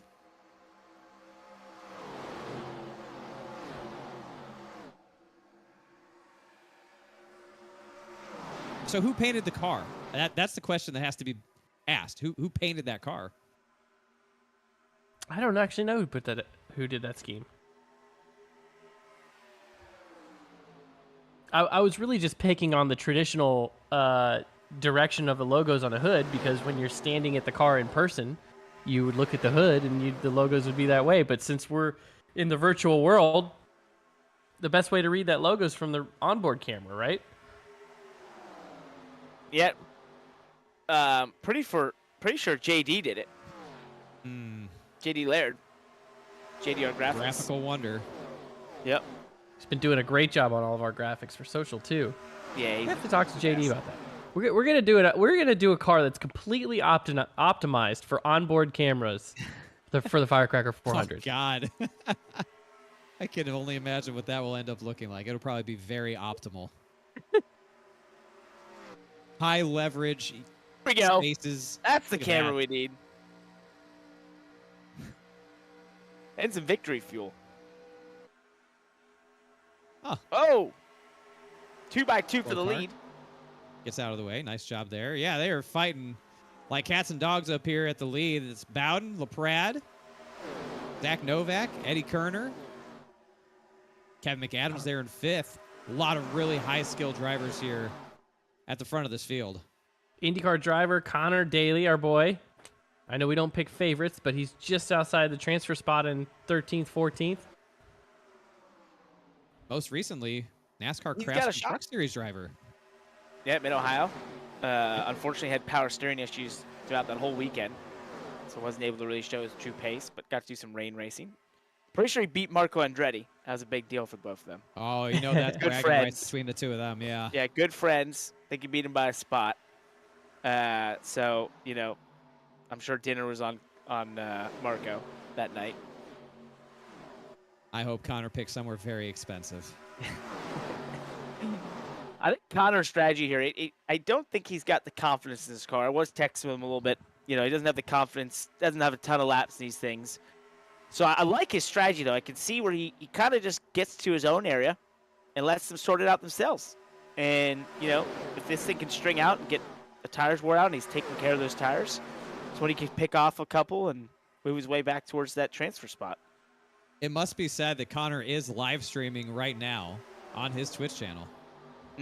We could get that information at this moment.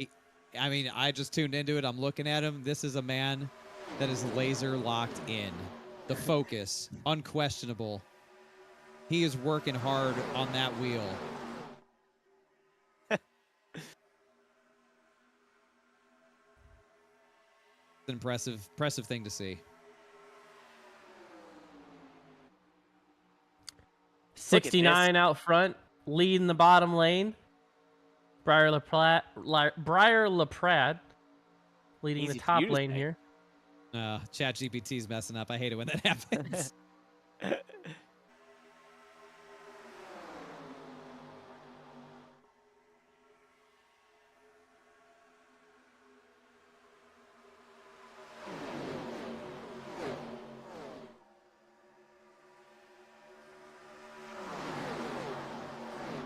Just enjoying watching this, guys. I know we're not talking a ton like we usually do, but I'm just enjoying it. We're letting the cars speak for us. Yeah. I was sitting here thinking that we were on lap 250 of this 40-lap race. Kind of feels like it. We're only 10 laps into this thing. There's a lot of racing to go. Parker, this race isn't over yet. No, it's not over till it's over, Landon. Little known fact. More specifically, it's not over till lap 40. Exactly. Yeah, lap 40 is when it would be over. But if 45 minutes would come before that, then it would be over before lap 40. So then it's just not over till it's over. Yep, Parker, it's been an hour or longer. Are you ready to crank it up again? Crank it. Nah, I too much crank.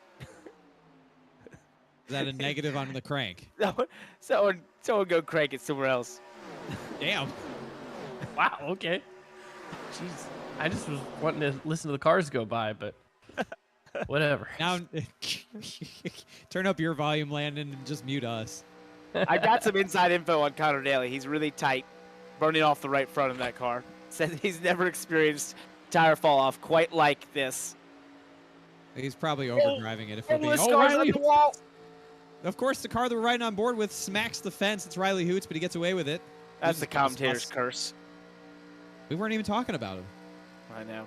I love this onboard looking back. Look at that. It's so cool. This is such a throwback.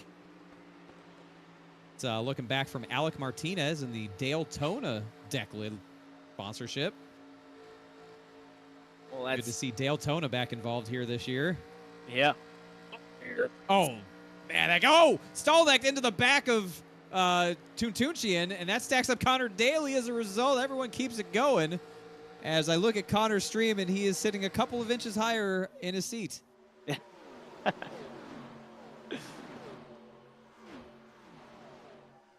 It almost looks like he's smiling. What a psychopath. The Firecracker 400 is fun. Fun for competitors.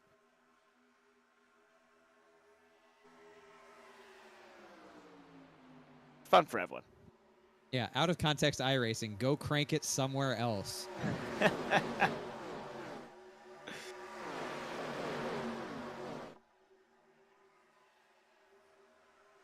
Nice little move for the lead off of 4 from the 69. Nice. That's Colin Bowden. You love to see it. Oh, apparently, the two of you just trashing him relentlessly has inspired him. Well, that's there's what makes two you guys ways. really good car owners. You know how to motivate your driver. Colin There's has two ways to always motivate. excelled on super speedways. In our stuff, over at E-Racer, he runs very well at Talladega. He's always run well in the E-Racer events. It's been fun watching him. He's an exciting guy. Great driver. Great interview when he's allowed to speak his mind.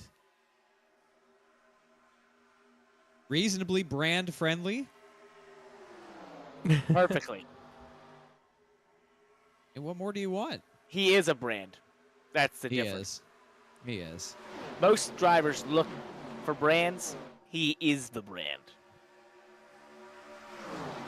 If there was a NASCAR driver equivalent of Colin Bowden, who would it be? Ooh. I think he's one of a kind. I know who I would say. Landon? BJ McLeod. Okay. Parker, last chance. I mean, I feel like you're going to say Noah Gregson, but I don't. Nope. No? Okay. Nope. Give it to me. I don't know. Josh Williams. Oh, yeah. yes. Yeah. How did I not get that? That's the one we should have picked. Yeah, absolutely. And not just because of the hair. The attitude, everything.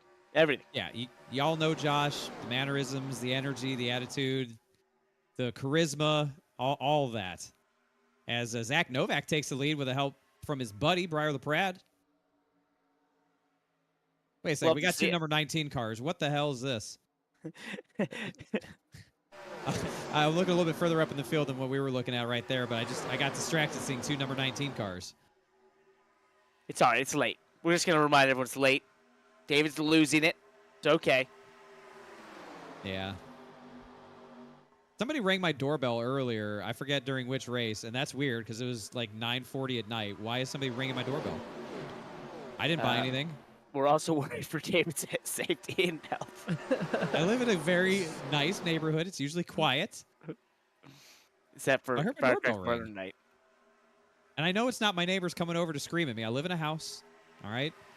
They don't come and scream at me when I'm streaming and doing iRacing normally, so don't know. Well, maybe you'll have a present at your door.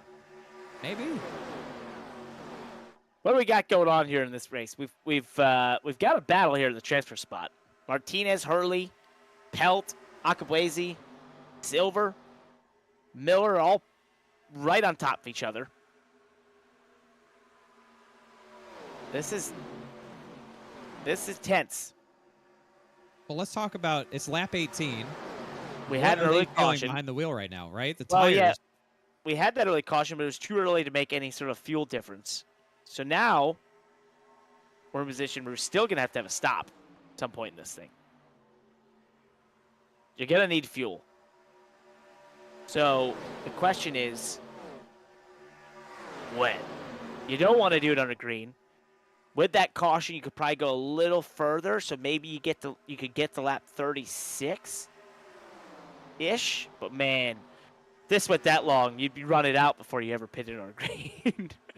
Yeah. So we are kind of looking at an interesting.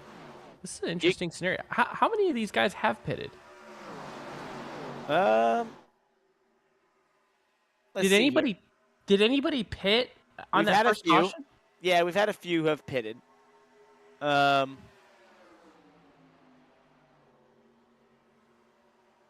gonna be tough to say that does anything for you. We'll get some intel from pit road from the rest of our crew and circle back to that. We'll put a pin in that one, as they like to say in the corporate boardrooms. Well, I'm just thinking the leaders can't make it. No, I don't think anybody can make it. No, I don't think they can. I don't think anyone can make it. Well, the leaders can't make it, but the drivers that were involved in that first lap wreck and came in and pitted and put fuel in, they can make it. No, I don't think so. You don't think so? I think it's too close. I think you're. There's no way. It's really hard to save gas in these cars too. You're not out of the throttle. I know, but if we're lot. saying the fuel window is 32 laps, 30 to 34, somewhere there. 34 laps. We had a caution on lap 2. We didn't go back green until what? Lap 5. I'd be watching You've been Stockneck, saving. Marinak, Lopez. Yeah. We're getting some reports here from our spies around the racetrack of who has come down pit road I mean, during that first caution. If this gets a green, I mean, it does have a bit of a green flag feel. That's when I ruin it. They are spreading out, but I don't know. That's gonna be that's a stretch. They would be on absolute fumes at lap 40. Well, it's all it takes. Just gotta get Yeah. across. But I just feel like everyone's really content to just ride here right now. It's amazing the restraint and discipline that's being shown by this field. Basically one long snake around Daytona International Speedway. 20 cars deep. That it is. Yeah, it's just going to be so tough to get through without seeing a wreck in the next 10 laps. Because We haven't done it yet. yeah, we haven't done it yet. The tires, they just keep getting a little bit worse. I know we talked about them kind of leveling off, but this is the part that really challenges your mental focus as a driver. Especially with fuel strategy being a thing in pit strategy, right? Like, as you run towards that green flag stop, that heightens the energy in the pack. It heightens the intensity because, we got one of the sideways in the transfer spot through the tribal, hangs onto it. Oh, these are some hill handling cars. That was Alec Martinez and Jordan Hurley getting out of sorts there. They worked through it. What a save. If we get a replay of that, what a apologies. save. Yeah, a lot of apologies being given. Just a really high level of racecraft and sportsmanship being demonstrated right now in this race. Huge amount of respect. Ton Yeah. of respect in this race. I mean, it's such a stark contrast to what we've seen in previous races here tonight. It's just these guys, it's not like they're racing each other. It's like they're racing the field strategy. Really feels that way. I mean, the single file nature. This looks like an old Daytona race. This looks like a 1987 Daytona race in real life. Well, this is where you can save fuel. Honestly, this is where you can save the most fuel. If you know guys are riding single file, checking up instead of passing, you get out of the gas going into the corners, you're going to save a lot of fuel. As we're going to take a look back at the save after the contact between Alec Martinez and Jordan Hurley. Just watch the hands here. Oh, this was a save. Well done. That's fantastic. Alec Martinez, veteran of the Firecracker, made the 2020 Firecracker 400, the first ever one, the inaugural. That was a big deal that year. Sure was. Still a big deal. And a great little broadcaster in his own right, Alec Martinez. Does a great job whenever he sits down behind the microphone to call some sim racing action. Out there wheeling it tonight. He's a dual threat. So I think I'm really feeling like if I'm Novak, Laprade, Kraus, Bowden, Kerner, Clampett, these leaders here, this is a splash and go scenario for me, because you have to. Yeah. Pit. You're not taking. I don't think I'm taking any tires. I know in the first prelim we talked about What are 2 tires. Well, and this is going to be green flag stops right here. If we go 4 or 5 more laps, they're going to have to. And I think I would be on your strategy. That is, pit for the shortest amount of time, fuel in the off chance a caution comes out because someone wrecks massively coming to pit road. You're the least time there. You can assemble yourself in the best position, hopefully, track position-wise, for the restart. I think you just have to be going in here with filling up the least amount possible. Yeah, I mean, because you're pitting with 6 to 8 laps to go in the race. Lopez, I think, is anywhere from maybe 2 to 3 laps to go, or he's good to the end, depending on how good he's saved. I mean, that's going to be what's interesting to watch here is, can Lopez stretch it all the way? Does he try to stretch it all the way? This is a discussion I absolutely did not think we'd be having.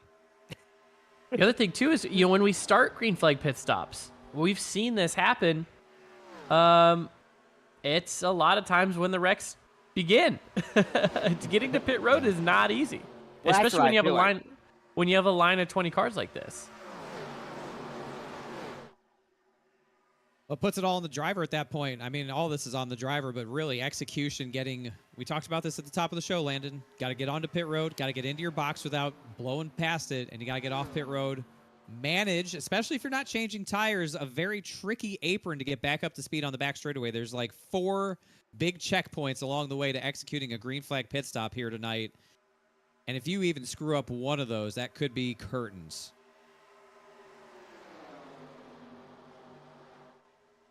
And we got to be listening to the drivers, looking for signals. This is going to be getting intense.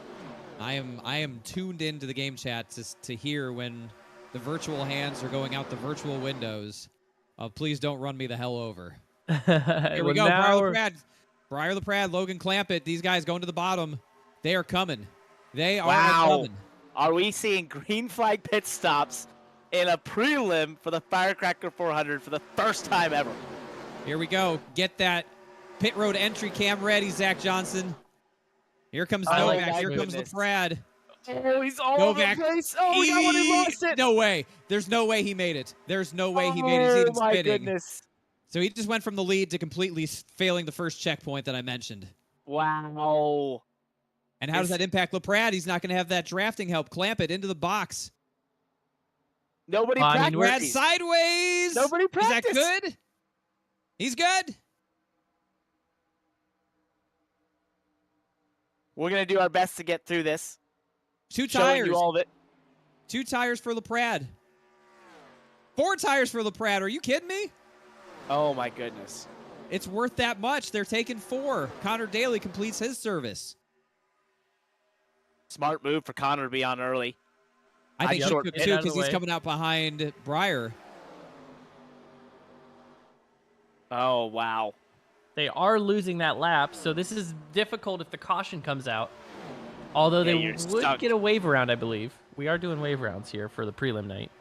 Oh, Connor's really struggling as we look at the lead lap cars. I'm keeping an eye on these guys coming off pit road. Clampett goes by Daly. Daly really struggling to get up to speed. Just shipped off another position. But I think they might have the draft here as we watch the leaders work through 3 and 4. No mention of further pit stops coming from these guys. They're going to have to pit. I mean, the furthest we think you can go is 32. Maybe 33, 34.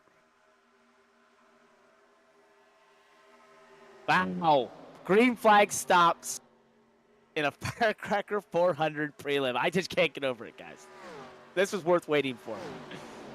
Really speaks to the quality, the skill level of the drivers that are in this one. I mean, this has been the most impressive demonstration we've seen yet. What are the teams, spotters and such telling their drivers right now that just saw Novak spin out getting on pit road?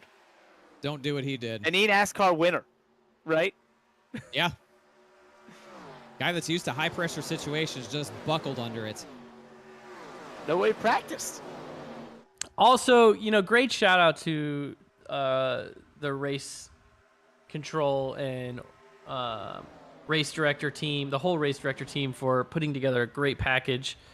Setting the fuel window at a perfect level to optimize strategy and entertainment. I mean, this is really good stuff. I mean, these guys got to be pitting any lap here. This whole field's got to come down, which is going to be interesting. That's going to be the crazy part. You're going to have 20 cars hitting pit road at the same time. They're going to have to. They're waiting to the last second. They're so scared of the caution. They're sliding around. They can barely hold the bottom. There it is! Oh, Jackson Van Pelt's around! Jackson Van Pelt's around, and the caution comes out as you just had to say it. Damn it! Damn. This is going to change everything.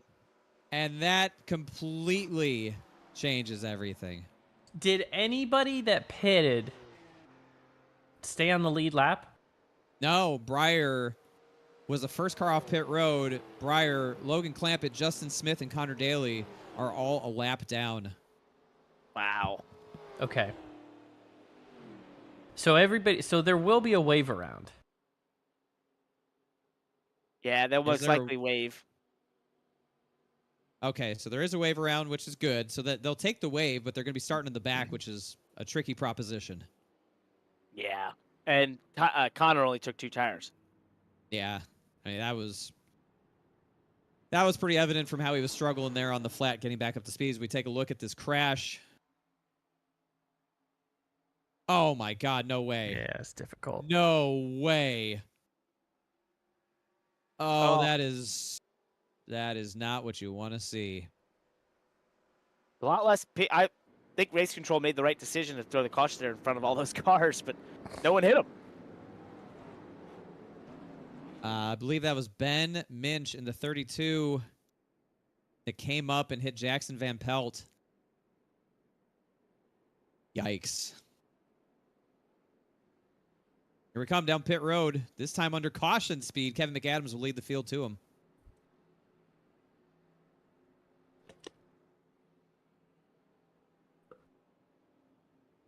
Do we possibly see 2 tires here? K-Mac overshoots his pit stall. Oh. Kraus overshoots the pit stall. Can't have these mistakes here. This is the money stop. Not the money lap, the money stop, TM. 4 tires, it looks like, for everybody. Just imagine pit stop noises and Blake McCandless screaming his head off right now. There's your first big risk taker, Jussie Bonnell. First off pit road with 2 tires. Just leapfrogs about 15 cars.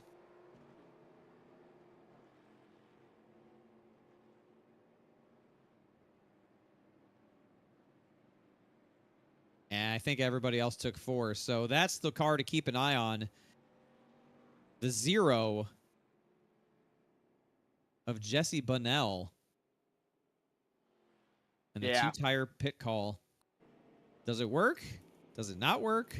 We have wave arounds. I like that call.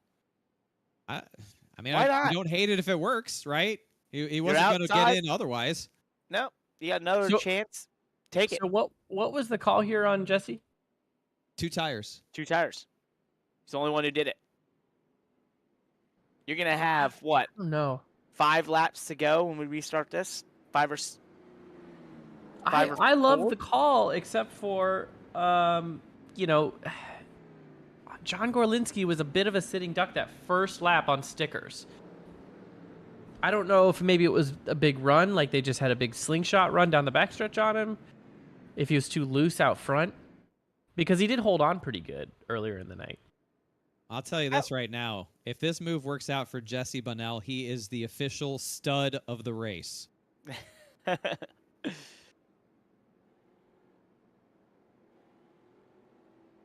Yeah, and you've got single file starts, which have proven to be an issue, and you now do it with a couple laps to go. What's the chances this even goes green? I don't know, but if you're him, you just became the leader of the 3rd prelim feature event for the 2023 Firecracker 400 after, I don't think, even being a part of the conversation of making the transfer of top 11. So, I think give yourself a chance. Right. Yeah. Put it in your hands. Take a chance. Got got the game ball here. What can you do with it? I like it. Yeah. Shooters shoot their shots, right? Yep. I like it. Jesse Didn't come here to finish 12th. It's in the top 11. No. Can't be mad if you give yourself a shot at it. Exactly. Now, the rest of the guys that he eventually wrecks because it doesn't work and he spins and busts his butt and wrecks 15 cars behind him, they will be mad at him. They will be very angry. Very angry. Yeah. Oh, no. No. But if you're Jesse, you're loving what you're seeing. I don't know his experience level in the 87 car. I don't know how much of this he does, how prepared he is for what he just stepped into. But Godspeed, Jesse. You're going to have 5 laps to prove that you're the biggest badass in e-racer history. That would be cool. They can pull this off. Fun reminder to all the viewers out there. This race brought to you by Thrustmaster, T818, their direct drive wheel. I've posted the giveaway link in all the chats across all the places we're streaming. It's you go there, you enter to win a T818 direct drive wheel, which is awesome, and they're really nice. As we're about to go green here, can this restart be clean? Can they keep it together and not stack? I'm betting no. Looking a little ambushed. Oh my, that's I don't fine. hate this, though. I don't hate this. I think he needs to get behind. I think he needs to get behind them, balance the car out. If he can just slot in here. Don't worry about the cars that are passing. You just got to find your hole, get in there. That's what we saw with John Gorlinski way earlier in the night. Once he was in the draft. It needs to be soon, though. Okay. It needs to be in the top 5. These guys know what's up. It's like Shark with blood in the water. They know that he's 3 wide middle right now with Colin Bowden on the inside. Nathan Rabadabadoo on the outside. He's stuck in the middle. Bail out of it, buddy. Big picture racing. You're in position. Just hang on to it. He's getting split like a pair of pants that are too tight. Oh, no. That's not where I want to be. Still, he's in the sucker hole. They're swapping both sides. These cars have proven to be really tough to be 3 wide in with older tires. He's all the way back to 9th at this point. He's right on that cut line in the transfer spot. 3 wide still. He's been Still under in assault since the restart. Come on. If he can clear, here he goes. This is a good Here's some opportunity. help. Here's some help. This line in. Now he's in line. Don't overdrive it.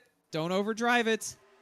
You got to be buttery smooth on that throttle pedal with these tires the way they are. That was a big move down the backstretch to get that push. Oh, so tight off 4. That's going to heat up the right front tire just a little bit. He needs to be real careful in turn 1 and 2 here on the outside. Hurley McAdams racing out up front. Lopez and Bowden. Wait, you don't know how to pronounce your own driver's last name? I'm sorry, I was not. I was reading. No, I was being dumb. Unbelievable. Colin Bowden. Thank you. It actually is a Freudian slip. I had a friend named Bowden growing up. Still do. A Freudian slip worked into the first night of broadcasting. Okay. It's late. 2 laps to go here at the line. Jesse Bunnell still holds on that outside lane, amazingly holding on here as Hurley leads the field. Popsicle sticks in the air, as they like to say. I don't like saying that, but I said it anyways. He's sending it. He's not holding it back either. He's sailing that thing around the outside. This is working. I like the position he's in. I don't, there's not a lot of side-by-side ahead of him. He's in a safer spot. I think he's got enough help behind him. I think this is going to work. He's got a one he's or getting two freight positions to trained, play though. with. He's getting freight trained, that bottom line, but they'll stack up. Oh, contact next to him. They hold on to it. That's Will Cooley. Oh, no. Oh, no. They stay green. They're wrecking behind the field, not throwing a caution for it. No way. As they continue to pile into it, white flag in the air. Here we go. Oh, we're wrecking everywhere. That is the best thing that Jesse Bunnell could have seen in his life. He's 10th. 11th, John Ellis Jr. He is not pissed off drivers. He is not completely free, though. No. He's got 4 cars lined up behind him here as they work down the Daytona Super Stretch And for the final boy, do they time. have a run. Oh, my goodness. Turn down the backstretch. Here we go. Hurley continues to lead, defends that inside line from Kevin McAdams. Keep your eye on the transfer spot back there. John Ellis, Nick Silver, Jeffrey Wilson. Who's it going to be? Out of 4 to the line. Jordan Hurley. It's going to get it. 11th goes to John Ellis. And Jesse Bunnell, with the biggest strategy play yet, puts himself into the top 11. Wow. Great job. Let me tell you something. I have a theory. Jesse Bunnell went to college. He's going through medical school. He has to write a thesis. It's how to write and display and execute the greatest strategy in Firecracker 400 prelim history. And he got an A on it. That is impressive. Really impressive. Impressive monologue by you as well. I also want to give a shout out to Wilson there. Just so close. Take a look at your finishing results. Jordan Hurley, strong performance. I mean, let's not look past how good Jordan Hurley was here tonight. Kevin McAdams in second. Eddie Kerner in third. Jordy Lopez, Colin Bowden, Tom Miller, Alec Martinez, Nathan Rabid, Dabadoo, Philip Kraus, Jesse Bunnell in 10th, and that 11th and final transfer spot goes to John Ellis Jr. And shout out to Jeffrey Wilson. He raced John Ellis super clean coming to the line. He went low below the L line, which is allowed, but had a chance to have a ton of contact there to make it through. Raced it clean. Shout out to Jeffrey Wilson. Thanks for the sportsmanship. That's awesome. That's really cool that they kept it clean. He could have easily put a bumper to him and put race control in position to make a call. And hats off to him for not doing it. No, he kept it clean. That's awesome. Woo. All right. That was easily the best race of the night so far. Easily the best race of the night so far. That was awesome. And that means there's one more. One more race to go. Man, I don't even know what to say about that. Landon, what are you thinking right now? I mean, we've seen it all tonight, not just on a technical side of things, but on the racing side of things. We've seen close to green flag stops. We've seen the big one. We've seen chaos. It has been edge of your seat. We've seen emotion from the drivers. That is what the Firecracker 400 brings out. So one more prelim tonight, and we can do it all over again tomorrow to set this 88-car field for qualifying next week. And I want to say, I like the drivers, absolutely did not prepare for the idea of there being green flag stops in a prelim. And I think we saw that with Zach Novak, who spun out, getting on pit road.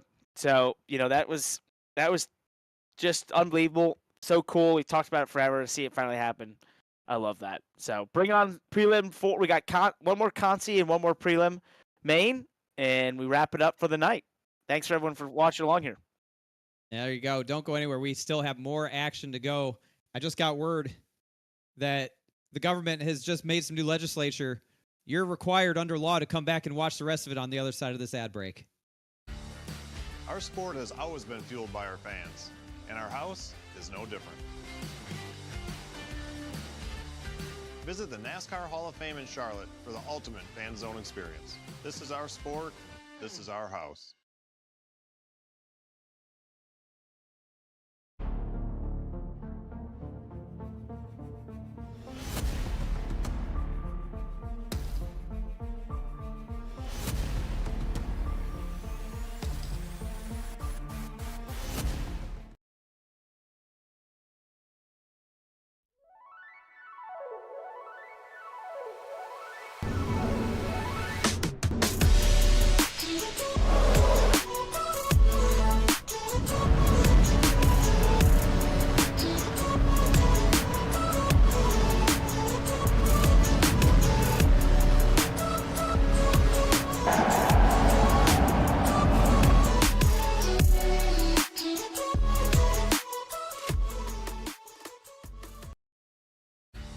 In our sport, family comes first, and we have the trophies to prove it. Visit the NASCAR Hall of Fame in Charlotte for for the ultimate outing. This is our sport. This is our house.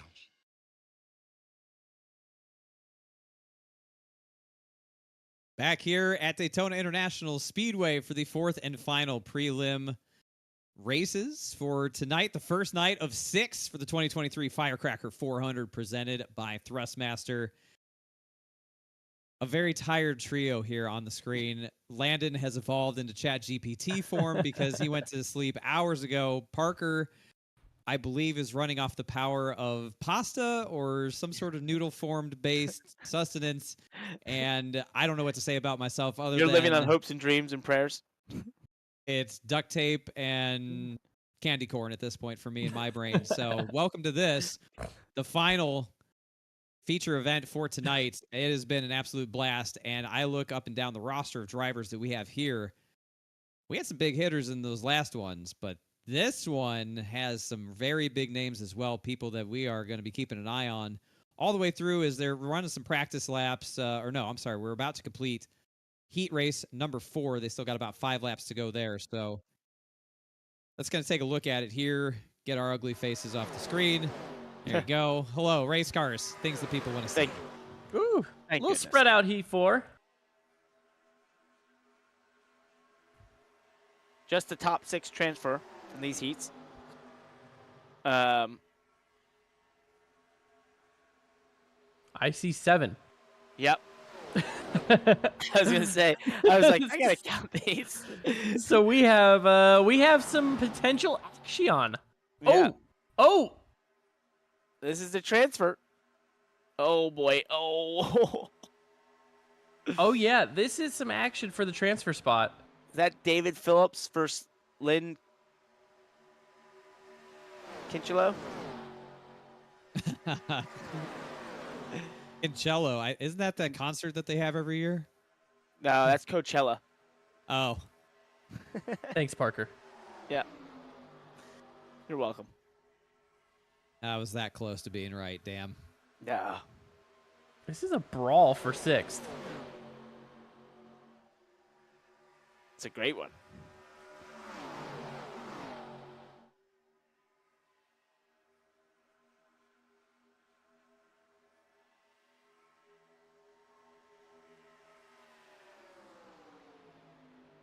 Let's see. We got Tyler O'Neill, Mitchell Hunt, Nick Ottinger, definitely a name to keep an eye on, Mitch Drunowski, there in the top 4 that are sort of breaking away. Tyler O'Neill, very accomplished 1987 stock car vehicle driver. Mitchell Hunt, not his first time around here at an e-racer event either. And of course, Nick Ottinger, eNASCAR Coca-Cola iRacing Series champion.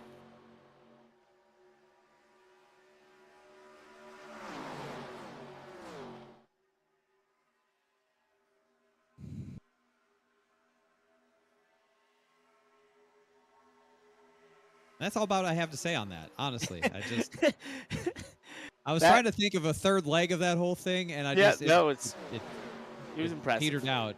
It was like if you could go inside my brain, it was like you had a bunk bed, and you had the top portion of the bunk bed made, and you had to come back down the ladder to make the bottom bunk of the bunk bed, and then you just fell and smashed your face in the ground.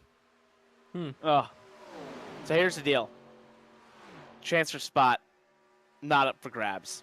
All they got to do is ride it out. But we have seen this before in the heats. All they have to do is ride around for the next 2 laps without crashing into each other, and you're moving on to the prelim main. But they are fighting for their starting position, which is the carrot that's dangled in front of them. And has also proven to be pretty important. Yes. So that's why we see them race. You're thinking, oh, they're all in, just go ride around, but they're gonna race because there's still a lot up for grabs.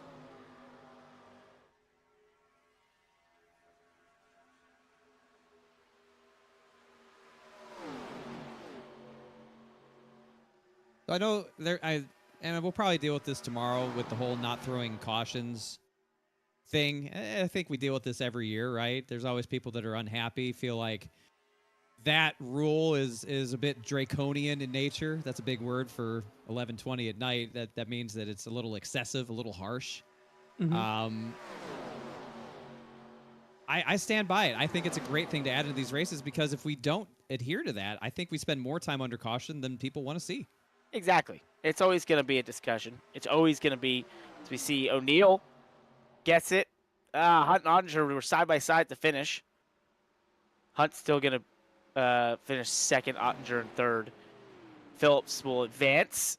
The others will head into the Consi, which is coming up here next. But I think it's always a discussion, right? It's always going to be this happy medium between allowing this show to move forward, allowing this event of massive scale to have a realistic time frame, while also being as fair as we can possibly be to the competitors to give them the best chance to prove themselves within this format, to go out there and, make it all the way to the last rung of this, which is the Firecracker 400. And, there's frustration. There's always going to be. There's always frustration in real racing with calls that are made. But I think in sim racing, you have to remember it's not about safety, right? Cautions are thrown for competitive reasons, to make it fair, to make the competition fair.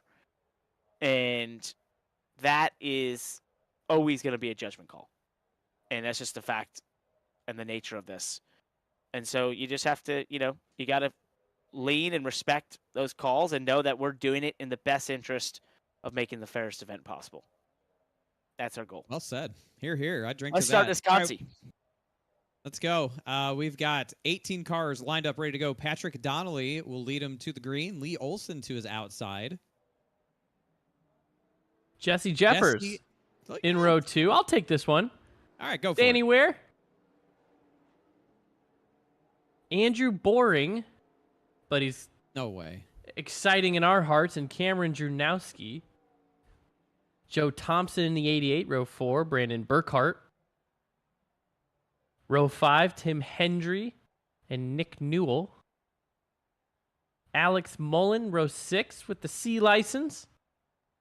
Shane Tierney. Jaden Hopp and Paul Donnelly, rounding out row 7. And row 8 is Calix Weitzel and Owen DeGroot. Carl Burke, Jeffrey Drower in row 9. And that rounds out the field for this last prelim for night 1. Nice job, Last Landon. prelim, prelim consolation race. There you go. Oh, wait, I was supposed to do the main event, wasn't I? Yeah, you're still going to do the main event. So I'm still going to do the main event. Yeah. You're just practicing. You just get a little practice. I knew it. I needed it. Talking about practice. You're automatically advancing to the prelim main. That's of true. Doing the grid. Don't worry, Landon. We're not mad at you. We're not getting quarrelsome with you here. All right, we're proud of you. You stepped up, showed some leadership, grabbed the bull by the horns, and just rattled it out. I love it. Also, shout out to Andrew Boring. What a name. Watch, he's the most exciting driver in this race. Just calling it now. Nothing boring about Andrew Boring. Guarantee it. No. If you have that name in life, you're probably one of the most exciting and coolest dudes out there. And he spells it with a U. All right, green flag. 15 laps. Top 10. Transfer on. They go single file immediately. That was incredible. It's like they all got together in the driver's meeting, Landon, and said, you know what, guys? Let's just get single file. Let's just line them up.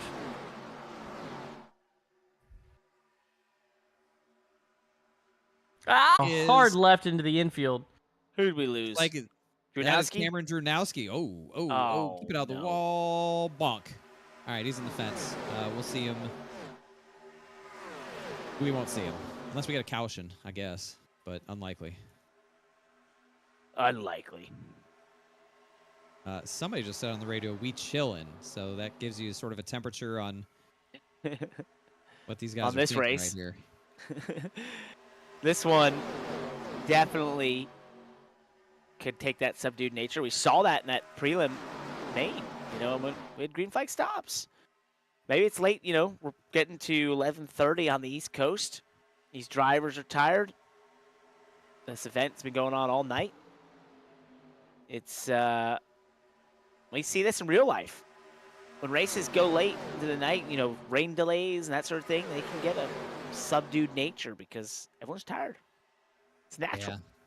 Let's get a look at the replay here of what took place there on the back straightaway for Cameron Dranowski. Is he just Too early? Oh, nice save. Nice save. Kept it out of the tires. That would have been ugly. Okay. Nice save. So, if he gets a caution, okay. All right. Well, Let Tim Richmond look alike. Folger's car. It's looking good. That was a bad bump. And why are you bump drafting this early? that's pretty much what he said on the radio. Was there was 14 laps to go. What are we doing? What are you doing? What are you doing there? So, can't agree. I can agree with him being frustrated. That's just not the way to race. Oh, car in the wall. Car in the wall out of 4. That was Lee Olson. Of course. Keeps going. Everyone kept it going the right way. Straight and narrow. Straight and narrow. Yeah. Let's get an Andrew Boring update. Currently shown in the 9th position. Smacks the wall. Rex saves it off another car. Yeah. Incredible. Wow. Nothing boring about that. They're getting away a lot tonight. Asymptomatic, if you will, of being boring. Oh, we got another on the wall. Yeah, he's still in the fence. Come on, Andrew. Unbelievable. Well, sorry, buddy. We tried. You did say That's you'd be the most commentator's exciting. curse. Yeah, And that's he a has lived up. commentator's curse. Yeah. Tough scenes there. Witzel over Donnelly right now in the transfer spot.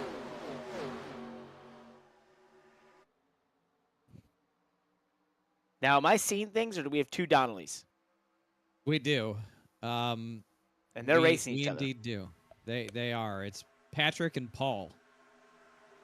Patrick and Paul. Wow. Related, I'm assuming. PD, That's PD. a big assumption. That's a tough one for everyone involved. Racing for the transfer. This may be a first. I don't know if we've ever seen this in the Firecracker 400. To make it into a prelim main or ever in any of the races. 2 exact same last names. Making our graphics package struggle a little bit to understand which one is which. The identification is Donnelly over Donnelly. So we're going to help you out here. So Paul Donnelly in the 7 is over Patrick Donnelly in the 33 right now. And I will keep you updated on that. So that's that 7 over there. It was sort of a black car. They're both in black cars. I think they both have black cars, unfortunately. Who's going to do a Firecracker 400, but they're all Donnelly edition? And we could just use David's voice calling Donnelly for every I feel like we're gonna need a soundboard like the for Biffle that. one. Yeah. Oh, God, somebody about did something. Owen DeGroot about did it going into one, about wiped out a Donnelly. We almost were a Donnelly down. Oh, no. Can't lose Down it. It's not a Donnelly. Firecracker 400 without a Donnelly in it. I'm telling you, this is We're going to have to make an adjustment for future moments we have the same last name situation here. Although it wouldn't even help us to do the initial either. no, they're both P. Donnelly. Yeah. Nope, that wouldn't help us either. There's have to be major adjustments made. That's part of the showbiz, man. You got to be adaptable, flexible. Yep. We've proven that we were that tonight. I mean, hell, our primary broadcast got banned off the internet. Alex Mullen trying to hold off a sea of Donnellys. I can't even say this. Jeffrey Drower just got booped off turn 2 and slides all the way to the grass. That is unfortunate. The Hills Brothers car rolling through the hills of the grass of the back straightaway. That's a good-looking car, too. Oh, that's stinks. Because he's still got a chance. Didn't hit anything if we get a caution. But you look at this race and the temperature of it, it's just not a lot of pack racing.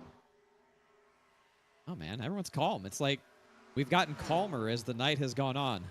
Are we going to get another shot at a green flag pit stop in the feature? Is this vibe going to continue? Ask the chats, all those watching out there. Let us know what you're thinking. If we're gonna get a green flag stop. Oh, put it out! Oh. No way! For what? What's the caution for? Nobody wrecked. Am I missing something? What are we missing here? I have no idea. Debris. Okay, I think I'm getting an update. No. 57 car was having issues In front of the leaders. Yeah. Okay.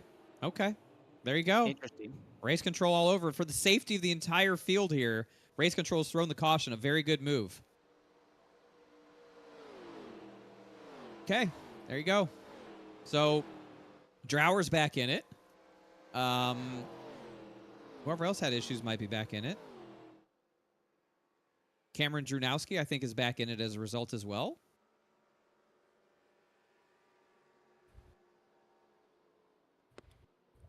So I think, yeah, this was the 57 was actually having some issues in the middle of the track, and therefore, it's the, as you put it, the safety of the field, but really just to enable this to be as fair as possible, not have the field come across a very slow car on the racetrack through the caution.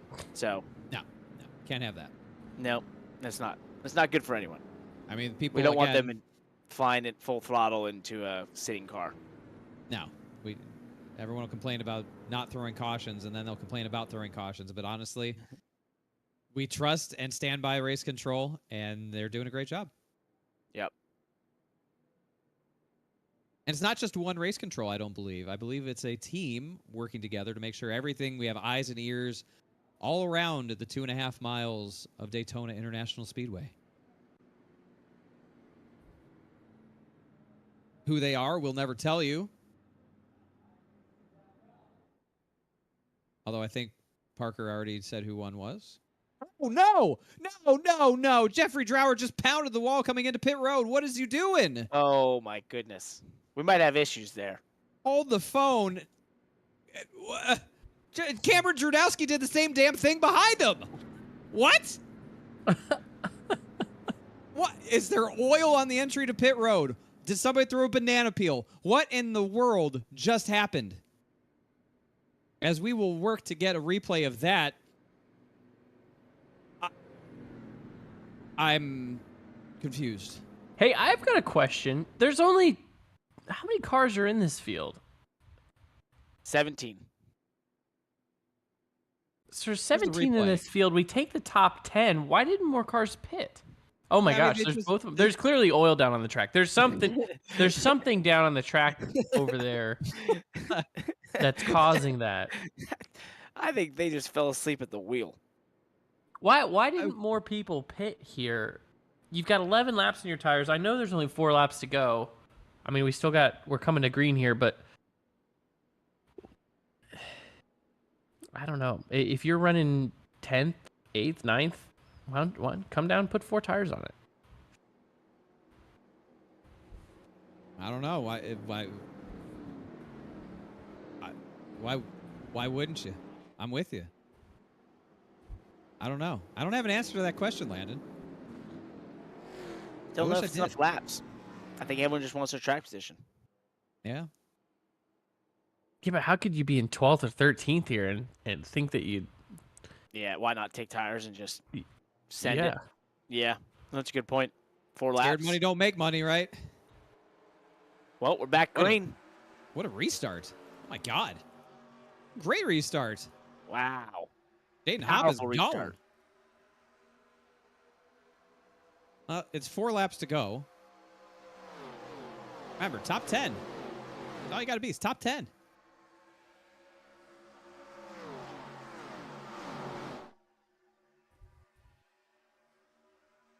It's an absolute hornet's nest from like 5th on back.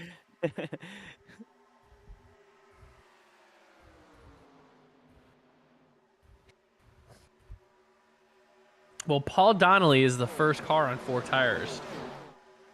And he's already cutting through the field here in 12th. Up to 11th now. 12th. Can he beat the other Donnelly? He's coming up on Boring. He's got the other Donnelly beat. Boring. in the hot seat. Ooh, ooh. We're right on board with Alex Mullen here in the very bright fuchsia car. Oh, and you see Boring right there. Donnelly down below. The 7.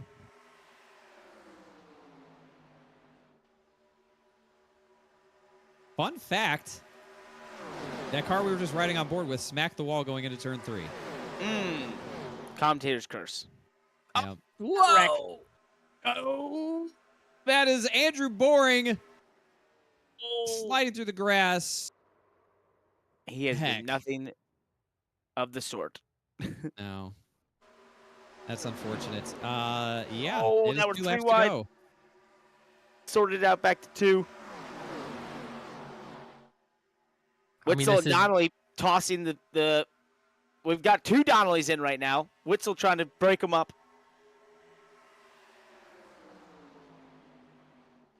It's like your left hand is Donnelly, your right hand is Donnelly, you're ambidextrous with Donnelly. Donnelly versus Donnelly in the transfer area. Witzel as well. The NASCAR Hall of Fame transfer spot is up for grabs. White flag. 1 lap to go.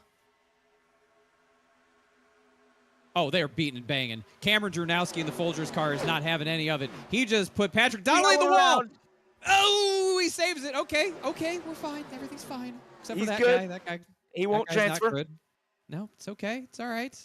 Side by side for the lead. Jaden Hopp using the outside lane in a push from Lee Olson to overtake the lead. That mistake moved Drunowski in. He's got a 0.4 of a second lead. I think he should be in a good position here. Although Donnelly's catching fast. I think he's going to run out of time. Oh, maybe not. Hold on. Hold on to the line. No. So close. Didn't make Oh. it. Didn't make it. Boy. They wreck like hell across the line, but We get 1 Donnelly. yeah, we got half the Donnelly. It's like you got a peanut butter and marmalade sandwich, but you only got the peanut butter half. And Paul Donnelly was the one who pitted and took tires. So that worked. How about that? There you Got all the go. way up to 6th. 300 that was IQ. Yep. He's the only one who thought to take tires. Smart. Good move. Great move. There you go. Jaden Hopp gets the win in prelim. Consi number 4. Danny Ware. P2. Lee Olson. Nick Newell. Joe Thompson. Paul Donnelly. Tim Hendry. Brandon Burkhart. Kalix Weitzel.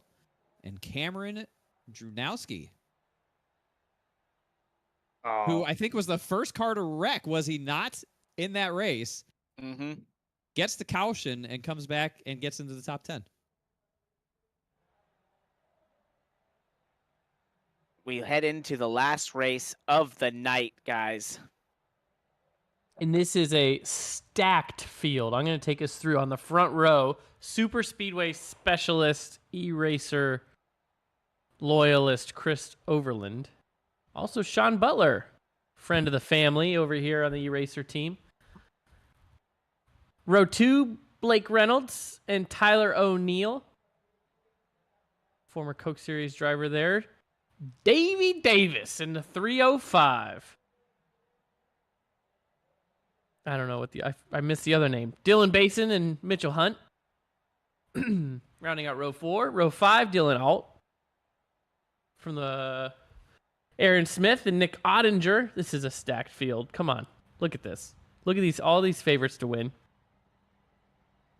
Row 7, Travis Beckner and Anthony Burrows. Ricky J.R. Burbank and Mitch Drunowski. Ricky Burbank Jr., how about that? Seth Ryder and Matt Spalding in row 9. Row 10, Corbin McCauley and Lynn Kinchelo. Did I do that right? I think it was Jeremy very close. Jeremy B. Davis, row 11, Ty E. Bass.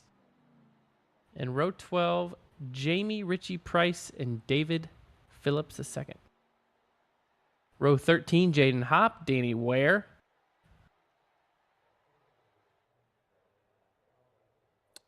Row 14, Lee Olson and Nick Newell.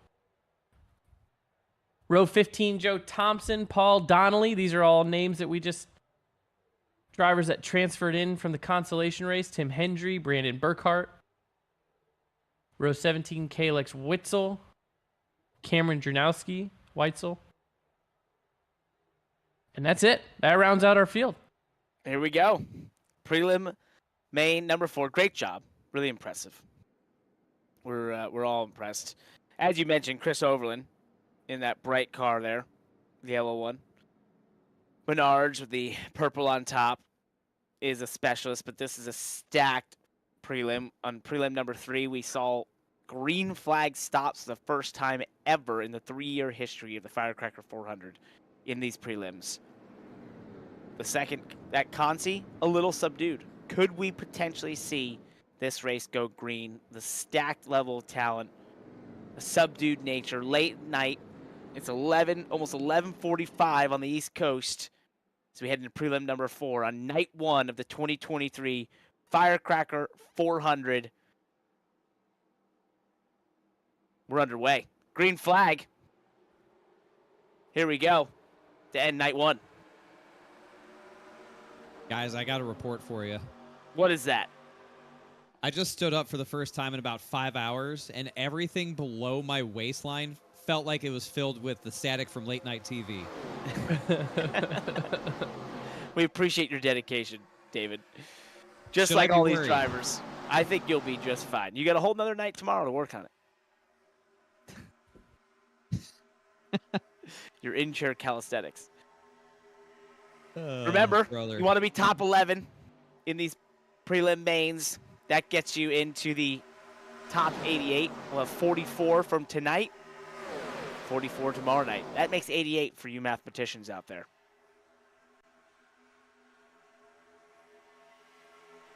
Big fan of math. I know y'all just covered it in the starting lineup for this, and Landon, I'm sure you did a flawless job. What a field of drivers we have here. I mean, unbelievable. Just kind of going back over some of the heavy hitters here. Sean Butler, Dylan Alt, Tyler O'Neill, Nick Ottinger, Chris Overland. I mean, Blake Reynolds, Mitchell Hunt, Anthony Burrows, Davey Davis, of course. It's like a who's who of 87 superstars, right? Oh, yeah. And just overall sim racing superstars. Some of the most accomplished guys. A quick reminder that we've got over half of the eNASCAR Coca-Cola iRacing World Championship Series drivers in this field. In not this race, but in the Firecracker 400. So, over the course of 8 prelim races, there's going to be 2 to 3, black license you see on the pylon there, the black WC, that's the World Championship drivers. You're going to see about 2 to 3 of those in each and every one of these prelims. It's a pretty big feather in the cap of the Firecracker 400, what it means to everybody, but to get that kind of attention from the upper echelon, pretty impressive.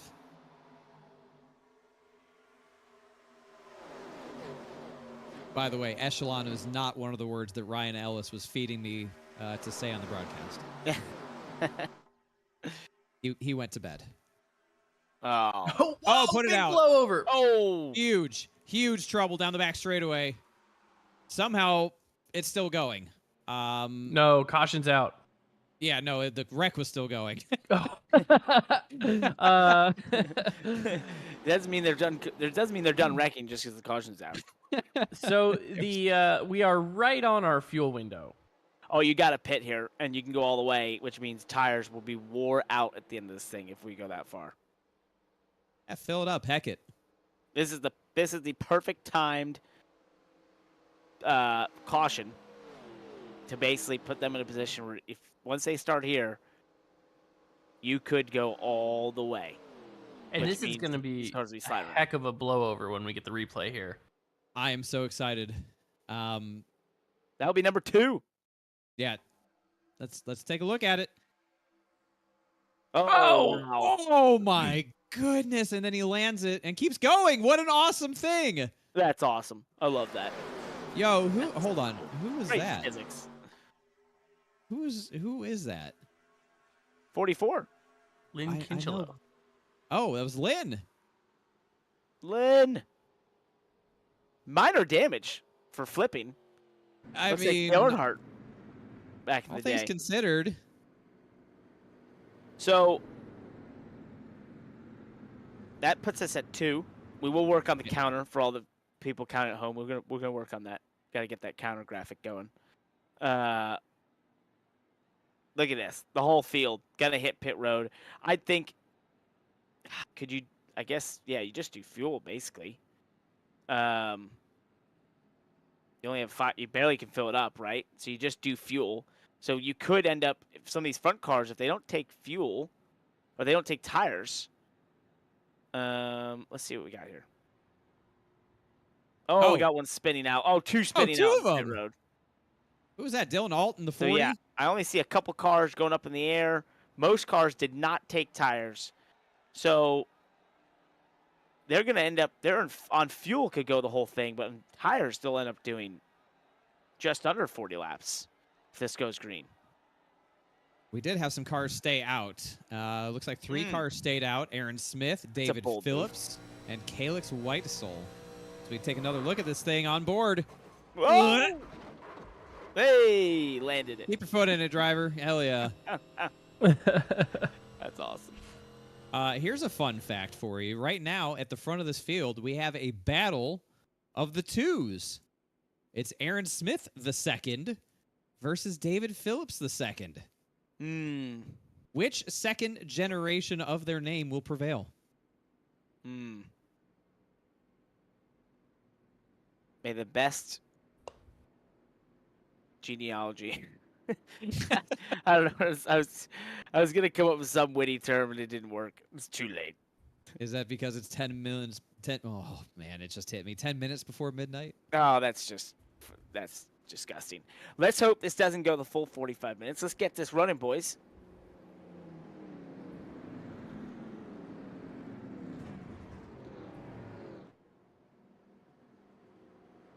Hey, there's our old producer in chat. I see that. Chris is here. Hey, Chris. Hey, Chris. Hi, Chris. That's in the Twitch chat for all the YouTube viewers. Oh, that's right. Yeah, we're a multi-platform operation here. Yeah. Chris, do we have a story for you? Yeah, buddy, you won't believe this. As we go back to the green flag, Aaron Smith. Try and find E-Racer's Twitch channel right now. Yes, impossible. Oh, we had one go around at the back. That's Jamie Ritchie Price. That'll probably make for a very funny YouTube video later because he makes some really excellent content. But really, the only guy that had any issues on that restart is Aaron Smith leads. Mitchell Hunt up to second.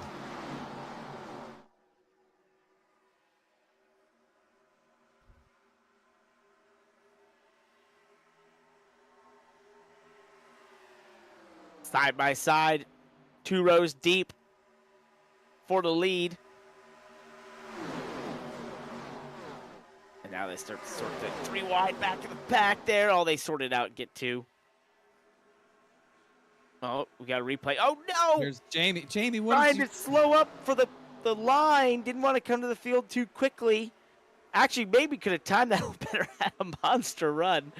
But tried to, play it right, slow down to the pace of the field, lock the rears. These cars are proving to be incredibly hard to slow down, whether it's getting on pit road, getting into the box on pit road. They seem to lock the rears really easily. That's classic stock car back in this day symptom. And it's just what you have to deal with.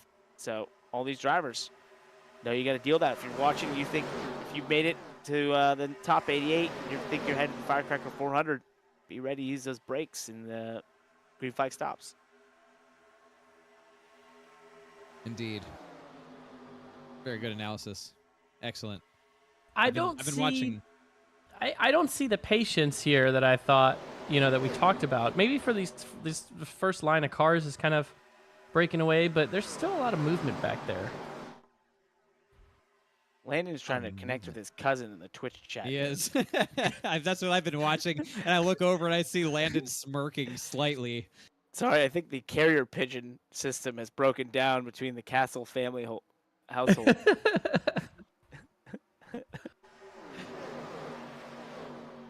see if they sort it out. I've seen some single file, but I've seen a lot of raciness too. This doesn't seem to be subdued.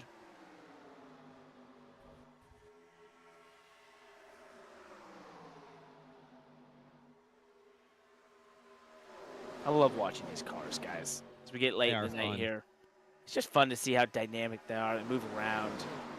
You can tell they're actually having to drive it. You can tell the tires falling off. I think our producer will throw us here on an onboard. Those inboard, those ones we can see the hands moving. You want to crank it up one more time, Parker? Yeah, maybe crank it up. Just before we go to bed here. I had a feeling the old crank. Give the old crank.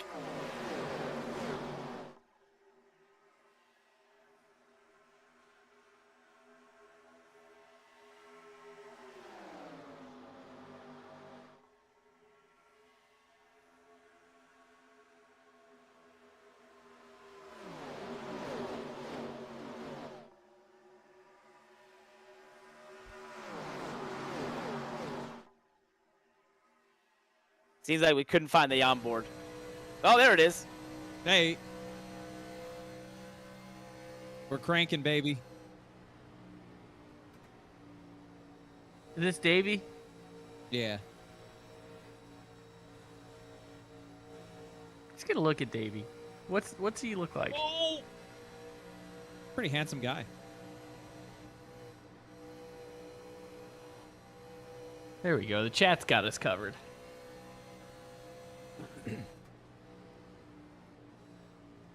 There we go. There he is. Looks like he's wearing swim trunks.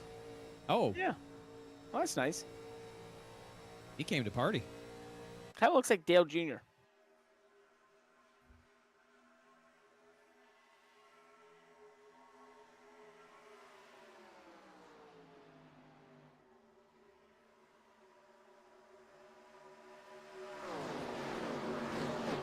Sort of mirroring. Single file, guys. I was about to say, this starting to mirror what we saw in the last prelim feature race.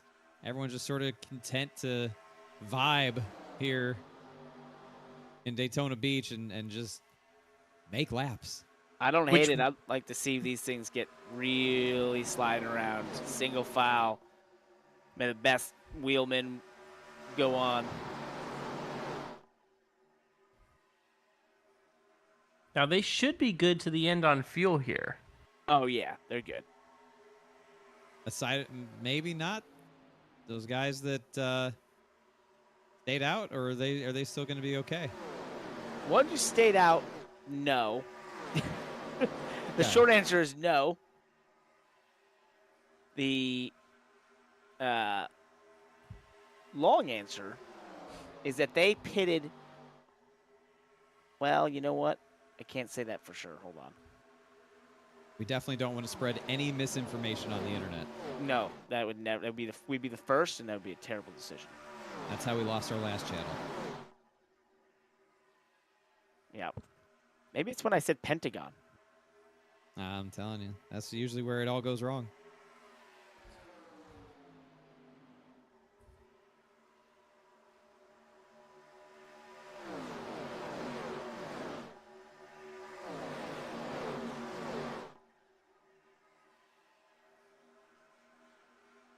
So, yeah, we really only have a couple cars who didn't pit there. Our leader, Aaron Smith, so he can't. But this is a hell of a strategy. Obviously, if we were to get a caution further enough into this run, most people would want to pit for tires anyway. So that's going to put him in a good position. If this were to go green, I think he's kind of Hail Married it here, and he's sunk himself. Ooh, we had an incident on the front stretch just at the start-finish line involving Corbin McCauley, Joe Thompson, Cameron Drunowski. We stay green as they get out of the way, but there was a little dust-up between those drivers. Like, Parker, I kind of have a feeling that they all need to pit. You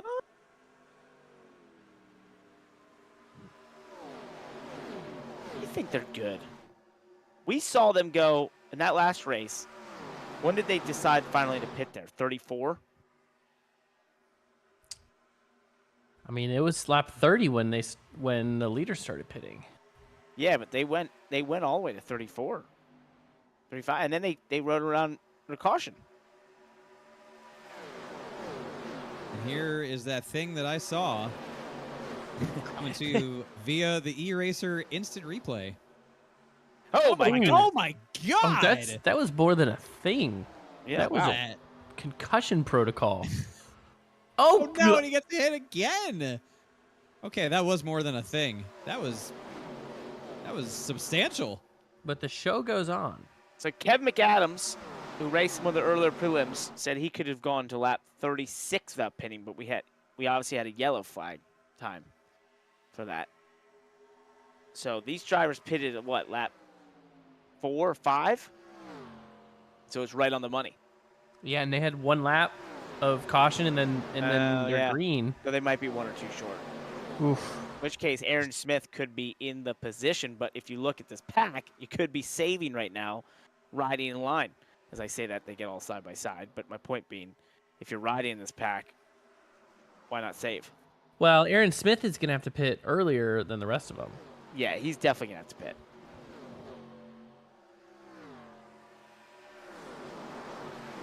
Tyler O'Neill shipped off a few positions there down the front straightaway after grabbing a piece of the wall out of 4. He'll slot into the 5th position as the field comes up on a slower car. That is Joe Thompson, who goes to the high side. And good luck, everybody. Could we get the first ever fuel mileage race in a prelim? I think this is a fuel mileage situation here. I don't think that anybody in the field can make it from here. I'm gonna say someone can, but they're already saving to do it. That could be. They got to be saving now. They're saving now. And I don't know how you could save enough. It's got to be tough to save in this car. It is. But again, it's easier when they're doing this and stacking up on the bottom single file because you can just roll out of it early and just let it coast for a while, even throw in the clutch, which I'm sure a lot of these guys are doing. And you can save. I just don't know if you can save that much unless you started immediately and are doing it aggressively. Yep. We look out the back. I love this shot. Yes. Back at the unhinged maniac himself, Sean Butler, in his Thund. I didn't see the rest of the car model on the lower fascia there. I just saw Thund.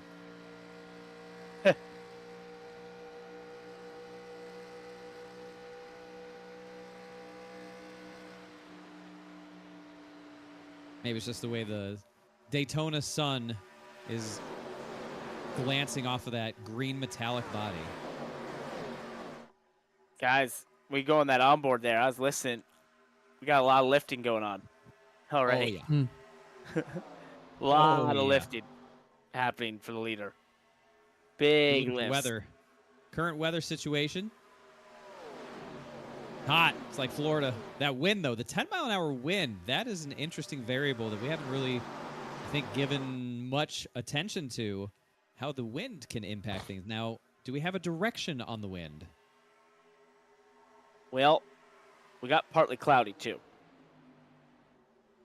I just out the east. This is actually a little bit cooler than some of our earlier prelims. Yeah, wind is east. A little more grip. The cloud cover you can see just came over the track. That's going to add the grip level. Oh, you love catching the cloud. Love that.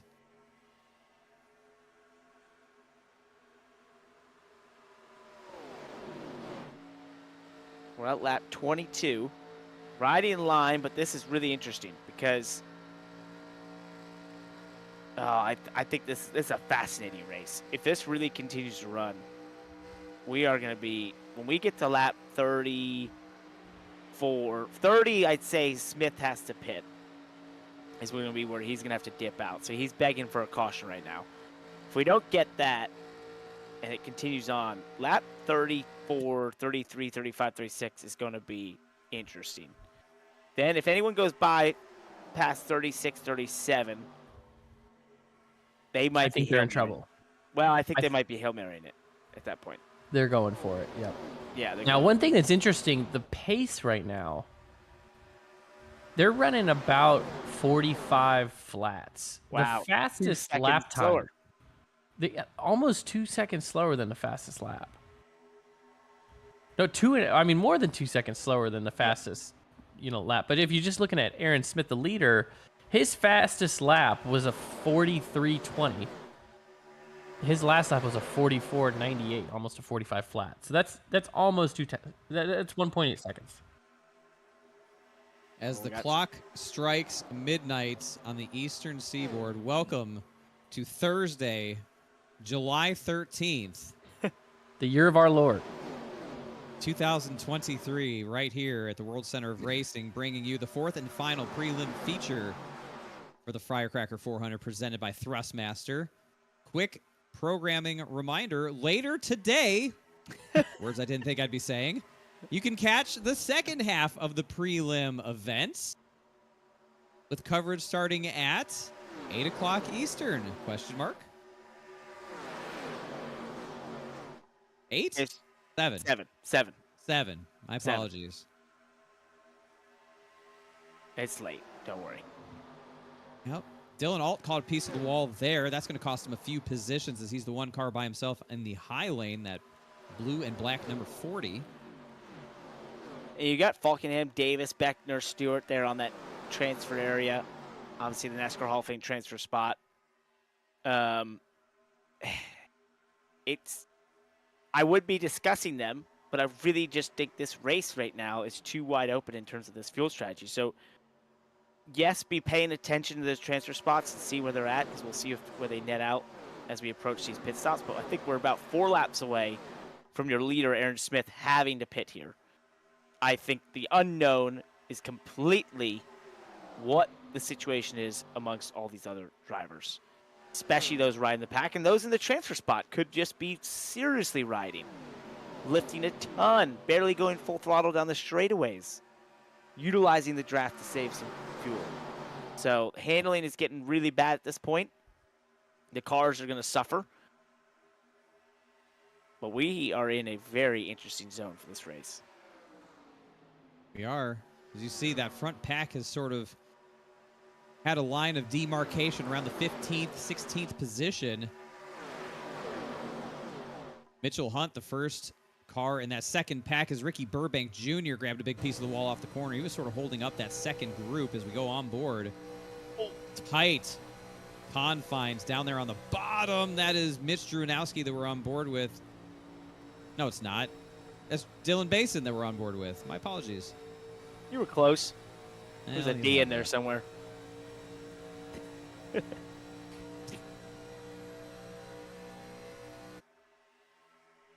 Just crank that right out the window. Is side by side for the 5th position. This isn't helping your tire wear. It's not helping your fuel mileage either when you're battling guys side by side. Well, that tells me some of them might want to be assembling for what they think's about to happen. Do they think, have they saved enough? Do they feel like it's not going to, there hasn't been an ability to save, so now we're going to see stops, and you want to be higher up for those stops? I think that's the discussion. See a blinker there. Oh, there's the caution. Oh, my God. That was Tyler O'Neill, who got absolutely destroyed. Lee Olson's involved in it as well, as more cars pile in as they arrive on the scene in 1 and 2. But that started off with Tyler O'Neill taking a wicked ride into the outside wall. And what a gift for Aaron Smith. Yeah. Wow. A masterful strategy move that had finally paid off 26 laps later.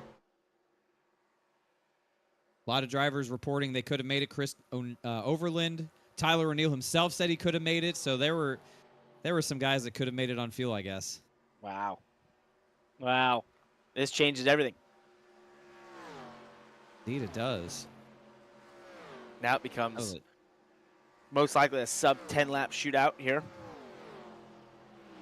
And that was an absolutely hellacious hit into the virtual safer barrier for Tyler O'Neill. Get a look at it here momentarily. There we go. The E-Racer replay. Oh. Oh. Contact from behind from Dylan Alt. nowhere to go for Lee Olson. I It's will say unfortunate. Tyler O'Neill's connection has been a Yeah. little bit spotty tonight. I think that was the what precipitated that. They saw them jockeying around. They actually were just trying to get around him and out of the pack.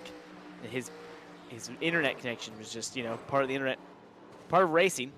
We've had what? How many cars have we had? Almost 200 cars across 4 different servers racing tonight, and that's really the first time tonight we've seen an issue. Pretty amazing.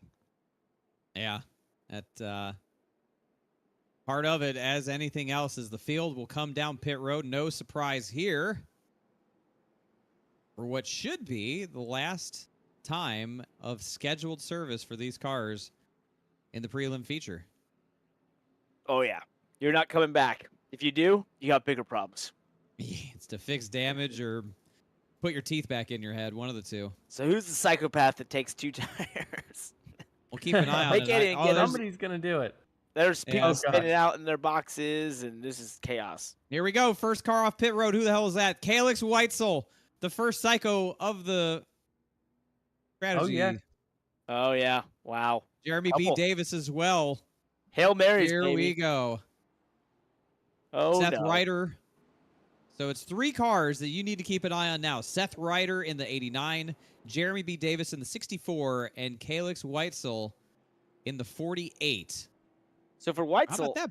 I think, you know, having just that little bit of separation, he's going to have. Oh, if he had one more, he'd have 2, you know, basically a whole row behind him. That's going to help him a tick. I don't know. This Is that many no lap tires tires. on Weitzel? Mm, Did he take no tires? I'll have to go back and take a look at it here. I don't think he took tires.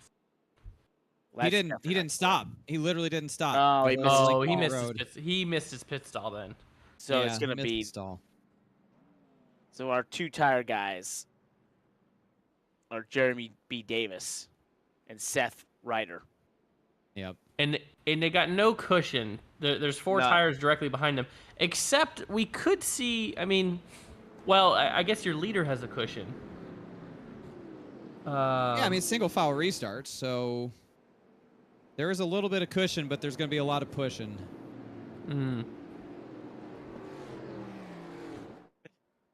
Well, we're going to go green. Let's see what happens. Oh, and what a penalty for Weitzel. Yeah. Self-imposed penalty because we're going green. That is No, we're tough. not. Green flag back in the Yes, air. we are. We are green. Oh, we're wrecking the back. I think Oh, it was no. far enough back that they'll clean it Oh, up. there's activities. Danny Ware, Matt Spalding. There's cars coming at full speed. Jeez almighty. We stay green as they sort it out in the back. The action up front already starting to heat up as we have 10 laps to go.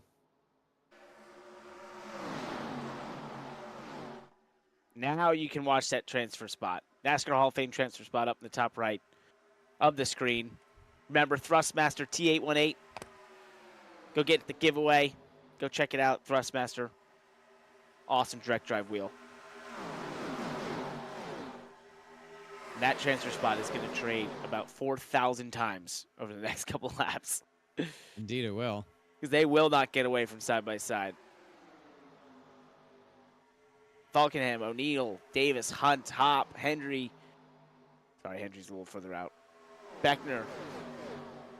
All there vying for that spot. They all have a chance at it. Just running, you got a chance at it. Ty Bass. I haven't even talked about Ty E. Bass here yet tonight. I've been waiting for Unbelievable. that. Thank you. I didn't even know he was out here, to be honest with you. Oh, caution! Whoa! Big wreck in 3 and 4. Oh. Travis Beckner's involved. Ty E. Bass, of course, as soon as we mention him, gets involved in the wreck. And who does I that think that was benefit? Mitchell Hunt as well. Yeah. Go back and take a look at it here momentarily, but This think is it going to be starts tough. around- Ugh. This is going to make a restart with 5 to go. I mean, there's still a lot of cars on the track because of our green flag runs that we've had. we really haven't had a big wreck. So, anybody that's had the pit here is just giving up so much track position. That is brutal. Take a look at the replay. This kicks off with the Mitchell Hunt, Travis Beckner, Davey Davis. There's Ty Bass going head on to the outside wall in the white and red car. Definitely the worst of the entire incident for Ty. Damn. Mm-hmm.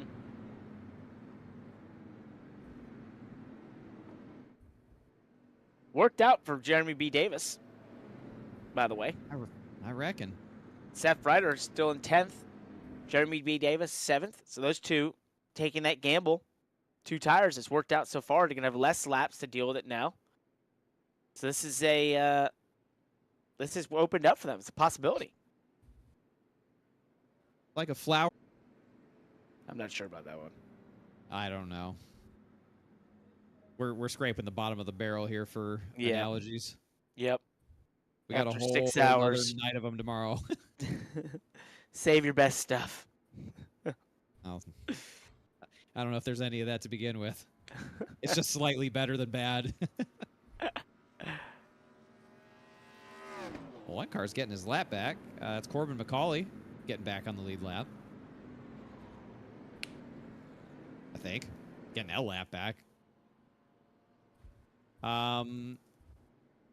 So who's in 11th? 11th is Tyler O'Neill, who was just a wrecked hunk of junk not that long ago.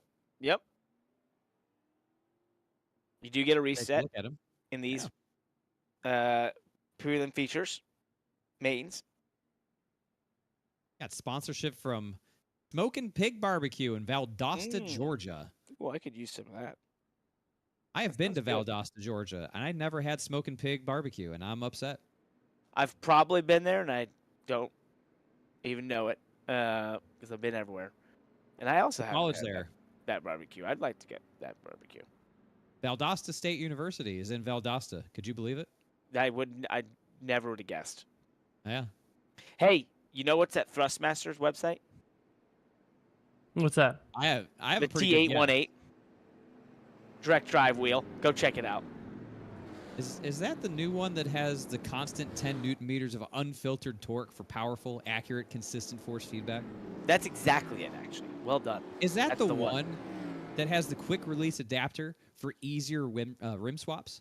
It's, well, you know what? It is Less exactly than 5 that as seconds. well. Yeah, wow. That's incredible. 5 go. Here we go. 6 to go. Oh, the little accordion. It's starting.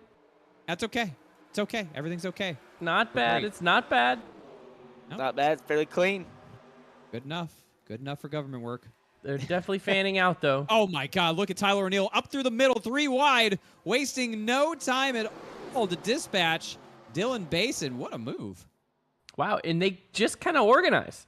A lot of chaos into turn 1, and they come off of turn 2. Ooh, still making moves here. Oh, no. There it goes. Oh, there it is. There they go. Wrecking one blowover. Oh, we got Daniel wow. Walkingham, Davey Davis involved, Jaden Hopp involved, and that was ugly.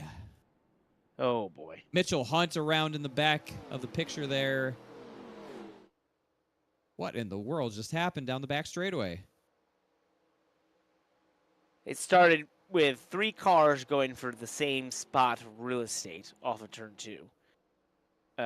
This caused a network of effects that ended up with cars spinning in every direction, making it hard for the oncoming traffic to avoid, and thus we end up with this caution. So you see here the 34 gets loose. He was sort of shoved into the wall from the outs, from sort of a 3 wide. Just it looks, at least from this view. We'll see if we get any others. He shoots across the track. That causes more spinners and a caution. So let's see here this view. Oh, yeah. So, yeah, the yellow car doesn't know he's there, comes over. We got to roll over again. And sort of a rollover. It's sort of a 2. That puts us at 3 blowovers and 2 rollovers. Yeah, I think that checks out.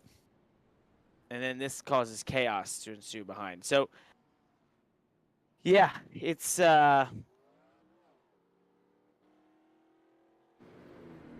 what was I going to say? It's one of those situations of just two cars going for the same real estate. Didn't work. So we're going to get on a restart. But it's Where not are over, our buddies Parker. here? Jeremy B. Davis, yeah, no, it's not over until it's over, is still in 7th. And Seth Ryder is still in 10th. So those two, this has worked perfectly for them and their strategy of taking 2 tires. They leapfrogged. I believe they were both outside the top 20 when they did that. So we'll see if it adjusts. Yeah, no, so that's where they are. They're going to restart there again. Here's another replay. Oh, boy. Whoa! Well, see he you later, made it bud. through. Yep. Kind of came at the expense of Davey, but he made it through. Nick Ottinger, eNASCAR champion, sitting outside looking in right now, boys, in 12th. He needs some green flags, laps, and he's only going to get maybe one more shot at this. They can't keep it together. Is that northeastern accent coming out? Yeah, together. I don't know. They were trying to It's late. accordion on the last It's late. restart. We're going to have to watch this one close.